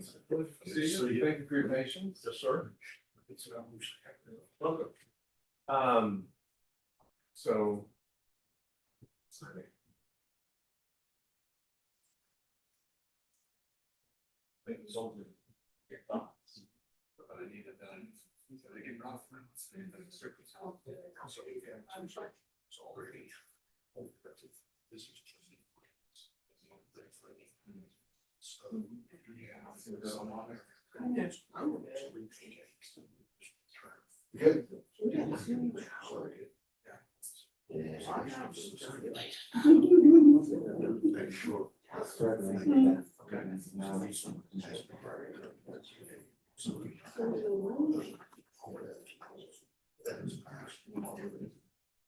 You were struggling.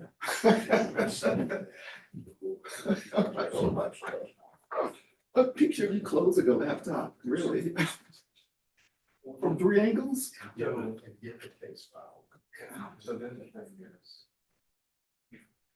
And I try to do everything in my ethical power to convey my walk of interest.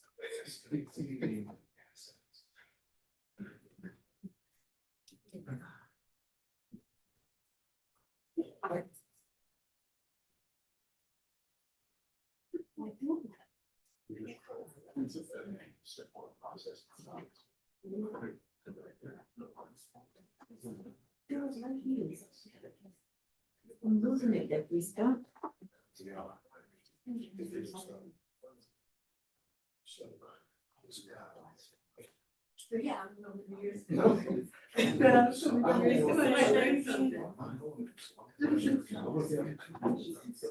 What happened?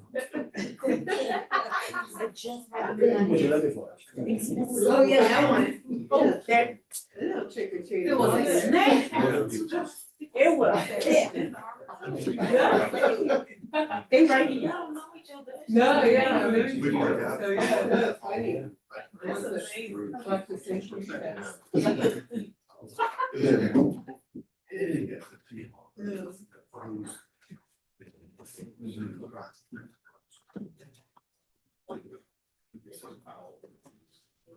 Yeah. So here for.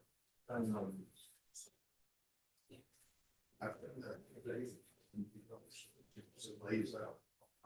That's what I need, but I can't, considering that this is within the world. I think this conversation. I mean, how many guys did that? Two or one? So. Yeah, I don't know. Just two. Cause action. Two for each. So waiting for maybe 6 flushes on both sides. Say yes, those ones. Are they finished with the other trial next one? Here's the guy. I saw Attorney Hopkins in business. Maybe they're deliberating. Oh, you in here? So they probably did.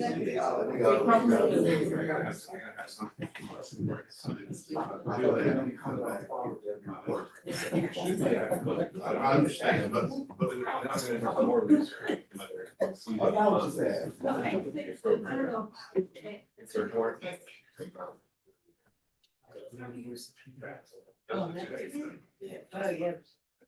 That is.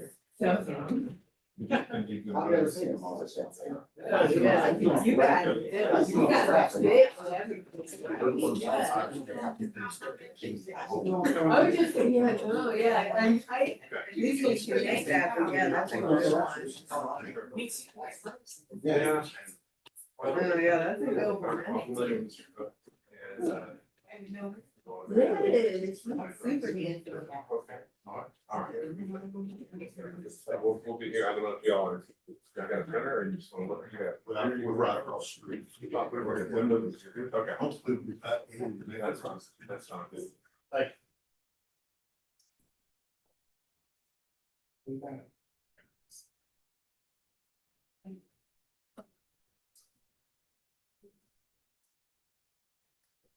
You feel like, I don't know if you, if that's what you have next to you.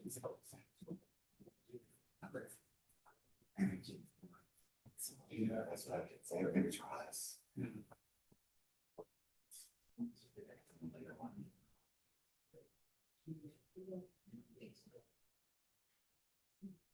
Yeah, yeah, no, yeah. It's gonna be Louisville.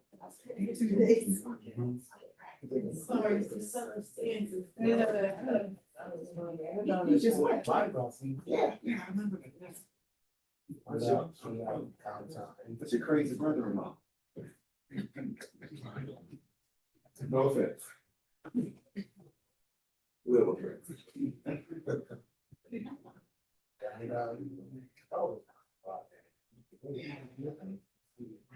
I just like this. I'm his Frenchman. That's what we have.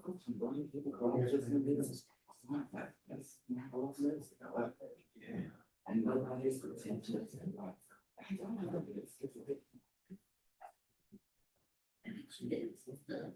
You know, they stay in the, something like that. I swear to my mom. I don't want to bother my blessing. That was it.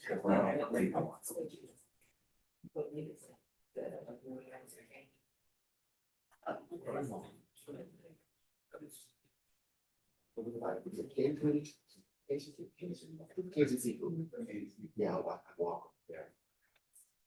So. Hey, that's West, me, the restaurant.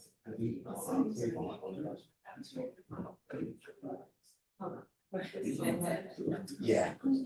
Yeah. What's the age residency?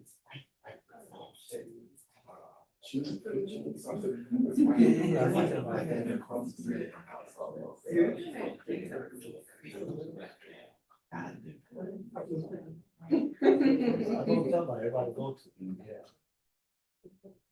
One night, get free. Yeah. I didn't go get free ones. Yeah, yeah. DJ, hype man.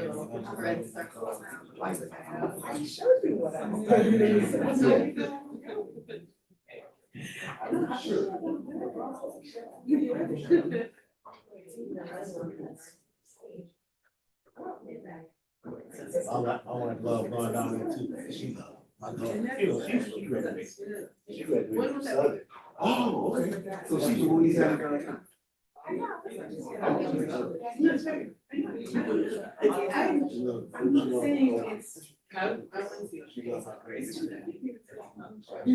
That's important. That's important. To be the quietest one, is just love everybody else. Yeah. I need it for you. You can be the smoothest, quiet, well put together, everybody else. Everywhere is for I'm gonna retrieve our attendance.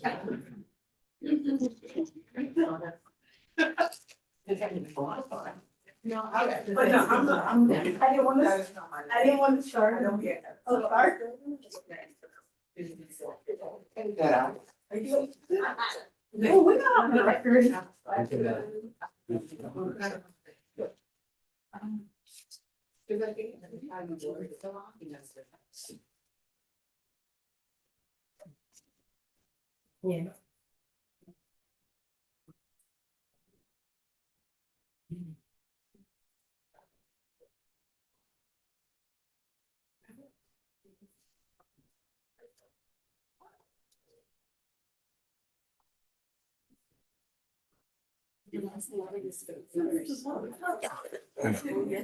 I don't blame him. Monday. Ms. Charles, if you could bring in your next witness.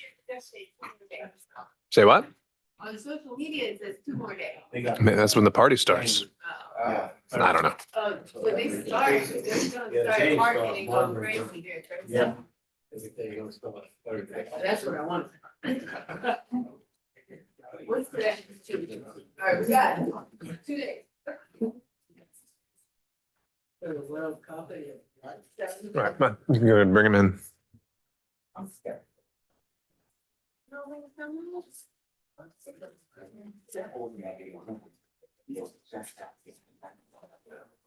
Yeah.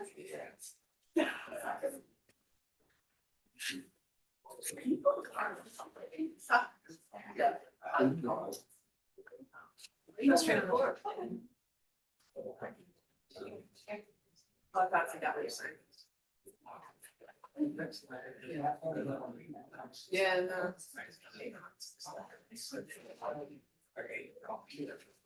Wow. Okay, now I got it. I think to be like Yeah.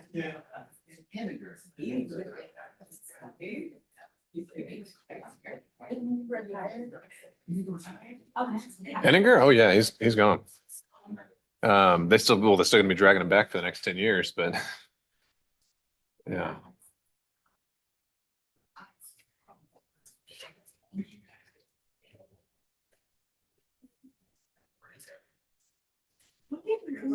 They just took it out. With the what? Yeah, they just take it out to stop it from flickering. All right. We're back on the record. All parties and counsel are present.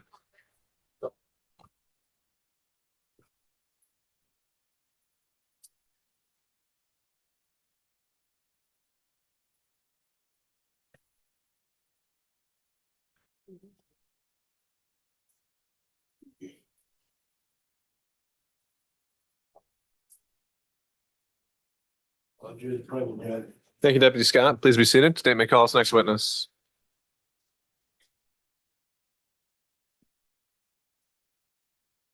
Judge, we're gonna have a normal witness out of order. We're calling Dr. Michelle Simon, this time medical examiner, for scheduling reasons.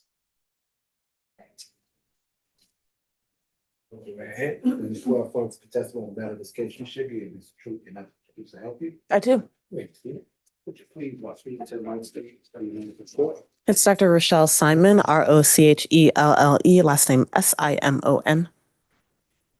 Good afternoon, doctor. Good afternoon. Can you tell the jury where you're currently employed? I'm an associate medical examiner with the Fulton County Medical Examiner's Office. Can you tell the jury what you do for the medical examiner's office? As an associate medical examiner, my role in death investigation is mainly to perform autopsies in order to try to determine a cause and manner of death. Give a little bit of background about your training and experience, please. Yes, I completed my undergraduate degree at Florida State University in Tallahassee, Florida, my medical degree at Howard University in Washington, D.C. I completed a pathology residency training program at the University of Rochester Medical Center in Rochester, New York. And I've completed a forensic pathology subspecialty training program, a fellowship program at the Office of the Chief Medical Examiner for the state of Maryland in Baltimore. Simon, can you tell the jury a little bit about what goes into an autopsy and the reasons why you might need to do an autopsy? Yes, autopsies are performed, as I said, in an attempt to try to determine a cause and manner of death. Certain deaths fall under the jurisdiction of the medical examiner, like unexpected or injury cases, suspicious deaths, things like that. And an autopsy is kind of like a medical exam a physical exam that you get when you go to the doctor's office, except it's performed after a person is deceased.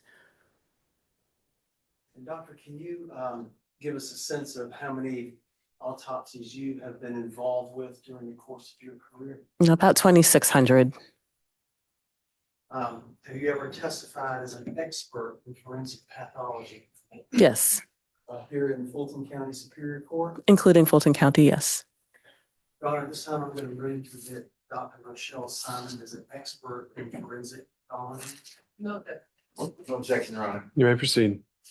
Doctor, did you become involved in the autopsy of a Latrey Willis back January 30th, 2025? Yes, I did. Can you explain to the jury how you became involved in that death investigation? I was on the schedule to perform autopsies that day that we received him, and so I performed the autopsy. Okay. Can you just explain generally what occurs during an autopsy? Yes, for an autopsy, at first, if it's a suspected homicide, first the body is x-rayed even before we open the transport bag. And then some pictures are taken of the outside of the bag, including the seal, for evidence protection. And the bag is open. The pictures are taken to just document exactly how we received the decedent. And then the body is cleaned, the clothing removed, maybe evidence of medical, like life-saving efforts, all of that is removed, jewelry is removed. More pictures are taken. And I examine the entire external surface of the body, looking for evidence of natural disease or injury. And then the body is opened, all the organs are removed, and I examine all of them, again, looking for evidence of natural disease or injury. Are there others who assist you with autopsy procedure? Oh, yes, there's a technician helping to open the body, and there's a photographer, a dedicated photographer as well. Okay. And the dedicated photographer, do they take photographs of just various parts of the process? Yes, there are some routine photographs that we generally take for suspected homicide cases. Did you generate a report in this particular case? Yes. Can show you what's been marked as State's Exhibit 267 and ask if you can identify 267, please.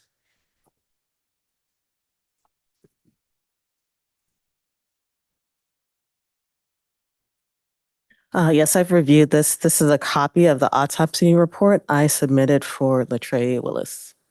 Accurate copy? Yes. Your Honor, this time we move to next State's Exhibit 267. No objection, Your Honor. 267 is admitted. Have you also gotten an opportunity to review any photographs made during the autopsy procedure? Yes. And what's been marked as State's Exhibit 268 through 308. Ask if you can look at those and identify those.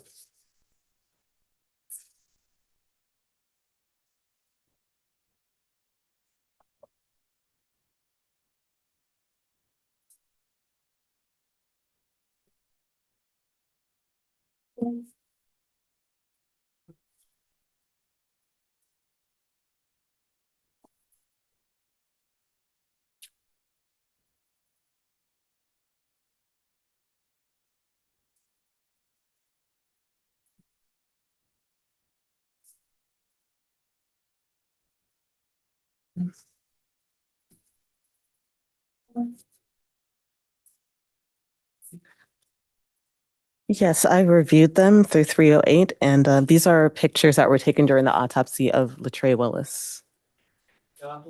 Yes, some have some kind of obscuring markers on them. I think obscuring genital regions, but otherwise accurate copies. Some of the moving that State's Exhibit 268 through 308. no, they can. No objection, Your Honor. They're admitted. Let's start off with 268. We're just going to cast some of these photos up on the screen behind you. There's also a screen in front of you. We're just going to walk through briefly procedure.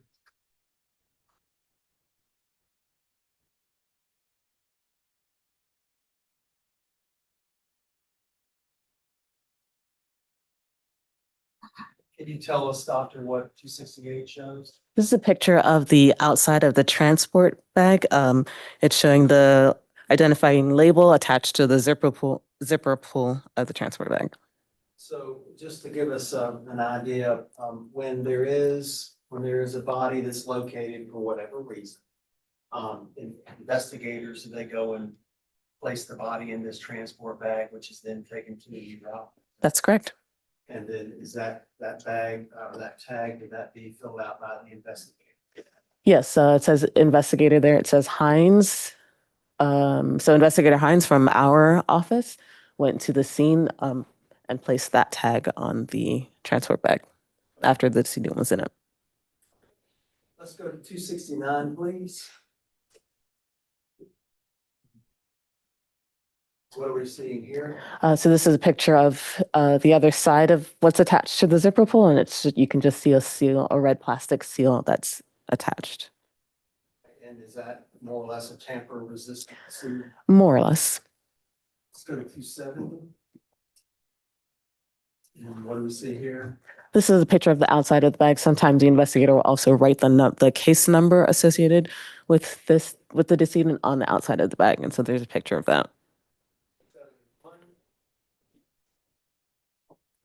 This is what we call an identification photograph. It's just a close-up of the decedent's face after we've cleaned them up with the number placard indicating the associated case number underneath the chin. 72, please. This is the same picture without the number placard. We usually take one with and one without. 273.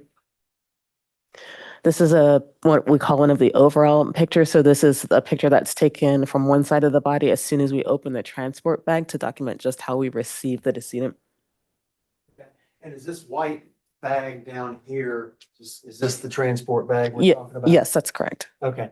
And so we've got the hands are in bags. Can you explain what that is? Yes, sometimes for suspected homicide cases, the hands are bagged in these evidence preservation bags to preserve potential evidence that we might want to collect from the hands. And 274, please. So this is the overall photograph. It's taken from the other side of the body. Again, after the bag is open, just to document how we received them. 275. So this is after we've removed all of the clothing, jewelry, medical therapy, anything like that, and cleaned the body. And we take some overall photographs after all of that has been removed. So this is from one side.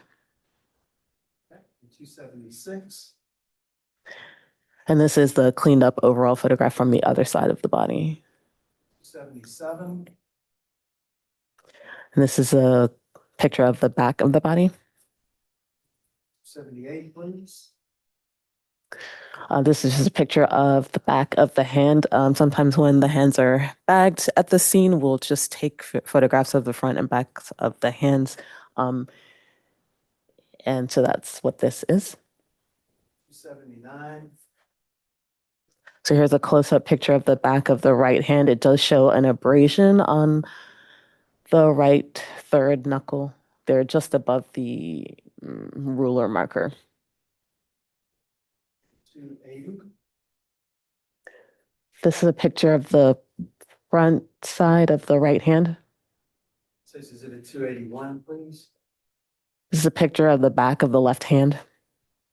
And 282. This is a picture of the side of the left hand, the back and the side of the left hand. 283. This is a picture of the front of the left hand. And 284. This is a picture of the left side of the head, and in it you can see a gunshot wound on the left side of the head behind the ear, just above the ruler marker. Can you tell, are we talking about this circular area right here? Right here? Yes. Okay. Can you tell whether that is an entrance wound or an exit wound? Yes, it's an entrance wound. Can you explain to the jury how you know that it's an entrance wound rather than an exit? Typically, entrance wounds tend to be rounder and more punched out. than exit wounds. Entrance wounds tend to have this little rim of an abrasion or scraped skin around it, which you can kind of see, whereas exit wounds tend to be more slit-like or irregular or lacerated or torn, and they look like you can reapproximate the tissues back together. Also, if you have a wound and you follow the wound path inside of the body, and at the end of that path there's a bullet, then you all, of course, will know that that was an entrance wound. Can you speak for a moment? You said abrasion ring. Can you just talk about what an abrasion ring is, what that means? Yes, as the bullet enters the body, from any angle, really, often a little rim of skin will be scraped off the surface, surrounding the entrance wound. And while we're kind of on this brief subject, stippling, can you talk a little bit about what stippling is, what things like that you might look for? Yes, when I examine gunshot entrance wounds, I do look for soot or stippling on the skin surrounding the gunshot wound, and the presence of these can help to determine a range of fire. So soot is deposited on the skin represented by, representing burnt gunpowder particles that exit the gun along with the bullet, and they can be seen from a distance of, like a millimeter to up to 1 or maybe even 2 feet away. If the end of the gun is that distance from the skin. And then stippling is tiny punctate or pinpoint red abrasions that we can see on the skin surface. And that represents still burning gunpowder particles that exit the gun and land on the skin and form stippling. And that can be seen, from if the end of the gun is from 1/2 inch to up to 2 or sometimes even 4 feet away. Okay. So if the gun is 4 feet away, or let's say 5 feet away, you may not expect to see stippling or soot. Correct. All right, let's go to Stacy's exhibit 284. I'm sorry, 285. What do we see here in 285? So this is a picture of the gunshot wound entrance wound on the left side of the head. Just a little bit closer up. 286, please. And this is a very close-up picture of the gunshot entrance wound on the left side of the head behind the ear. And were you able to trace the pathway of the bullet into the decedent's body? Yes. Can you speak to that? This gunshot wound path included the occipital bone, so the bone of the skull behind the ear, and then it went pretty sharply forward, injuring facial bones, including in the sinus region, including the sphenoid bone, and the right zygomatic bone on the right cheek, again, facial bones, and then I recovered a bullet from the right cheek. This have been a fatal injury? Not necessarily. I didn't see major vital organs damaged. However, it is a gunshot wound with a hemorrhagic wound path, meaning there's bleeding within the wound. Of course, small vessels are broken, and so something that should require medical attention likely. Let's go to 2. What would it have involved blood loss? Yes. Let's go to 287, please. You see here? This is another picture of the gunshot entrance wound on the left side of the head behind the ear. 288. This is a picture of the right side of the head, and you can see a gunshot wound at the side of the right eye. Explain the pathway of this particular bullet. Yes, this is a very superficial injury. So the gunshot wound enters at the edge of the right eye and enters at the edge of the right eyebrow. If this is helpful. Thank you. So the bullet enters here, and then it's a very superficial wound that lacerates or tears this and exits right here at the lateral aspect of the eyebrow, and fractures the bone that's right there underneath the frontal bone. Superficial, but significant enough to fracture that bone. Correct. 289, please. This is a slightly closer view of the gunshot wound of the right forehead. Let's look at 290. And here's a very close-up picture of that gunshot wound of the right forehead entering by the lateral side of the right eye and exiting at the edge of the right eyebrow. Let's go to 291. This is a picture of the right thigh, and you can see a gunshot entrance wound on the outer aspect, just above the ruler marker. And 292. Here's a closer picture of the gunshot wound on the outer aspect of the right thigh. Do you observe any stiffling or soot for this gunshot? I did not. 293. This is a close-up photograph of the gunshot wound on the outside of the right thigh, entrance wound. Observe any abrasion ring or anything like that you talked about earlier? Sure. Here's an abrasion ring around the entrance wound. Okay, you'll correct me if I'm wrong, but is that because the bullet enters the skin at an angle? It abrades that part of the skin.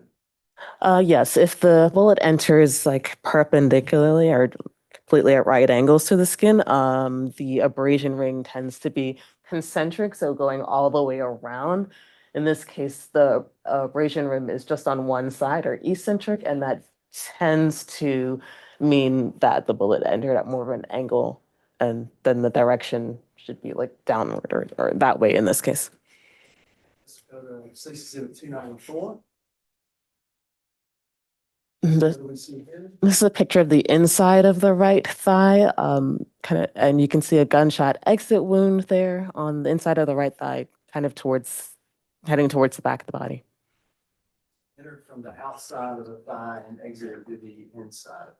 Correct. Correct. Let's go to 295, please. Here's a closer picture of the gunshot exit wound on the inside of the right thigh. While we're looking at it, can you just explain how we know that this is an exit? Yes, it's not the most textbook example, but it's certainly more irregular than the entrance wound. It has a little laceration or tear here at the edge. So it's characteristic enough of exit wounds, particularly in comparison to the entrance wound that we just looked at, which was very classic. 96, please. So here's a very close up picture of the exit wound on the inside of the right thigh. 297. There's another picture of the exit wound on the inside of the right thigh. 298. This is a picture of the skull after we've reflected the scalp. It's just a part of the autopsy procedure. In some homicide cases, we did used to, it was standard procedure to take pictures of the head for all homicide cases. Can you explain what is done in this procedure, how the skin is lifted away from the skull? Sure. An incision is made from like around the ears, so from the back of one ear onto the back of the other ear. And then the skin of the scalp is reflected up and over the front of the face and then down a little bit in the back. So here's skin reflected up over the front of the face, and here's some skin reflected from the scalp downwards. The top of 298 would be where the face is located. Correct. Let's go to 299. What do we see here? So this is a picture of the right side of the skull, again, after we've reflected the skin and the temporalis muscles. Okay. Do we see anything here of note? No. Let's go to 300. This is a picture of the left side of the skull after the scalp and muscle have been reflected. See anything of note here? No. And 301. So here's a picture of the brain still inside the body. This is after we have reflected the skin, of course, and then removed the bone of the skull cap, we call it, just the top of the skull has been removed, and there's a picture of the brain. See anything of note here? No. 302, please. Here's a picture of the base of the brain after we've taken it out of the body. There is a little hemorrhage here that was associated with the gunshot wound path. So the bullet didn't enter, that bullet that entered the left side of the head behind the ear didn't actually enter the skull cavity where the brain is. But the kind of concussive effects, bone hitting against this made some hemorrhage here on the cerebellum structure at the base of the brain. Okay, that hemorrhaging we're talking about caused damage. Yes, yeah, so there's bleeding on the surface of the cerebellum there. What we're seeing is actually the base of the brain. Correct, correct. Let's go to 303, please. So here's just a routine picture of the base of the skull. So this is now after we've removed the brain, and there's a picture of the base of the skull. 4. This is another picture of another angle of the base of the skull. Anything of note here? No. Let's go to 305. Here again, another angle of the base of the skull. Anything of note? No. 306. So Grant, if there's nothing of note, why are we looking at it? Showing everything. You don't have to. Let's move. Let's stick to the relevant evidence. 306. Here is a picture of the projectiles that were removed from Latrell Willis. There's one that was removed from the right cheek, and those are fragments removed from the right thigh. 307, please. Here's a close-up picture of that wound, that bullet taken from the right cheek. 308. There's a close-up picture of the fragments that were removed from the right thigh. Doctor, ultimately, did you determine what the cause and manner of death were? Can you Yes. tell the jury what we mean when we say cause of death and manner of death? So the cause of death is the disease or injury that leads to the death. And the manner of death is how that disease or injury came about. And what was the manner of death? The manner of death in this case was homicide. What was the cause? The cause of death was gunshot wounds of head and right lower extremity. Looking together. Yes. Doctor, thank you for being here this afternoon. I do not have any additional questions. My colleagues may have some questions for you. Good afternoon, Dr. Simon. Good afternoon. So you would agree, all the pictures that we just looked at regarding like peeling back the man's head, like the skin layer to his skull, none of that has anything to do with how this gentleman actually died. That wasn't the cause of his death, right? Correct. The lethal injury that he received was the shot to the leg. I would say that is the injury that led to the most bleeding. It injured the right femoral vein, a big blood vessel that's coming back from the bottom of the, foot. So that was transected, meaning there's a lot of blood pooling within the right thigh. I would say that was most significant injury. You took blood samples from Mr. Willis Correct. to be sent to GPI to confirm whether or not there were drugs in his system. Yes, it's routine for us to send samples for homicide cases for what we call low-level testing of certain drugs and alcohol. I know that the DA's office nor the lead detectives in this case actually submitted those samples that you took? Rejected that. I don't know if this was. All right, we'll find out. Overruled. Are you aware that the DA's office and the lead detective in this case didn't submit your samples? All right, you can rephrase that to whether she is not assuming a fact and evidence. Are you aware if those samples were ever submitted? The samples were submitted by, those samples get submitted by the medical examiner's office directly to the Georgia Bureau of Investigation. And I would have requested this low-level testing that I'm referring to. Did you? I should have, yes, that's routine. So you took the samples, but then do you follow up to ever see if any results come out? Results do come back. But usually, generally after I've already released this autopsy report, because in cases where I have a clear injury, that's the main cause of death, the toxicology findings are irrelevant. Or if anyone requested or followed up to just simply see the results of the sample that you collected. No, I'm not aware of that. All right, now with, you would agree that Mr. Willis was about 6.5 feet tall, Yeah, correct? yes, we measured him at 77 inches in length or 6'5". Yes. All right, now, I'm gonna, now I use you. Hate to put you on the spot. All right, would like to do a hypothetical. I'd like for the court reporter's desk to be a vehicle, Okay. okay? And Mr. Regis doesn't know what he's doing, and he's going to be my alleged victim, okay? Okay. All right, now, if I have a firearm pointed straight to him, there is not one gunshot wound that he received that would match this hypothetical, correct? Correct. The entrance wounds were from the side of the body, the side of the right thigh, the side of the right face, and then the back of the left side of the head. And so if this is the front of the car and my alleged victim is going towards the back of the car, it's a downward shot to the outside of the right thigh, correct? That's correct. The direction of that wound path is downward. So he couldn't have been facing parallel, correct? If I am the muzzle, the muzzle could not have been facing parallel to the alleged victim. That looks correct, yeah.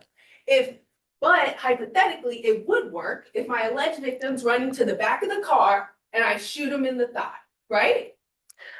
Yes, that's possible. And then that is ultimate, you're good now, thank you. That is ultimately the shot that caused the most damage and the most blood loss, right? Yes. How long generally would it take to lose that amount of blood from where the shot occurred? With this type of injury, transecting the right femoral vein, I can't exactly predict a time of death. But, with all that blood not returning to the heart and going to the rest of the body, death could have occurred within minutes to hours, I would say. Is there a reason why your office investigator doesn't pronounce death until 11:20 p.m.?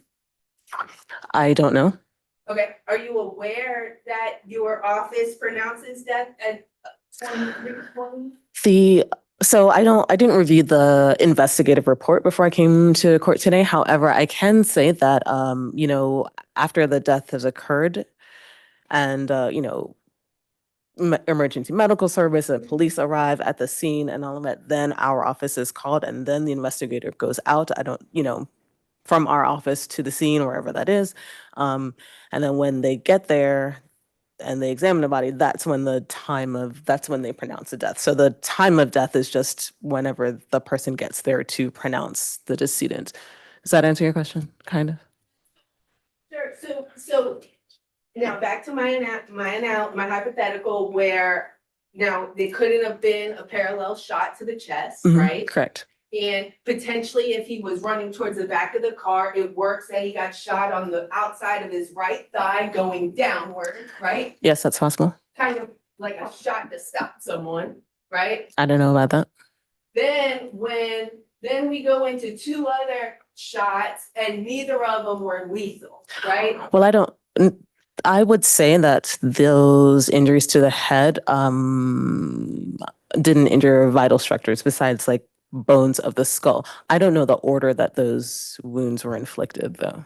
Okay, have you ever had an opportunity to see the video in this case? I can look and just looking in the autopsy report because if I review video, I include that in a list here under other procedures on page 6, and I don't see anything that I reviewed on video. So none of the officers gave you the video to review? I didn't review video, no. No one from the DA's office gave you the video to review? Correct. And prior to testifying, you reviewed all those pictures and they had an opportunity to speak with you, correct? I did speak with the DAs before I came in here, yes. And you would agree that you personally, and in your involvement in this case, you don't have any evidence that would disprove a justified shooting, correct? I have no idea or any opinion on justified shootings or not. I have no opinion on that. No evidence of an armed robbery being committed? I have no idea. No involvement with the actual investigation of the case, right? Correct. And you do not know Jeremiah Oliver? Correct. Thank you. Good afternoon. How are you? I'm fine. What is focal underlying debris? Well, it sounds like you're referring to a phrase I use about fingernails. Is this what? Okay. That's a term I use. I examine the hands, and if there is, soil or debris or dirt underneath the fingernails, or some of the fingernails are focally under fingernails, I use that expression. At one point, the hands were in bags, correct? Correct. Are they evidence bags? What kind of bags are they? They're evidence preservation bags, yes. Evidence preservation bags. So taking that term at its natural meaning, the bags are for the purpose of preserving evidence. Correct. Was the evidence preserved? I'm not sure I understand your question. What happened to the evidence in the bags? What evidence exactly are you referring to? The bags were engulfing what? So the bags are placed on the hands to preserve evidence that might be on the hands, on the surface of the hands, or underneath the fingernails. So just to protect that from falling off or rubbing off while the body's being transported to our office. How are the hands then examined or analyzed for that evidence those bags are there to preserve? Well, it depends on the case. There are a number of things that can be done. We can swab the hands if we feel that that's necessary, if it's specifically requested. Usually that's done and there's a physical hand-to-hand altercation. And then sometimes fingernail clippings can be taken. So yeah, we just clip off the fingernails. And it looks like that was performed in this case, probably because law enforcement requested it. And what happened to those clippings once well clipped? Those are transferred to the investigating agency, law enforcement. You have no results of any evidence being obtained from those fingernails, correct? I don't know if those were analyzed or not, correct? And again, you are aware of the Georgia Bureau of Investigation's crime lab, correct? Yes, I am. And that crime lab again exists for the purpose of applying cutting edge technology to help law enforcement solve crime, correct? Sure. You have no evidence or information that those nails were ever sent to the crime lab, correct? I don't know. But that is something that can be done, correct? Correct. That is something that is done, correct? It is done on occasion. And again, you indicated that is to check if those nails or the hands or the person, the owner of those hands had been involved in any physical altercation, correct? Oh yeah, that's a broad explanation, yeah.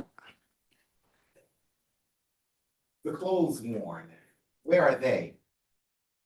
Clothing for homicide victims is submitted to the investigating law enforcement agency as evidence. Now, even with clothes, a person's DNA can rub off on clothes as well, correct? Correct. And if a person were on top of another person, it is at least conceivable that there would be some transference of DNA, correct? That is possible, but I am not, I don't claim any expertise in DNA biological analysis. So I don't do any analysis of DNA or transference or anything like that. I'm not an expert in that area. You are aware that the crime lab has, or they have experts who can do such. They do. Are you aware if any of the pants withdrawn? Are you aware if any of the clothing of Mr. Willis was submitted to the crime lab for DNA analysis? I'm not aware. Would you have been the person to do the swabbing of the clothes? No. Who would have done that? I don't know. Again, I don't do any of that analysis, so I don't know. That would have been done at the request of law enforcement, correct? Yes. Or conversely, had it not been done, it would not have been done because law enforcement chose not to do it, correct? Yes. No further questions. Thank you. Just briefly, Doctor, you're asked this hypothetical situation, but I mean, really, when a bullet strikes the body, we're talking about a split second. Yeah. Whatever damage it's gonna do, it's over extremely quick. You agree with that? Yeah, the bullet itself moves quite quickly. So enters and exits the body very quickly. Yeah, split second, sure. So trying to kind of duplicate what they were doing here. If somebody's in front of me, I turn just like that split second, that bullet could go into my leg, or it may be in the process of running several feet. It just requires a slight movement of my body for the bullet to hit during that split second. Do you agree with that? Yes, if the I guess I'm not sure how to answer your question. We would need to look to other evidence rather than just only viewing the entry and exit wound of a particular case. Do you agree? Yeah, all I can tell you is the direction of the wound path within the body. I can't speak to exactly to where anyone or any body part was in space and time when the gun went off. Thank you so much. One question. Whether or not the alleged victim was facing forward or facing to the side, for sure, the muzzle was pointed down. It was a downward trajectory, right? Yeah, well, again, I don't know where these people are in space or time. If someone is on, there's so many hypotheticals about where these body parts could be during space and time, but for sure, the direction of the wound path within the body is from the outside to the inside and downwards and from right to left.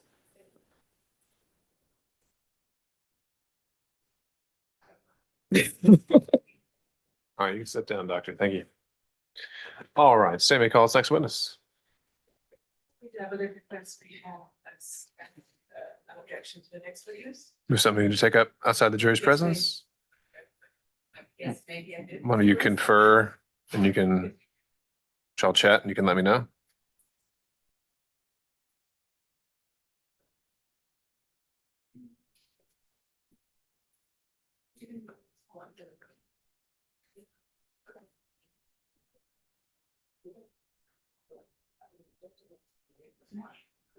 Yes, definitely to the outside the jury. Do you have a motion, Ms. Fagan? I guess so. I mean, Let's take a break, Only Judge, very- please, Okay, 'cause all I right. guess that- members of the jury, you can step out for a moment. We'll be right with you. Around to adjourn.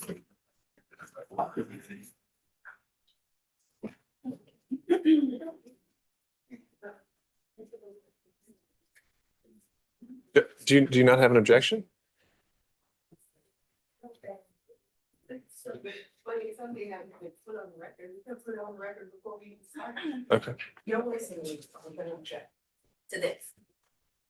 to this, to the report. Right. It's- Right, that. All right, I'll just start with Ms. Charles. Maybe this is a motion limited to preempt a potential objection, so let's hear Judge, it. the next witness is Sergeant Tyrone Boyd. She was an extraction of Jeremiah Oliver's skull. We're proposing to tentative extraction into the record and brief a copy of her report. When I indicated to defense that would be my next witness, she says, what are you gonna be using from the report of the extraction? Because I'm not gonna have you bring everything in. I want to see exactly what you're trying to use from that report. I then showed the photos that I wanted to use from that report, and she said, I may still have an objection. So I want to be clear what my limits are before I bring in Sergeant White. I have no objection to the photo. I do have an objection to a full extraction coming in under relevancy 403, hearsay, everything under the sun, Judge. So I don't know if they want to bring in the full extraction, then okay, yes, I do have an objection. If it's just a picture, I don't. And I would join and adopt. Well, I mean, I think this is just a logistical issue at its core. State just has the entire extraction for admission, I guess, instead of plucking out the relevant portions that you're actually wanting to show to the jury. Is that I was right? gonna show anything to the judge, I just want to get the extraction into the record yet. And the photos that I wanted to use are with a shed of counsel. So, Today. and are those are labeled as separate exhibits? No, Judge, they're part of the extraction. I haven't Right. given a separate exhibits. Okay, so again, the portions that you're actually using from the extraction haven't been separately identified or labeled. You're just going to be pulling those out of the extraction to show the jury at the relevant times, right? Correct. And then because this witness didn't do the analysis, it was, the extraction was, and then turned over to the detective. So what did this witness do? She just did the extraction, generated the report to make it readable and the files, making the readable format, and then it goes back to. All right, what about this, Ms. Just for the Fagan? record, I've only seen one thing. I've seen one picture. Sure, I'm sure we're talking about text messages though too from No, this? actually Just one photos. picture? Okay, Well, I don't know if there's one, but I've seen one. I have no objection to the one picture because it's from February 15th after the incident. so from this extraction, there's only one photo that you actually plan to show the jury. Yes, Judge. Not for this witness, but for my lead, yes. Okay, See my issue? well, Because there's a hiding the ball there, because then you're saying, okay, don't object to everything, but then you can get in anything. well, I agree, and we're not going to vet an entire extraction, and so I mean, I understand this desire to want to be, you know, a completionist, I suppose, in some respects, but I mean, that's really not what the purpose of kind of preserving the trial record is designed to do, I suppose, is what I'm trying to say. I could say you could admit it as a court's exhibit, and then use from it, you know, and then move to separately tender whatever specific exhibits from that you would like to. Well, it doesn't even, I guess we wouldn't say it's a court's exhibit. We'll just say it is a separate state exhibit that's just admitted for appellate purposes only, I suppose, if you just want it to be a part of the record and feel strongly about that. But if there's a separate exhibit you're wanting to then introduce to the jury and potentially send back to them, that's what you can then Then I can go ahead and get that. printed tender that, And make that and send it out. Yes, that's. which still preserves counsel's ability to object to each individual piece of item of evidence. So, but to that end, if this is purely an authentication witness, is there any actual objection to the authentication of this extraction or any need to even have her testimony here? Well, I don't have authority to stipulate. I can't speak with my client about it. We haven't had those type of conversations. So I don't have concerns of that.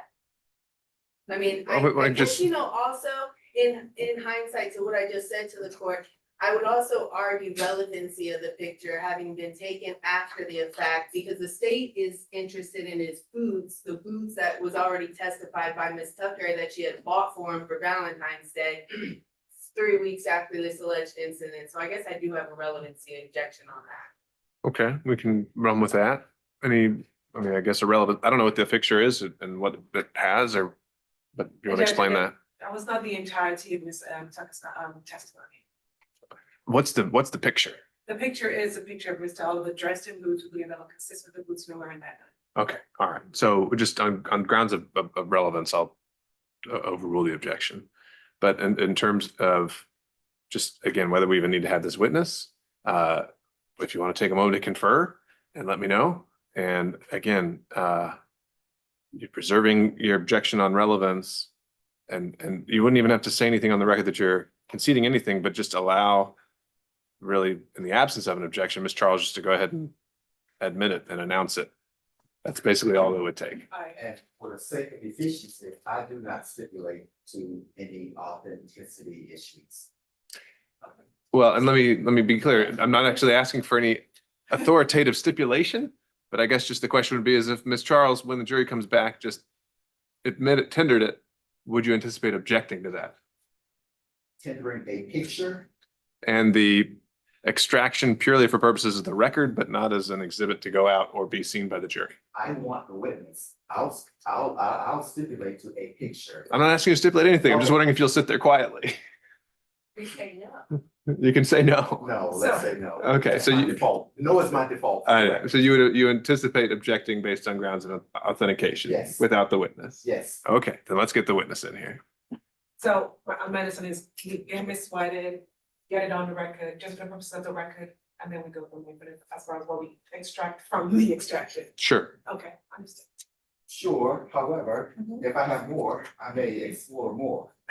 Don't. have Well, the that's, law. I don't think that's actually what's coming along with it. And that's what you do by entering in it just all at once. If you're tendering the entire thing, then you're saying that they're gonna pull anything from it that they think is relevant and admissible. They may, if like to, I've been very clear what exact specifically I'd like to use from me. One picture, is the picture that I shared with you previously. But yeah, I would object to the entire thing being introduced. Okay, I think what we'll do is we can do this, is you can just lay whatever testimony you want that satisfies the authentication for everything on that exhibit. And then as you attempt, or any party attempts to pull anything out from it, that's when you would actually tender it and any further objections can be made. Okay, Thank you, Your Honor. all right. What else? That was the issue with this particular. All right. And why don't we go ahead and bring the witness in?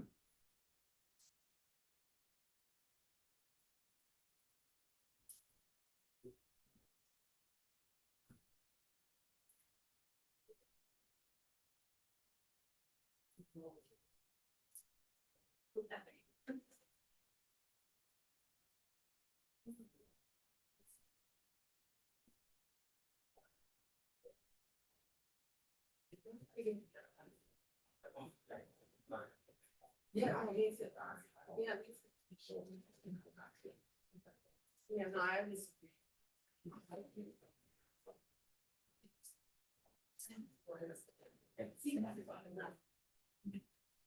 No, I appreciate it. No, yeah. I appreciate it. You felt like pressure.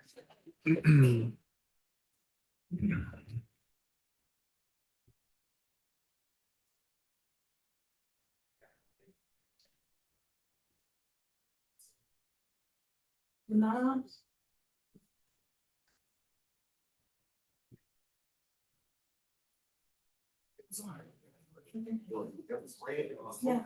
Yeah. You see it's moving, there's little dots? Yeah, that's what I saw in that. Yeah.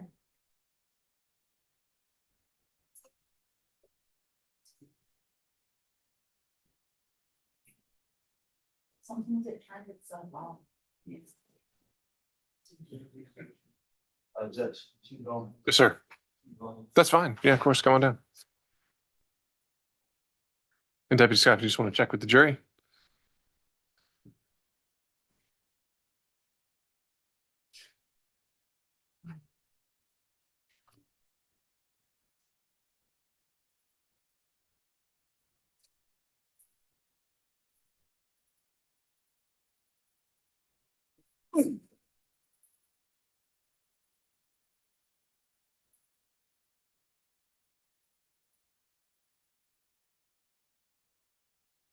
They ready?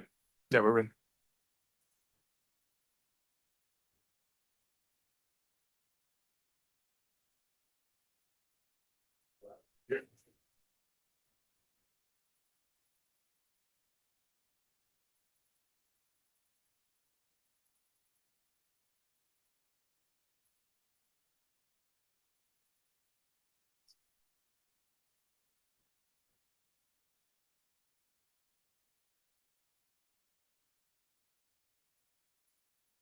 Mr. President, Judge. Thank you, Deputy Scott. Please be seated, everyone.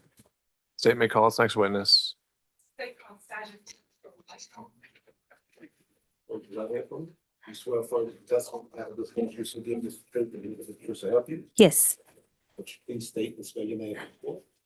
Tabitha White, Tabitha. Good afternoon, Sergeant. Good afternoon. Tell me where you currently. I am a digital forensic examiner for the City of Atlanta Police Department. Sort of as an examiner at that capacity, what are your general duties and responsibilities? I do extractions on digital devices, cell phones, computers, laptops, all of that. Back in January of 2025, how long had you been working at that system? Oh, I'm gonna say at least 5 years. Do you have any certifications as relates to your role as a digital forensic analyst? Yes, ma'am. And could you describe briefly to the jury what those certifications are? I have 2 certifications for cell phone extractions. I have a basic computer forensic examiner certification. I have a computer forensic examiner certification, and I have another computer certification. Do you also receive any specialized training in your position? Yes, ma'am. Is that training ongoing? Yes, ma'am. Can you describe briefly some of the ongoing training that you've been taking in your role? I just currently finished my certification in computer forensic analysis last year. And then we get certified for different things dealing with cell phones. What extractions have you done estimated? A lot. Roughly maybe about 200 to 300 in a year. What software do you use to assist you with the course of extraction? Either Cellbrite or Magna Forensics, which is Grakey. What is Cellbrite? Cellbrite is a digital forensic software. And how does it extract data from the cell phone? You take the phone and you plug it up to a box that says Cellbrite, and then it exploits the data in the phone, and it pulls that data out into a readable report format. You testified in court? Yes, ma'am. Approximately Several, I'm gonna say about between 5 and 10. I am a subject matter expert in this role. You've been denied subject matter expertise in this role. No, ma'am. Now, this extent would tend to cover why as a subject matter expert in finding extractions. I did receive notice that the state intended to. So I don't know if the court was having a hearing on that or. Are you making a notice or a motion of some kind or, okay, then what would be the motion? I guess, I mean, I would need a moment, but I have questions that I would want to follow up. Okay, do you want to voir dire the witness on her qualifications? Is that what you're asking for? Yes, sir. Okay. All right, Mr. Regis, anything that you want to add? Join and adopt. Okay, well, ask away. Okay, if we can have a moment, I was prepared for the entire hearing on. This isn't for necessarily a hearing, it's, you have questions about our qualifications that you wanted to ask. And are you planning on asking her some kind of hypothetical questions? No, Judge. Then do we need any expert testimony here? Judge was coming as a subject matter fact expert. She's going to be part of the record. It was just to describe what she did as part of the investigation of the space maximum analysis or render the findings of. Okay, so she's not giving us any opinions or analysis or hypotheticals, then My position would be that she's not necessary to be an expert. all right. If you want to add anything, Mr. Regis. I would object her being qualified as an expert. All right, well, why don't we cross that bridge if you actually ask her any questions that require expert testimony, and you can re-raise your objections at that point. Thank you. And so just to be clear, you've testified the subject matter multiple times. Yes. And we'll start talking a little bit about the sort of tools we use to assist you in your extractions. Can you kind of detail the process of an extraction? Once we get the phone via search warrant, we then take the phone and put it in, plug it into Cellbrite, and Cellbrite exploit the data and pulls it out into a readable format. Hash values are values to say that the evidence that was pulled out of the phone is hasn't been tampered with. This is for specific training in Cellbrite itself. Yes. Does Cellbrite alter or edit the data that it pulls out from the initial extraction? No, Does Cellbrite delete any of the data that's extracted once you plug it up into the system? not to my knowledge. How is that data stored? Once it comes out of the phone, or we store it on our hard drives, or we store it on our hard drives. Right now we have a server. And how do you view the data once you extract? I currently just create a report and give the extraction to the investigator for their review. A lot. It all depends on how big the device is. In types of information that she was getting. Your contacts, your call logs, your pictures, anything that you use your phone with can be presented in this report. Your attention to case number 250-291-995. On or around February of 2025, were you involved in this extraction of a cell phone belonging to Jeremiah Oliver? I was given the search warrant and the phone to do an extraction, yes. Who provided you the phone and the search warrant? The leading investigator. And what steps did you follow when you received the search warrant and copy of the cell phone? Is the same you just described just now? Yes, ma'am. And after you do the extraction, is a report generated? Yes, ma'am. What is the purpose of the report? For the investigator review, to review the evidence that is in the phone. So you don't personally review the evidence? No, ma'am. You don't analyze any of the data? No, ma'am.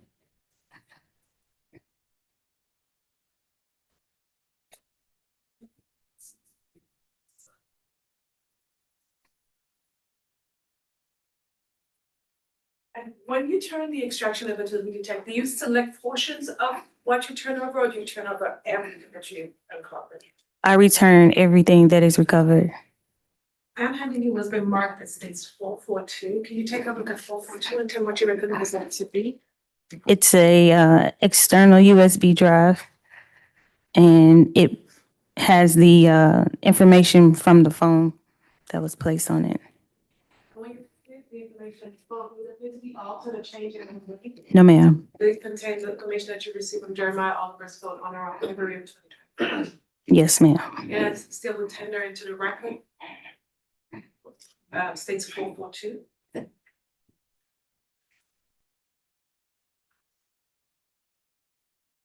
All right, in accordance with what I believe we discussed while outside the jury's presence, this is not being tendered in its entirety for evidentiary purposes, but solely for the record. All right, Ms. Fagan, anything to add? No, the court covered it. All right, Mr. Agus? With that, no objection, Your Honor. All right. Thank you. And just to be clear, once you turn that over to the detective, you have no further involvement in this case? No, ma'am. All right, thank you so much. It's like. Sorry. No, were you about to leave? Yes, ma'am. All right, so ultimately, your involvement in this case, you weren't really involved with much of the investigation, right? No, ma'am. I was not.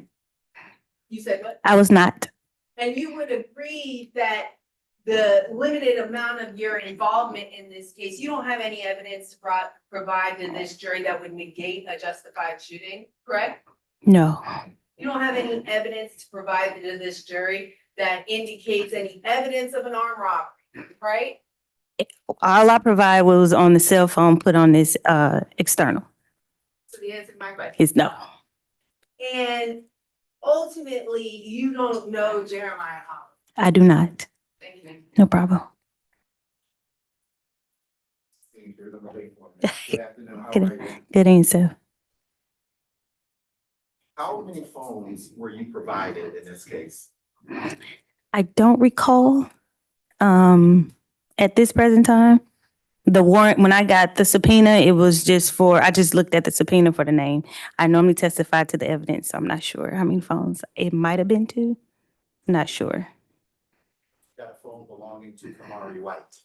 I do not. When I get phones, I get case numbers, and I don't look for who they belong to. It's all under case numbers. You indicated that you do a dump, you plug it into this thing called Cellbrite. Does that magic thing called Cellbrite, is it able to provide clues as to location, or at least location of the phone? Yes. And what sorts of clues does it give to location? It can give you GPS data within the report. It can also give you whose accounts and names. That's all listed in the report. It also give you metadata. Let's say if there are pictures taken. Correct. But it can also do that on recordings, correct? The metadata to show you where the recording was made, right? Yes. It can also tell you if more than one phone was in a location together, correct? Yes. Well, you have to, if they connected to the same internet connection or something like that, then it can show that both of these phones was connected to the Wi-Fi. At phone A, you can do a location sort of analysis and determine to some degree where phone A is, correct? That's normally on a tower dump. And if you have phone B with Cellbrite also, you can also tell where phone B was as well, correct? With the data from a tower dump, yes. So with 2 different phones, 3 different phones, 4 different phones, you can put them in the same place with their own individual Cellbrite determinations, correct? Possibly. Thank you. Can you redirect? No, Judge. All right, thank you, ma'am. You can step down. No problem. State may, if you could just leave that with our court reporter. State may call us next witness. They will call Officer Coppill.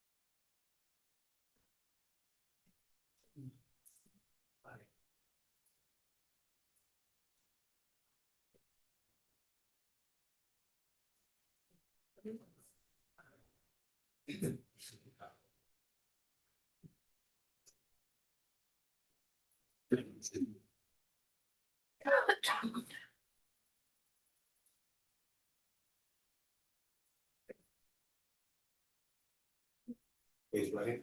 You swear affirm this testimony you have in the state you should give is the truth. Nothing but this help you. I do. Maybe see it. Speak clear on the mic. Spell your name. It's Curtis Cogdill. Good afternoon, Officer. Afternoon. If you just have a jury, tell them where you work and what. I am Atlanta Police Officer with City of Atlanta Police Department. Okay, so get general duties responsibility. Primary answer, 911 calls, patrol certain neighborhoods. How would you be assigned to a case? It was a 911 call that came up that we responded to of a person that was shot. January 29th, 2025, you responded to the Brookside apartment? I did. And what approximately, do you remember how long it took you to arrive on scene? Probably less than 3 minutes. And on arrival, what did you observe? When I first got into the complex, because we didn't know exactly where it was at, we had somebody yelled out that over there around the corner. And then when I drove up, I saw the victim that was laying on the ground. And had other officers already arrived when you arrived? We pretty much got there around the same time. And was the emergency medical personnel already on scene? No, not yet. And did you observe an individual on the ground later identified as the Trey Willis? I did. Where was Mr. Willis located? It was on the rear passenger side of the car laying on the ground. And at the time you would put your body on camera? I did. And was it functioning properly? It was. And you fairly and accurately reports what you observed as you're arriving on scene? Yes. I'm handing you a bit marked states 312. Can you take a look at 312 and tell me what you recognize that to be? It's a CD drive. Prior to today, you had a possibility of body camera? Yes. And did it appear to be a fair, accurate depiction of the scene as it be as you observed it on January 29th, 2025. Yes, Yeah, this I'm still tendering to the record states 312. yes. Well, we'll handle that. No. Thank you. No objection. Oh, okay. You take over anytime. I'm sorry. 312 is admitted. Officer, approximately how long did you stay on scene? Roughly about an hour. And your body cam was running at all times, correct? Yes. We're gonna, for the record, Officer Conda's body cam is 52 minutes, 45 seconds. However, we must have played just about 4 minutes of that clip. Starting at about 5 minutes.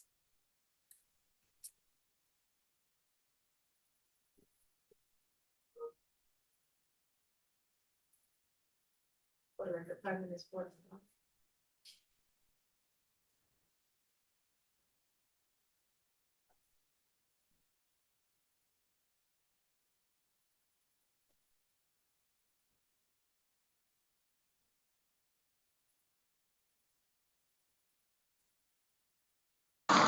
Nah, go ahead and copy Georgia tag. Sam David King, 7792. That to the silver sedan. Hey, firm, it's going to be a silver Nissan Rogue. A silver Nissan Murano. Perks possibly still on scene.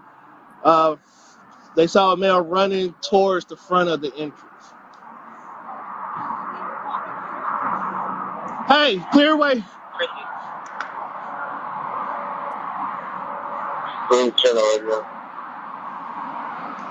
Nah, we're going to have Grady Supervisor bus 138 on scene. Huh? Was he in cardiac arrest on arrival? He's no pulse. Was he talking to you all at all? Nope. Sorry, so as you and seeing was life presented measures being administered to Mr. Woods. Nah, Yes. Grady bus 72626. I got a pulse, yo. You mind getting back on his Hey, get back. Where's he shot at, man? Yes. It looked like in the head. In the head? You got a flashlight? Can I see that? Yeah. Right. That was that Grady arrived on scene. You said why did Grady arrive on scene? While you were there. Yes, Grady. Right there. From this. Correct. Once the other EMT got there, they took over. He's got like a very slight. All right.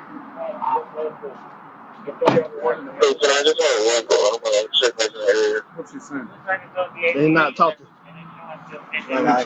Just above the right eye. He's got a very faint pulse. Feel it?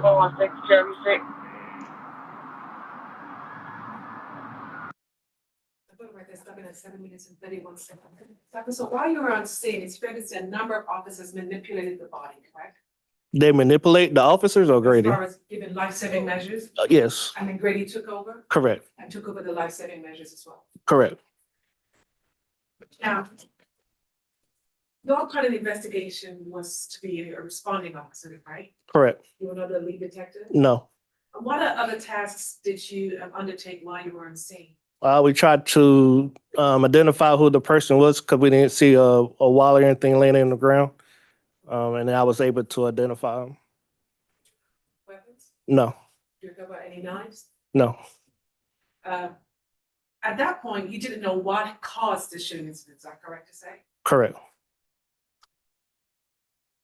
And once the scene was turned over to homicide, did that conclude your role in the investigation in this case? It did. Thank you, I have nothing further. You need this back? Just hold on just a second. Not done yet. We'll just leave you All right. right. Hi. So you were one of the first 3 first responding officers, right? Right. And when you arrived on scene, you found Mr. Willis on the passenger side of the vehicle, correct? Correct. And do you know how he got to the passenger side? No. Okay, do you know what side of the vehicle he was shot on? What? Say that again? Do you know what side of the vehicle he was shot on? No. Okay, when you arrive, you see the marijuana on the ground? No. Do you know there was marijuana there? I don't recall if it was on the ground or not, but Okay, so you just don't remember? yeah. Okay, so, do you remember seeing his bag behind the car? A bag behind the car? Yeah, like kind of like a man's bag? No, I don't recall that. Okay, do you know that there were pills found in the bag? No. What about a scale? No, What about the white substance in a baggie in his pocket? no, What about his phone? no, What about his necklace? no. Okay, well, if he still had all those things, he wasn't robbed for them, right? I didn't see none of that on the ground, so Okay. Do you know your crime scene? Tell me, how long were you there? I was roughly there for an hour. So when I got there, when I got there on the scene, we noticed that he was laying on the ground. Officer Wynn started CPR in progress. He was still fully enclosed. And then when Grady got there, they took over from the CPR. We walked around, see if there was any signs of shell casings, anything like that. And then I went back to my car and then tried to identify who the person was. And you would agree that in your involvement, you never identified who the person was? I did. Oh, you mean Mr. Willis? Mr. Willis, yes. So you spent the time identifying Mr. Willis? Correct. You didn't see he had his phone? No, Okay, what about the inside his car in the center console? There was bank cards, right? no. So on a crime scene, first responder, on a crime scene like that, and then they're involved in the vehicle, we do not go inside and search the vehicle. That's for the investigators to do. So wherever they found that was not in plain view sight, that's what they did their portion of it. Do you recall a bottle of Hennessy in plain view sight? Yes. You do remember the Hennessy? Yeah. Okay, but you don't remember. There was it looked like there was a bottle of Hennessy and a bag of marijuana else inside the car. Do you know how is it the same bag of marijuana? That I cannot Okay, testify. Let's look at a picture of them. Oh. Maybe.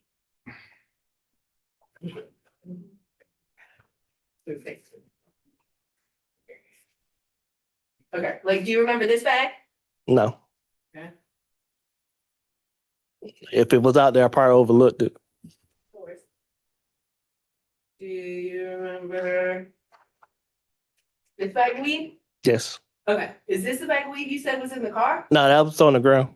Okay, so you do remember it on the Yeah, ground? I don't remember. Okay, you just needed a picture to refresh your recollection. Correct. So your testimony is there was a whole separate bag of weed in the car? It appears so, yeah. Where in the car? I think it was right there by the Hennessy. I'm not for sure.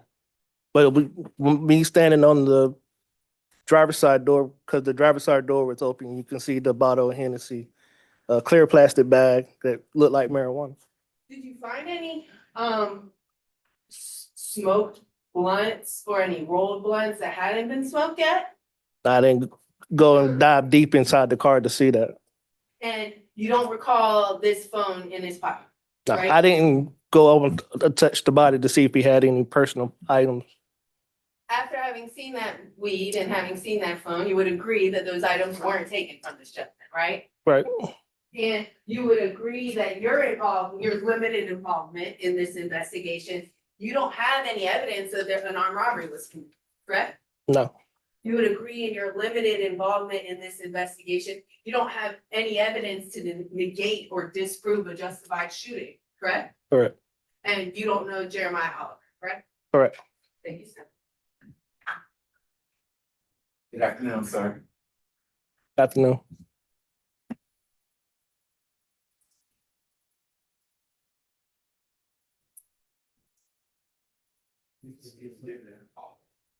One second, Your Honor.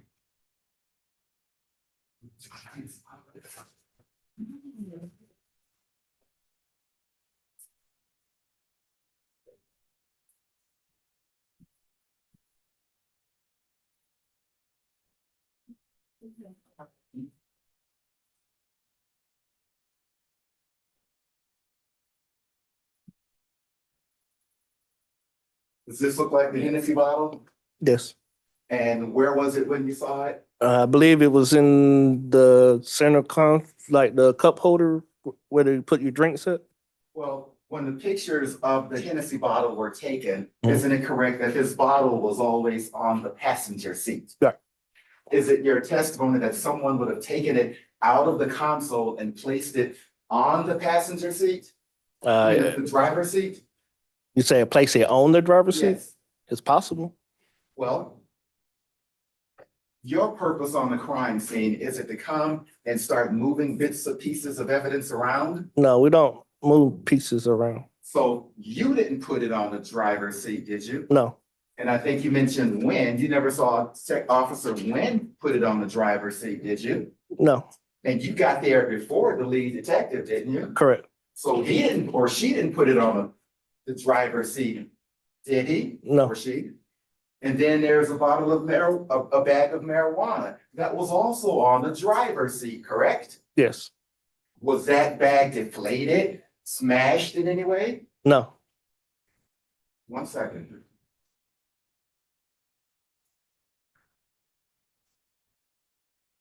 If you imagine, if you will, this being that driver's seat and this being that bottle of Hennessy, that would be pretty uncomfortable to sit on top of, isn't that correct? Correct. It's like someone wasn't even in that seat, right? All right. No further questions. Never been. All right, sir, you can step down. Thank you. Stop it. Perhaps you just leave that with our court reporter. Say, may call this next witness.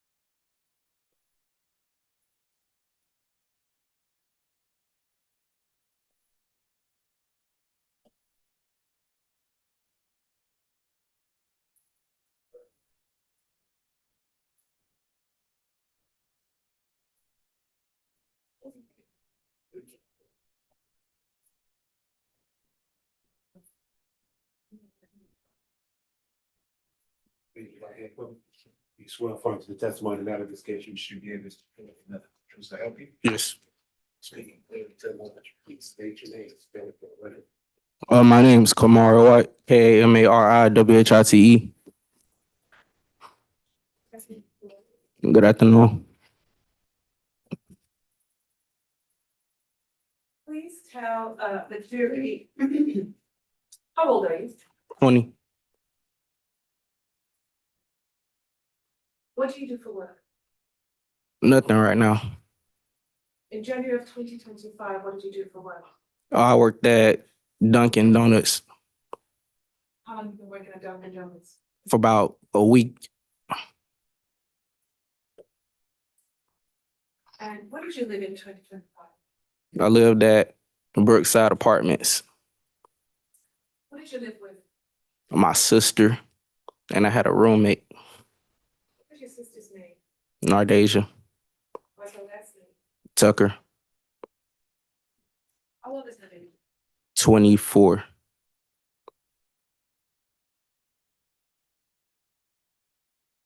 How did you and Nadeja come to live by yourselves at the apartment in Irvine? Our mother, she passed away the year before 2025.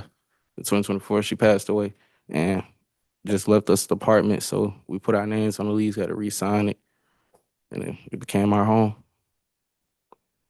You mentioned someone by the name of Demetrius. Who is that? It was a roommate How long have you been a roommate of yours? since 2022. How many bedrooms were there in your apartment? 3. Can you describe for the jury the sort of the sleeping arrangements? Who slept where? My room was in the back next to the bathroom. My roommate's room was next to my room, and in the front, that used to be my mom's room, but it turned to my sister's room. Sleep in the front room of the Nadeja When? in January 2025. Jeremiah, Who is Jeremiah? her boyfriend, How long has she been seeing Jeremiah? since November. 2024. Yes. What was your relationship like with Jeremiah? He was my sister's boyfriend. It wasn't nothing more to it. Yeah. At some point in January of 2025, were there other people who were at the apartment? Mm-hmm. Who were these other? His cousins, they had popped up. Uh, Sometimes I'll bring my friends over. Just, yeah. You said his cousins. What were their names? Sosa and Duda. When did they, as you say, pop up to the apartment? Like third week of January, or like 20th, 19th, around that time. So they've been there for a few days? No, they've been there for like a week. And where would Sosa sleep? Living room. Where would Duda sleep? Living room as well. Who else was in the apartment at that time? My cousin, What is your cousin's name? Jalecia. How long had Jalecia been staying there? From then, not that long, cause she'll be in and out. Like she'll come over, leave, then come back. When Jalecia was present, where did she sleep? In my sister's room, my roommate's room, the living room, anywhere she wanted to. Describe your relationship with Jalecia. It was close. You talk often? Yeah.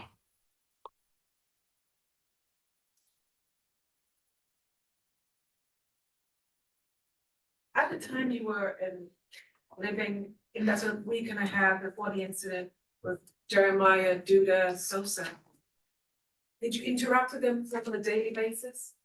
No. Did you interact with them often? No.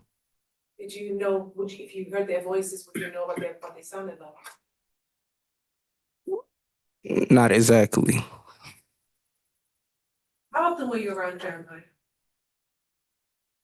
Well, pretty often, because we lived at the same place. One by one, just so we clear who we're talking about, okay? Jeremiah, how often were you around him? How often I was around, like side by side? No, just in the house with him. Not much. Did he spend a substantial time at the apartment? Yeah. How did you become familiar with Jeremiah's voice? Just him talking to myself, him talking in general. You got a very distinctive voice.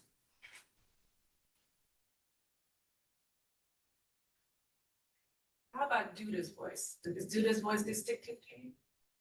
No, because I wasn't around him enough. How about Sosa's voice? Is that distinctive? Now, for the record, what was the response to that question? Said no. What was it? Okay, all right, thanks. You are currently charged in this case, correct? Yes. And those charges remain pending to today?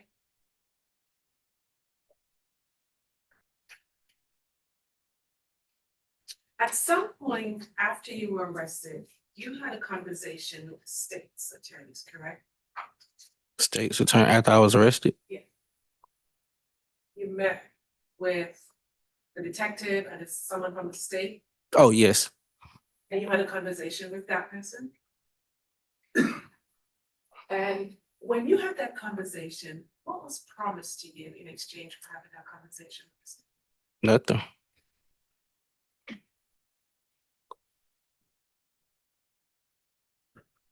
I'm showing you what's been marked as states 444. Can you take a look at states 44 or 44 and tell me what you recognize that to be?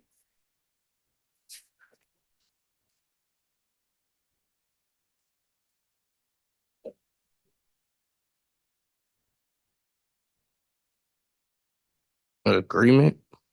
What does it say?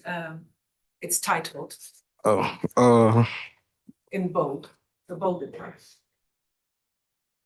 agreement, State versus Kamari.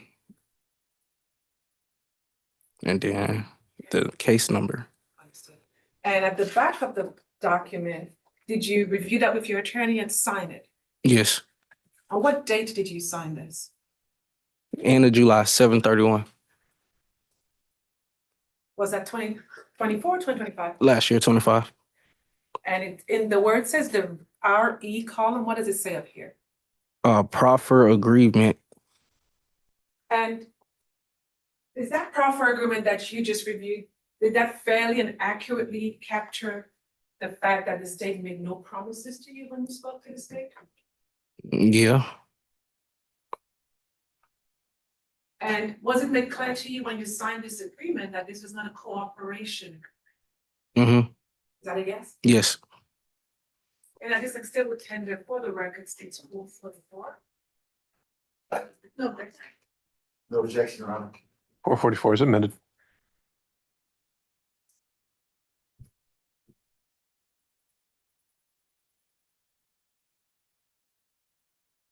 Now, the agreement that you signed back in July of last year, did it require you to tell the truth? Yes.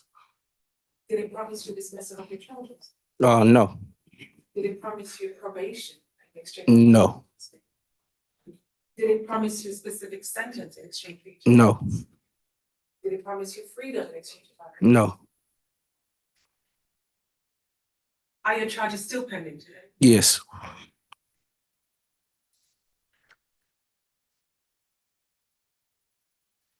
And at the time you spoke to the state back in July, who else was present, if you remember, during that conversation?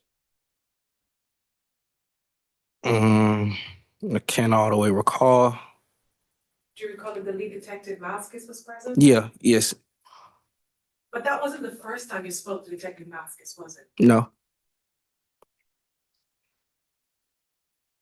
When was the first time you spoke to Detective Vasquez? Interrogation room. Do you know how many days after the incident did you speak to him? I got locked up well, not locked up, detained after Valentine's Day. February 15th, 2025, you were detained but not arrested? Could you say yes? Because the court report has to take down everything. Oh, yes, yes.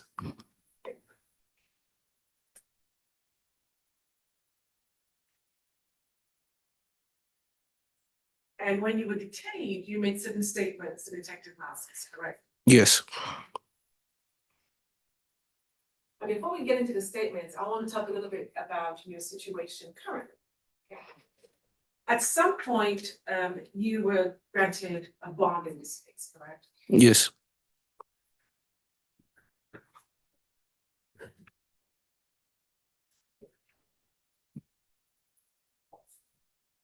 I'm having you as the matter states 445. Can you take a look at 445 and tell me what you recognize actually?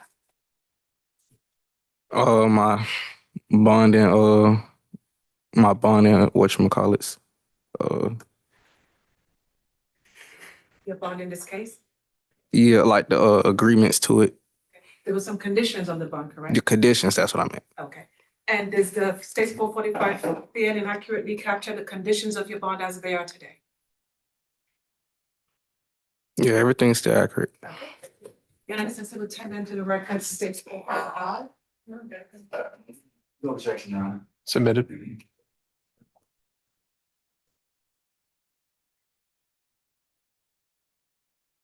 Now, as part of your bond conditions, you're required to give truthful testimony at trial, correct? Yes.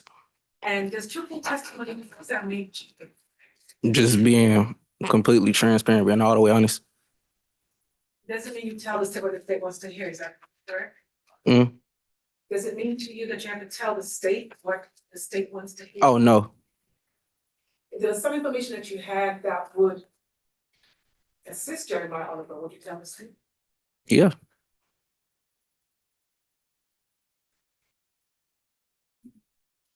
Now, before you were arrested, you were incarcerated for a little bit of time? Before I was. Before you were bonded out? Yeah. And while you were incarcerated, were you assaulted?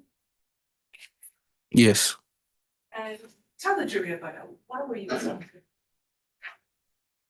Just, well, I had a name. Section 401, 403. And no discovery who had any idea of what's going on. All right, I understand. I think we need to make a proffer on this. So, members of the jury, let's step out just for a few minutes. We'll be with you shortly. Thank you. All right.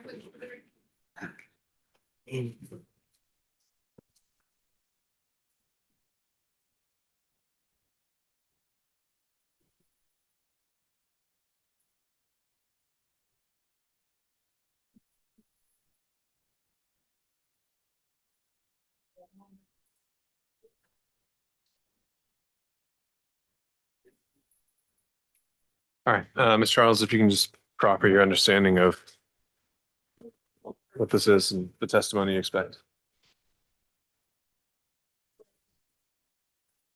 Mr. White was incarcerated for a period of time. He was in the scope of Mr. Oliver.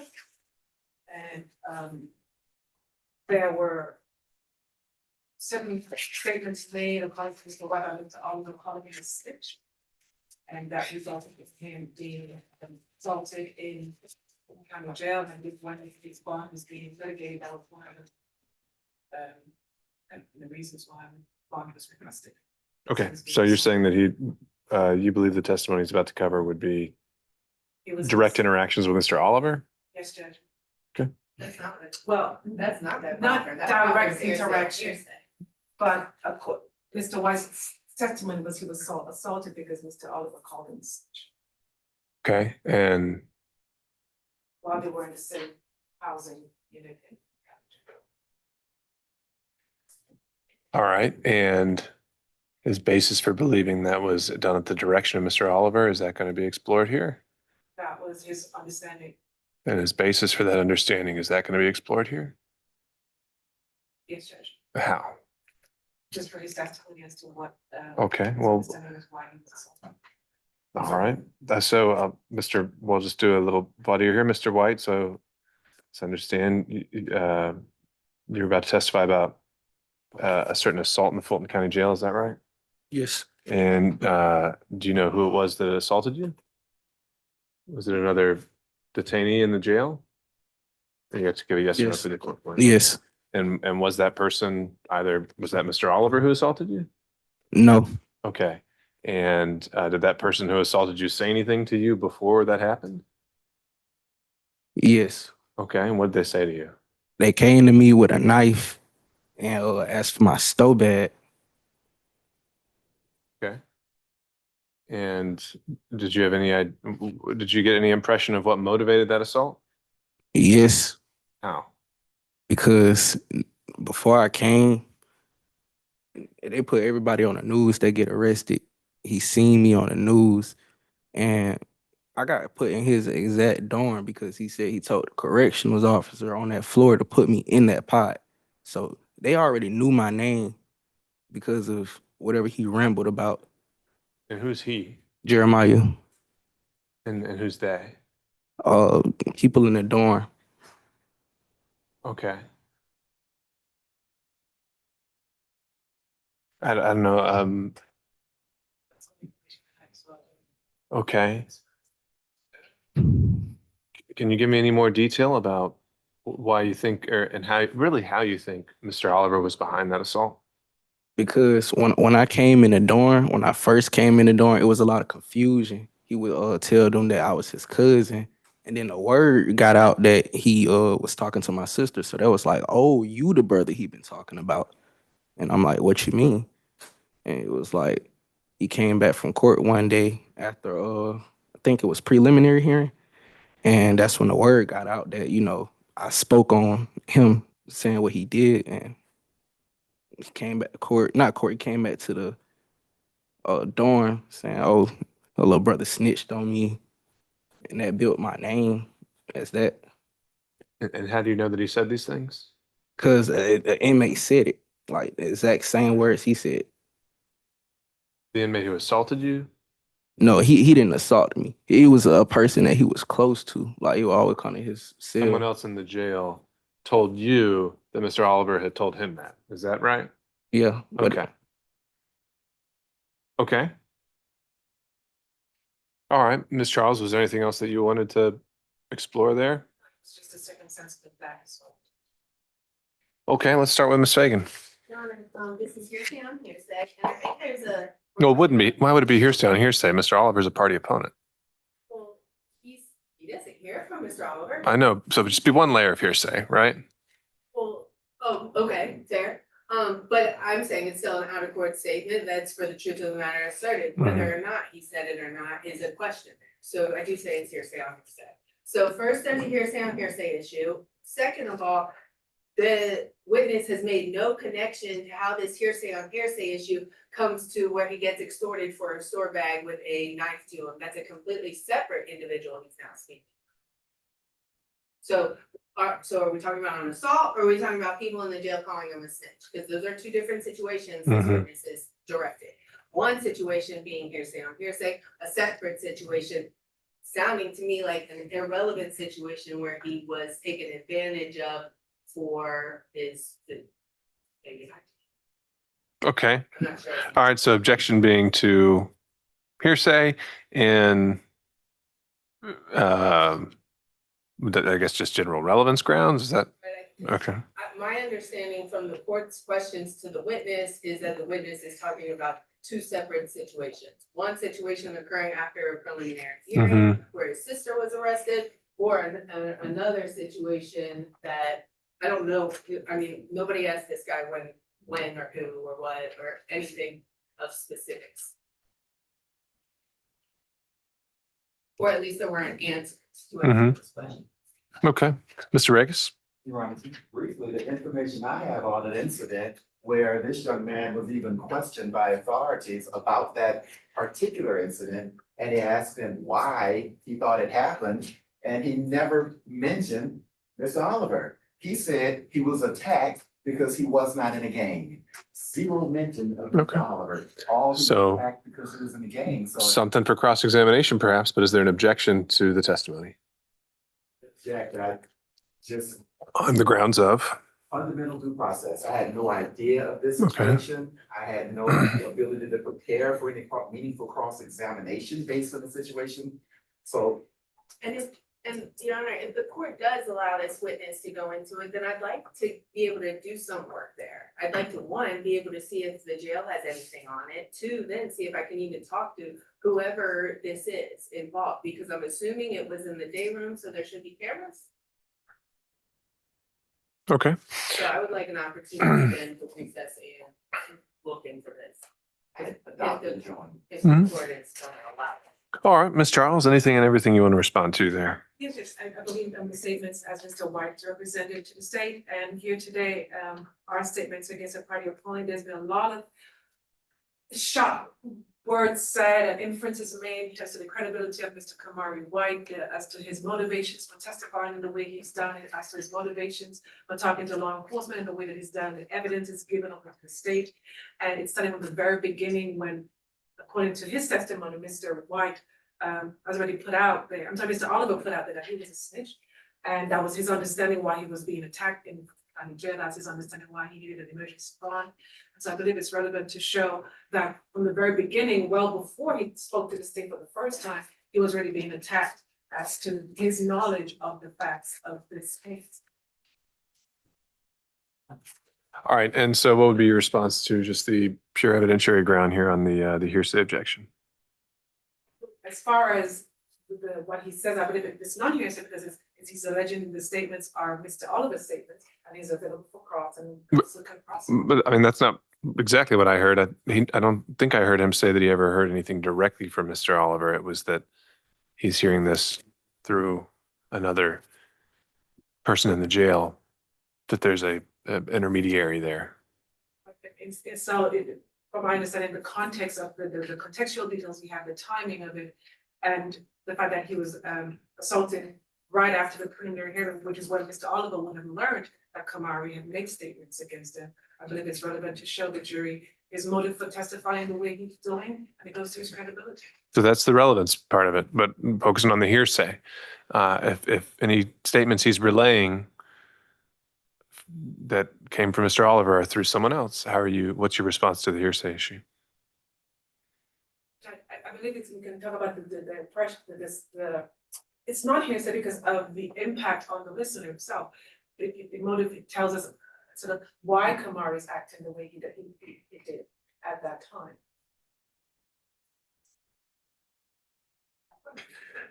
All right, so The matter said we can be cross-examined on that. There's his what he understood. It informs certain conducts that he conducted after the fact. I believe it's relevant for the totality of the story that we're about to learn from Mr. White. all right, so what I would like to do here is we'll excuse the jury for the day. I want to, I think, not only maybe follow up personally with Mr. White on this specific issue, but I would allow counsel to as well, just to kind of get the full idea of the parameters of exactly what the testimony would be so I can assess properly on 403 grounds, anything else that I need to do, and then have a ruling for you before we break for the day. So Deputy, So I understand. So the court is allowing us to speak to the witness while he's sworn in now as to, this, to elicit this information. Are we doing it on the record, in private? we're still on the record, and we can at least explore some of this. So yes, Deputy Scott, if you could bring in the jury.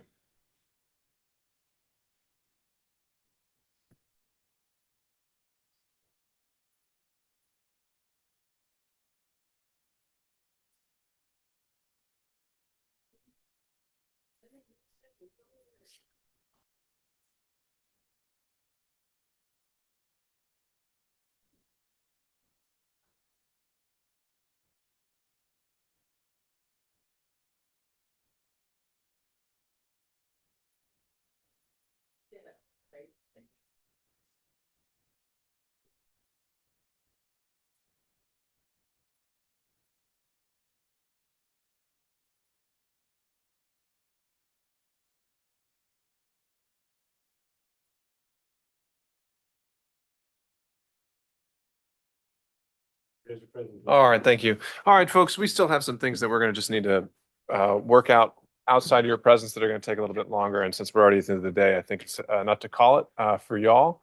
So we will resume with the state's case in the morning. If again, you could be back here at 9 o'clock tomorrow morning. We're going to start as close to that time as we can, assuming we get all our ducks in a row. Please don't discuss the case with anyone, including amongst yourselves. Don't do any research about the case. See you tomorrow, 9 o'clock. Thank you so much for your attention today.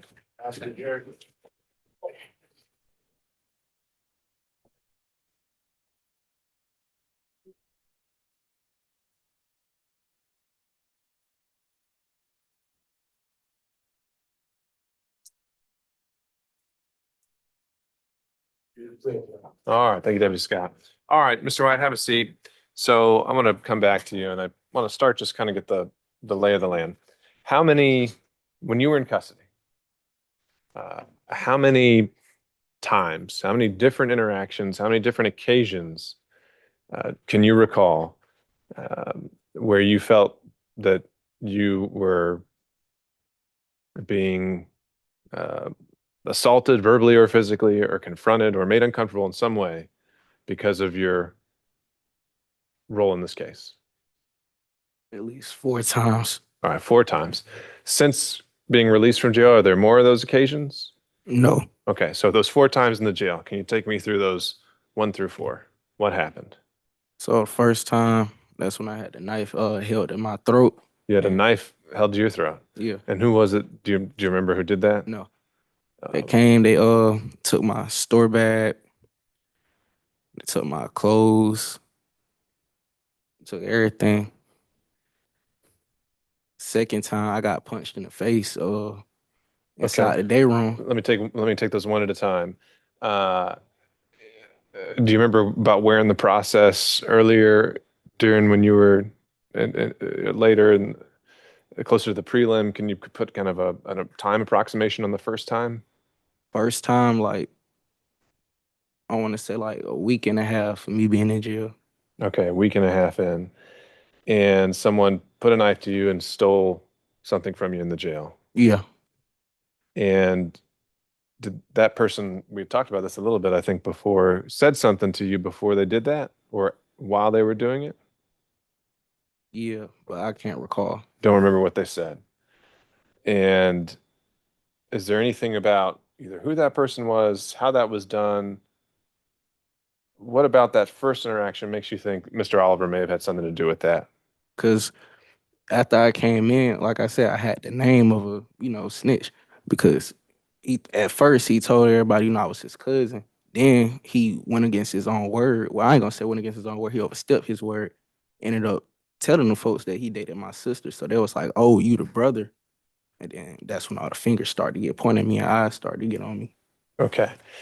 So by that point, it was your understanding that the word was out there that you were potentially cooperating with the state with providing testimony. And because Yes. that was generally out there, you think that this individual may have been motivated by that to assault you. Yes. Okay. All right. And what about number 2? Second time, I got punched in the face. Same person, someone different. Someone different. And did they say anything to you? They because Jeremiah, he was getting jumped. And like I said, he told him that I was his cousin. He punched me in my face and said, "Go help your cousin." The person who punched you said, "Go help your cousin." Yeah. Okay. And you took that to mean what? Like he seen Jeremiah getting jumped and he just punched me in my face and just said, "Go help your cousin." It was in the day room. So y'all were both in the same area together? With me and Jeremiah. Right. Same cell, same pot, everything. Okay. And so Mr. Oliver, while you're in the same pod with him, is getting assaulted. No, I wasn't in the cell at the time. I was in the day room. Okay. He was in the cell. He was getting jumped. And while he's getting jumped, you're getting jumped at the same time. I wasn't getting jumped. A person just came up and assaulted me because he was getting assaulted. Okay. So while Mr. Oliver's getting assaulted, then someone else comes up and assaults you. Yes. And makes a reference to, "Hey, go help your cousin." Yes. And so was that something where you felt like Mr. Oliver had something to do with that? I wouldn't necessarily say he had something to do with it, but off the fact that like I guess I don't know what his name bring, but it came across my way and I got whatever he was supposed to get for it. Okay. And third time. Third time. The date for that one? Sure. How close in time does that happen to number 1? This when he got jumped. Right. And So and when- how long after since you had your bag stolen? This was a few days after, I think. Okay. Because after he got jumped, after this time, that's when he got moved to a different dorm. And I was in the dorm alone. Okay. And then so third incident. Third incident, this was after he got moved to a different pod. It was basically like folks would say, "Okay, go in on the drop." And I'll say no. Because like that ain't what I'm here for. I'm just here to do my time, get on. But I was getting threatened to try to put money into like getting drugs and phones into the jail. And I didn't do it, and I had got slapped. People who wanted to help you smuggle drugs into the jail assaulted you because you refused to help. Is that right? Yes. And during that interaction, what, if anything, made you think that Mr. Oliver was behind that? I didn't think he was behind it, but it's just off the fact that like how I see it, this entire situation, I'm in it because of him, and I wouldn't be going through this genuinely. Okay. And then the fourth situation, what happened there? Fourth situation. I'm trying to remember if this was okay. So this situation, basically, the whole dorm was just, I guess it turned into a thunderdorm. Everybody was just acting wild. They went cell from cell, jumping people like civilians, people that wasn't in the game. They was jumping people, roommates who wasn't in the game, and I got caught in the crossfire. Mm-hmm. So like a whole bunch of people are getting assaulted all at once, and you, like you said, got caught in the middle of all that. Yeah. And was there anything around that made you think Mr. Oliver was behind that or involved in that? No, once again, just because I got put in this situation because. So as you sit here today and you testify,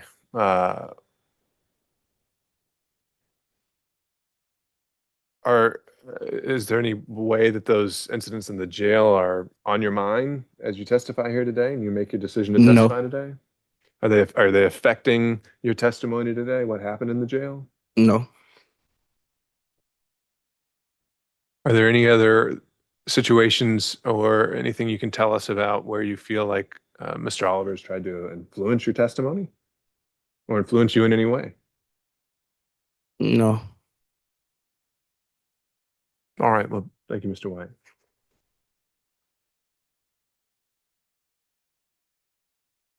All right, Mr. White, let me do this. If I could have you let's have you step into the hallway just for a minute. I need to have the lawyers argue a little bit, and then we might come back with you, okay? All right.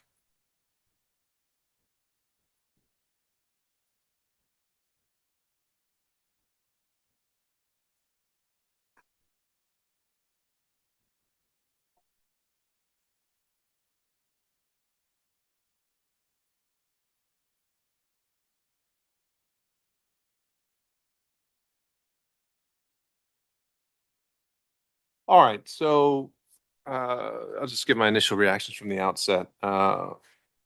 In terms of the relevance, where I mean, this isn't the first time this kind of testimony has come up, and generally under 622, a witness's state of feelings are always going to be relevant.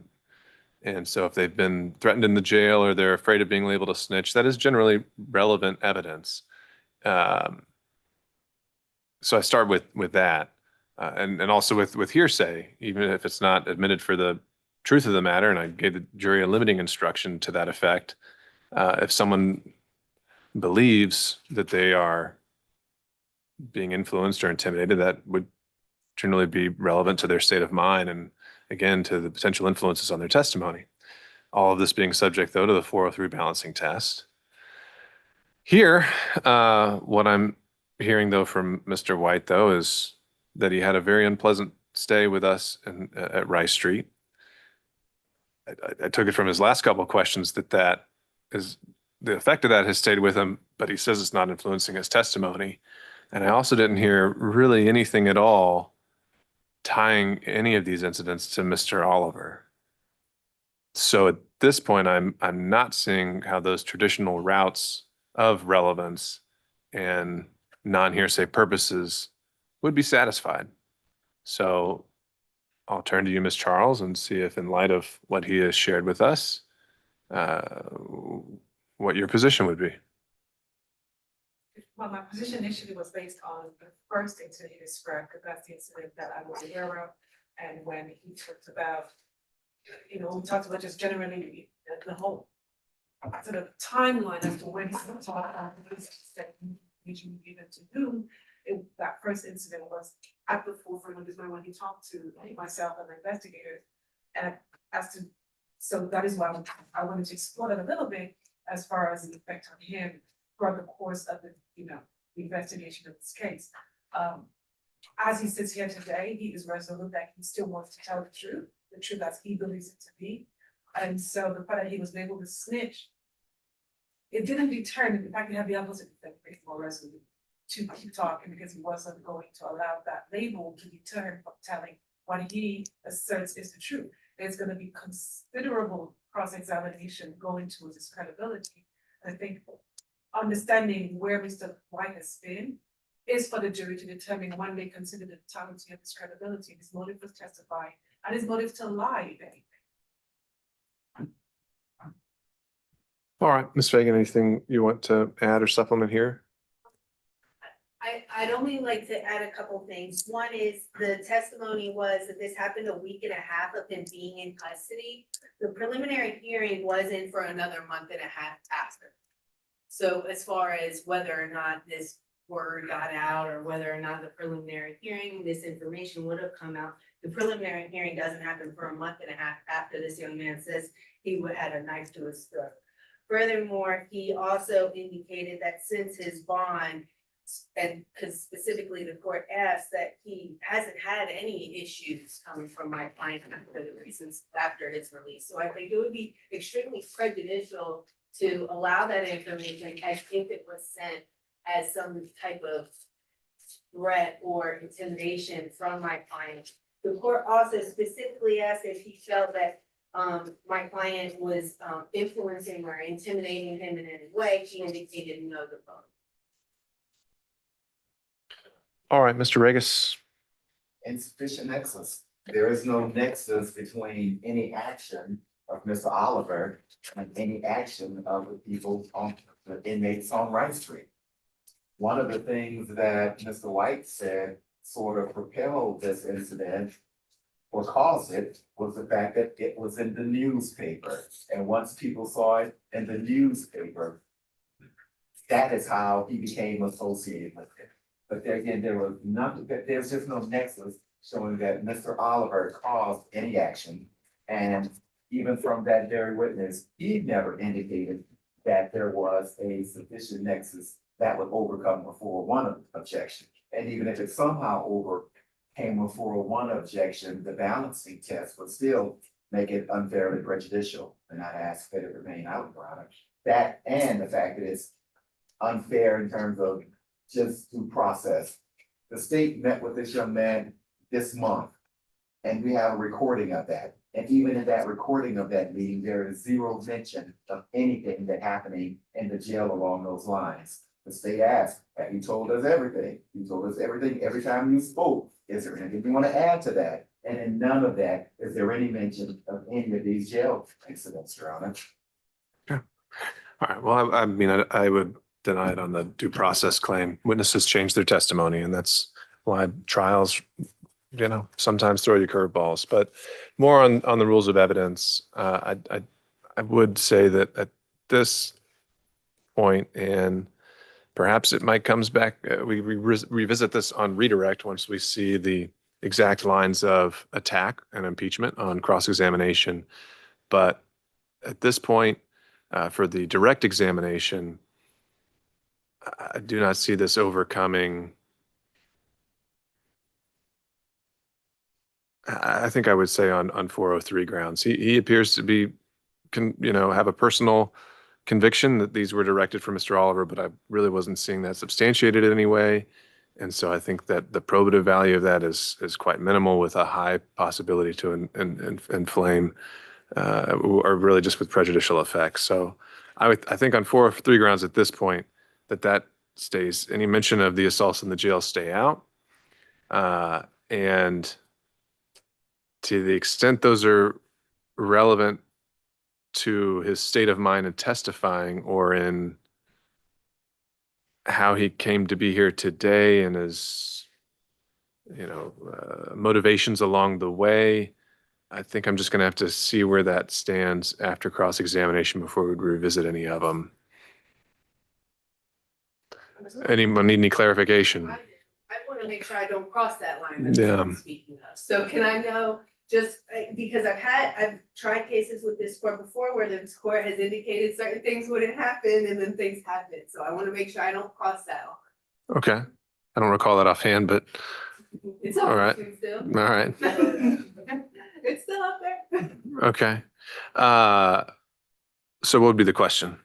So I'm asking what is the court identifying is some line that if defense crosses this line in cross-examination of Mr. White, then the state's allowed to open it seems to me that the court saying, if defense goes a certain route, we open the door. And so I don't want to open that door. What's the trigger? Right. Sure. So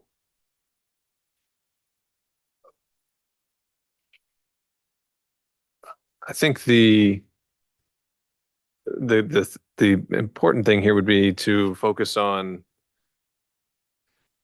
and based on how y'all have approached it before, where if you don't even want to show the tips of the cards, I don't know how I can prospectively rule on something I don't know is going to happen yet. So if I know generally that the cross-examination is likely to focus on the fact that his testimony, whatever is about to come, is untruthful. And I think the thing that I would be paying attention to is, at what point in time did his motivation to lie arise, and what played into that motivation? And then the state would have to articulate to me how these incidents at the jail impact that analysis at all. Again, right now, I'm not really hearing that or understanding how. But I mean, you're really asking me to rule on something where I have no idea what questions are coming out. Right now, it's not relevant, is all I can say. From despite from the very beginning, Mr. White being able to snitch, feeling in his mother, he was trying to assault him. His life was at risk in a dangerous situation, simply by being in a situation. His story hasn't changed. From the inception of when he spoke to Detective Mouse, it's almost only 2 years. Okay, so just to nail down the timeline, I don't know if we got that far into his testimony, but his first statement of record that the state believes is going to be consistent with his testimony today occurs when? And is he still in custody at that point? Yeah. Such warrant was executed. Himself, his sister, Mr. Oliver, were taken to custody, they held in separate rooms. Detective Moskowitz spoke to them individually. After that conversation, Mr. Oliver was arrested. Mr. Tucker and Mr. Wright came home. All right. All right. No, I mean, I understand that line of thought. A little bit more confident. After that, they went home. Ms. Tucker then engaged in several conversations with Mr. Oliver, and he learns what Mr. White has said to him.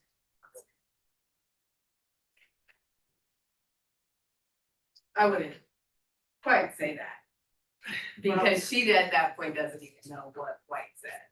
So I wouldn't quite say that. And why is he going to be detailing what the detective or what Ms. Tucker then told the detective? And Oliver, that right. Kamari had made certain statements. Okay, and then what? And then Mr. Oliver responds that Kamari was spitting on him. There, so he understood that there was certain. That's going to be in a statement Mr. Oliver makes at some point. Okay. The understanding of Mr. Oliver is that he was held because of the words of Kamari White from the very beginning.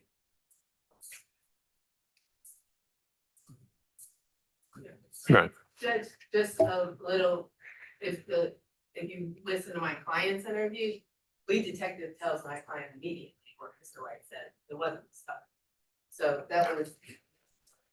All right. Well, I mean, I think the focus and the biggest kind of landmine here is that Mr. White testifying that any of these things occurred at the behest of Mr. Oliver when I really didn't hear that substantiated or any evidence of that. And so, again, referring to Rule 622 and kind of the broad parameters of a witness's feelings and motivations, I can see in the timeline where just that can be a relevant inquiry, but I would say that is going to be strictly limited to the just the fact of what happened and not his ideas of what motivated it, since we kind of already heard that those aren't. Now I don't understand Yeah. you hypothetical. Yeah. Wait, I'll say, wait, I know, and I'm trying to provide that clarity. He's allowed to testify now as to what happened? No, let me be more specific about when I say what happened. So, and then we'll try to rein this in. So knowing that you're saying the state's theory of this case is that from the very beginning of his incarceration, he has a statement that is going to be consistent with what he says here, and that is before any of these incidents happen and continues into today. And that in the face of believing that people in the jail think he is a snitch, that he sticks to this story.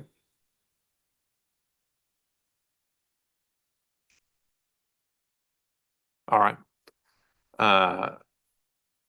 If you want to respond to that, I'm trying to flesh out the theory here. Well, that part would not be relevant because with that, there is zero nexus. If it's just a matter of people think I'm a snitch, so they're beating me. Well, that's the case with many people on Rice Street. That does not tie it to Mr. Oliver. But it's not about tying it to any of your clients. It's to gauging his testimony and whether the jury should believe it or not. Well, in that case, it's around 403 then. Well, Why is his credibility relevant? That's the whole crux of this case. My question is, it's a 403 matter because now all we can do is inflame the passions of the jury against Mr. Oliver over something that's not even tied to him. So I raised the 403 concern. Why is him having a knife put to his throat and asking for a store bag relevant to any element of the crime charge. Right. If there's any particular of these, I mean, that would be the response as well, Ms. Charles. Even if he's insulted in the jail, how many of these were actually tied to him being considered a snitch? My understanding was this is the one incident that I was aware of. The other 2, 3, and 4 were a little bit more attenuated. Mr. White just testified, Mr. Oliver was saying he was a snitch, just that those were his words. And that is why he felt he got jumped. That is why his depression grew when he got jumped. That, again, from my perspective, there was one incident that I was aware of. The others, he said, seems to be was sort of more the jailhouse interaction. It could be a little bit less tied to Mr. Oliver, but he was quite for the very first incident. His name was on the news, and Jeremiah Oliver was telling people in the same pod as him, they were in the same place, that he was a snitch. And he was being approached as a snitch. And that was his understanding. It came from Mr. Oliver. Through someone else. Through someone else. Right. But that is why he felt that he was being attacked and harassed when he first got home.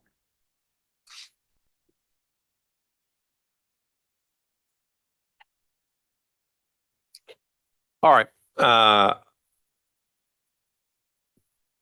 Unless anyone has any final thoughts, I'm going to take it under advisement. I'll make sure to take a look at everything and have an answer for you before we start tomorrow.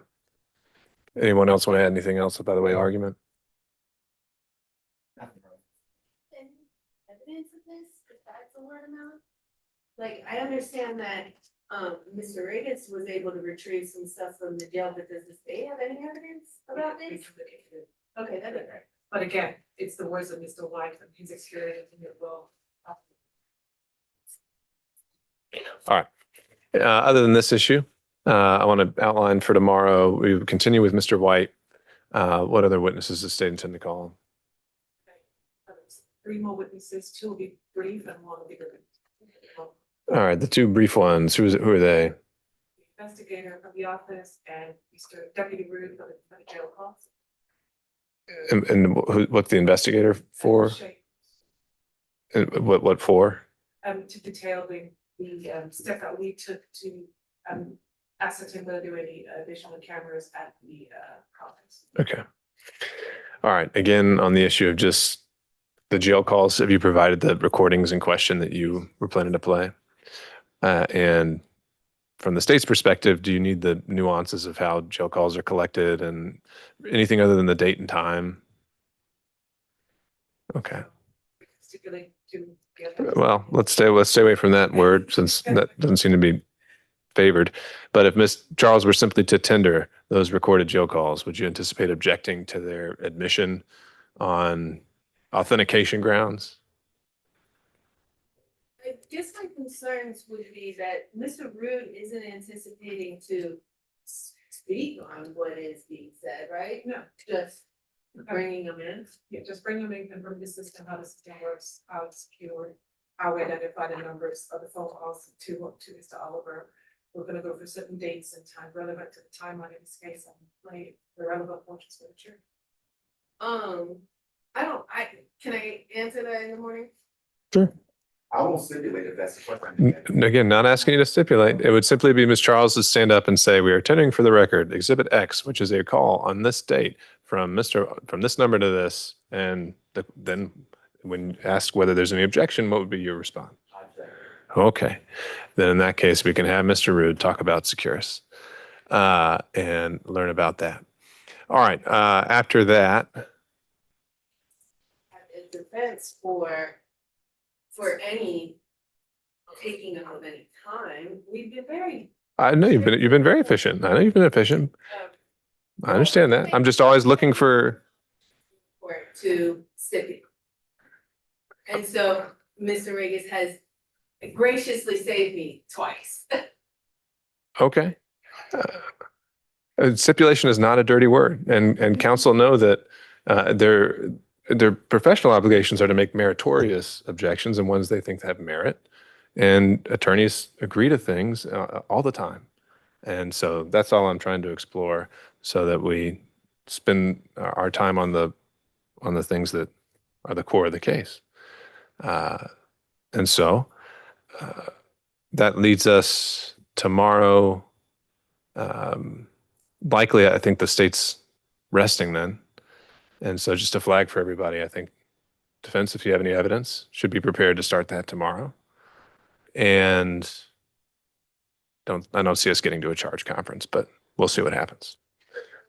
Does the court, if we, I'm not sure what time the state's over, but would the court then expect us to do closings tomorrow afternoon? And I mean, yeah, I wouldn't think so. I don't see that.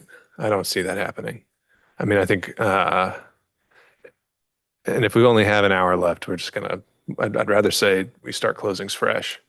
I think if we finish with a charge conference tomorrow, we are well ahead of schedule. So no, I think we can go ahead and say definitively, don't worry about closings tomorrow, but I think we should be prepared to potentially do the charge conference. We may not even get that far, but we'll see. Anything else we can flag for today? All right. Okay. All right. Thank you all. We'll be in recess. See you at 9 o'clock tomorrow.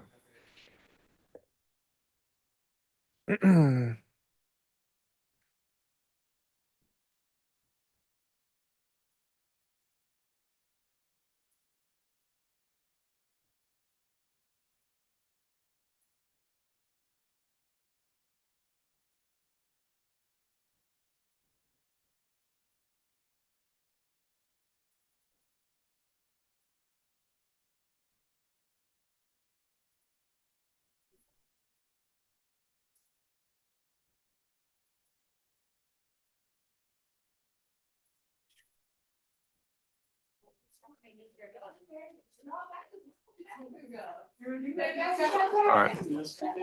Give me 5. With you? When you read. Yeah. Okay, Vegas, you couldn't rip that back.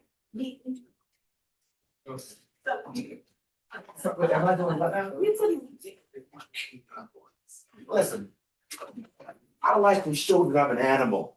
I'm sorry. Are we on? Oh, I'm Yes, sorry. we are on. No. I don't like to wait. I'm not gonna go look at the scissors. I just want to rip it. No, you would be in your mouth. Down the room there. I was doing it. You know, I could long screen. That's what it is. That's what it is. I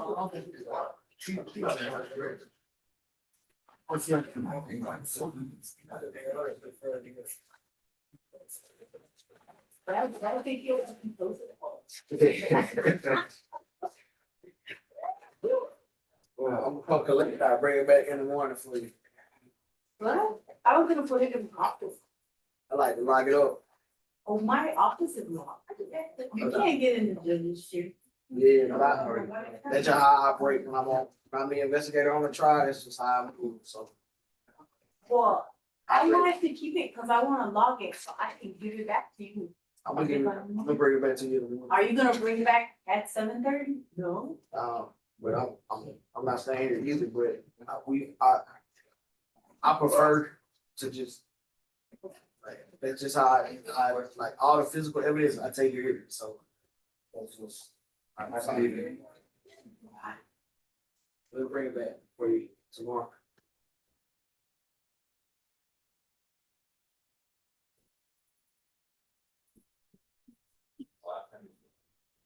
I promise I have it here for you. If it's lost,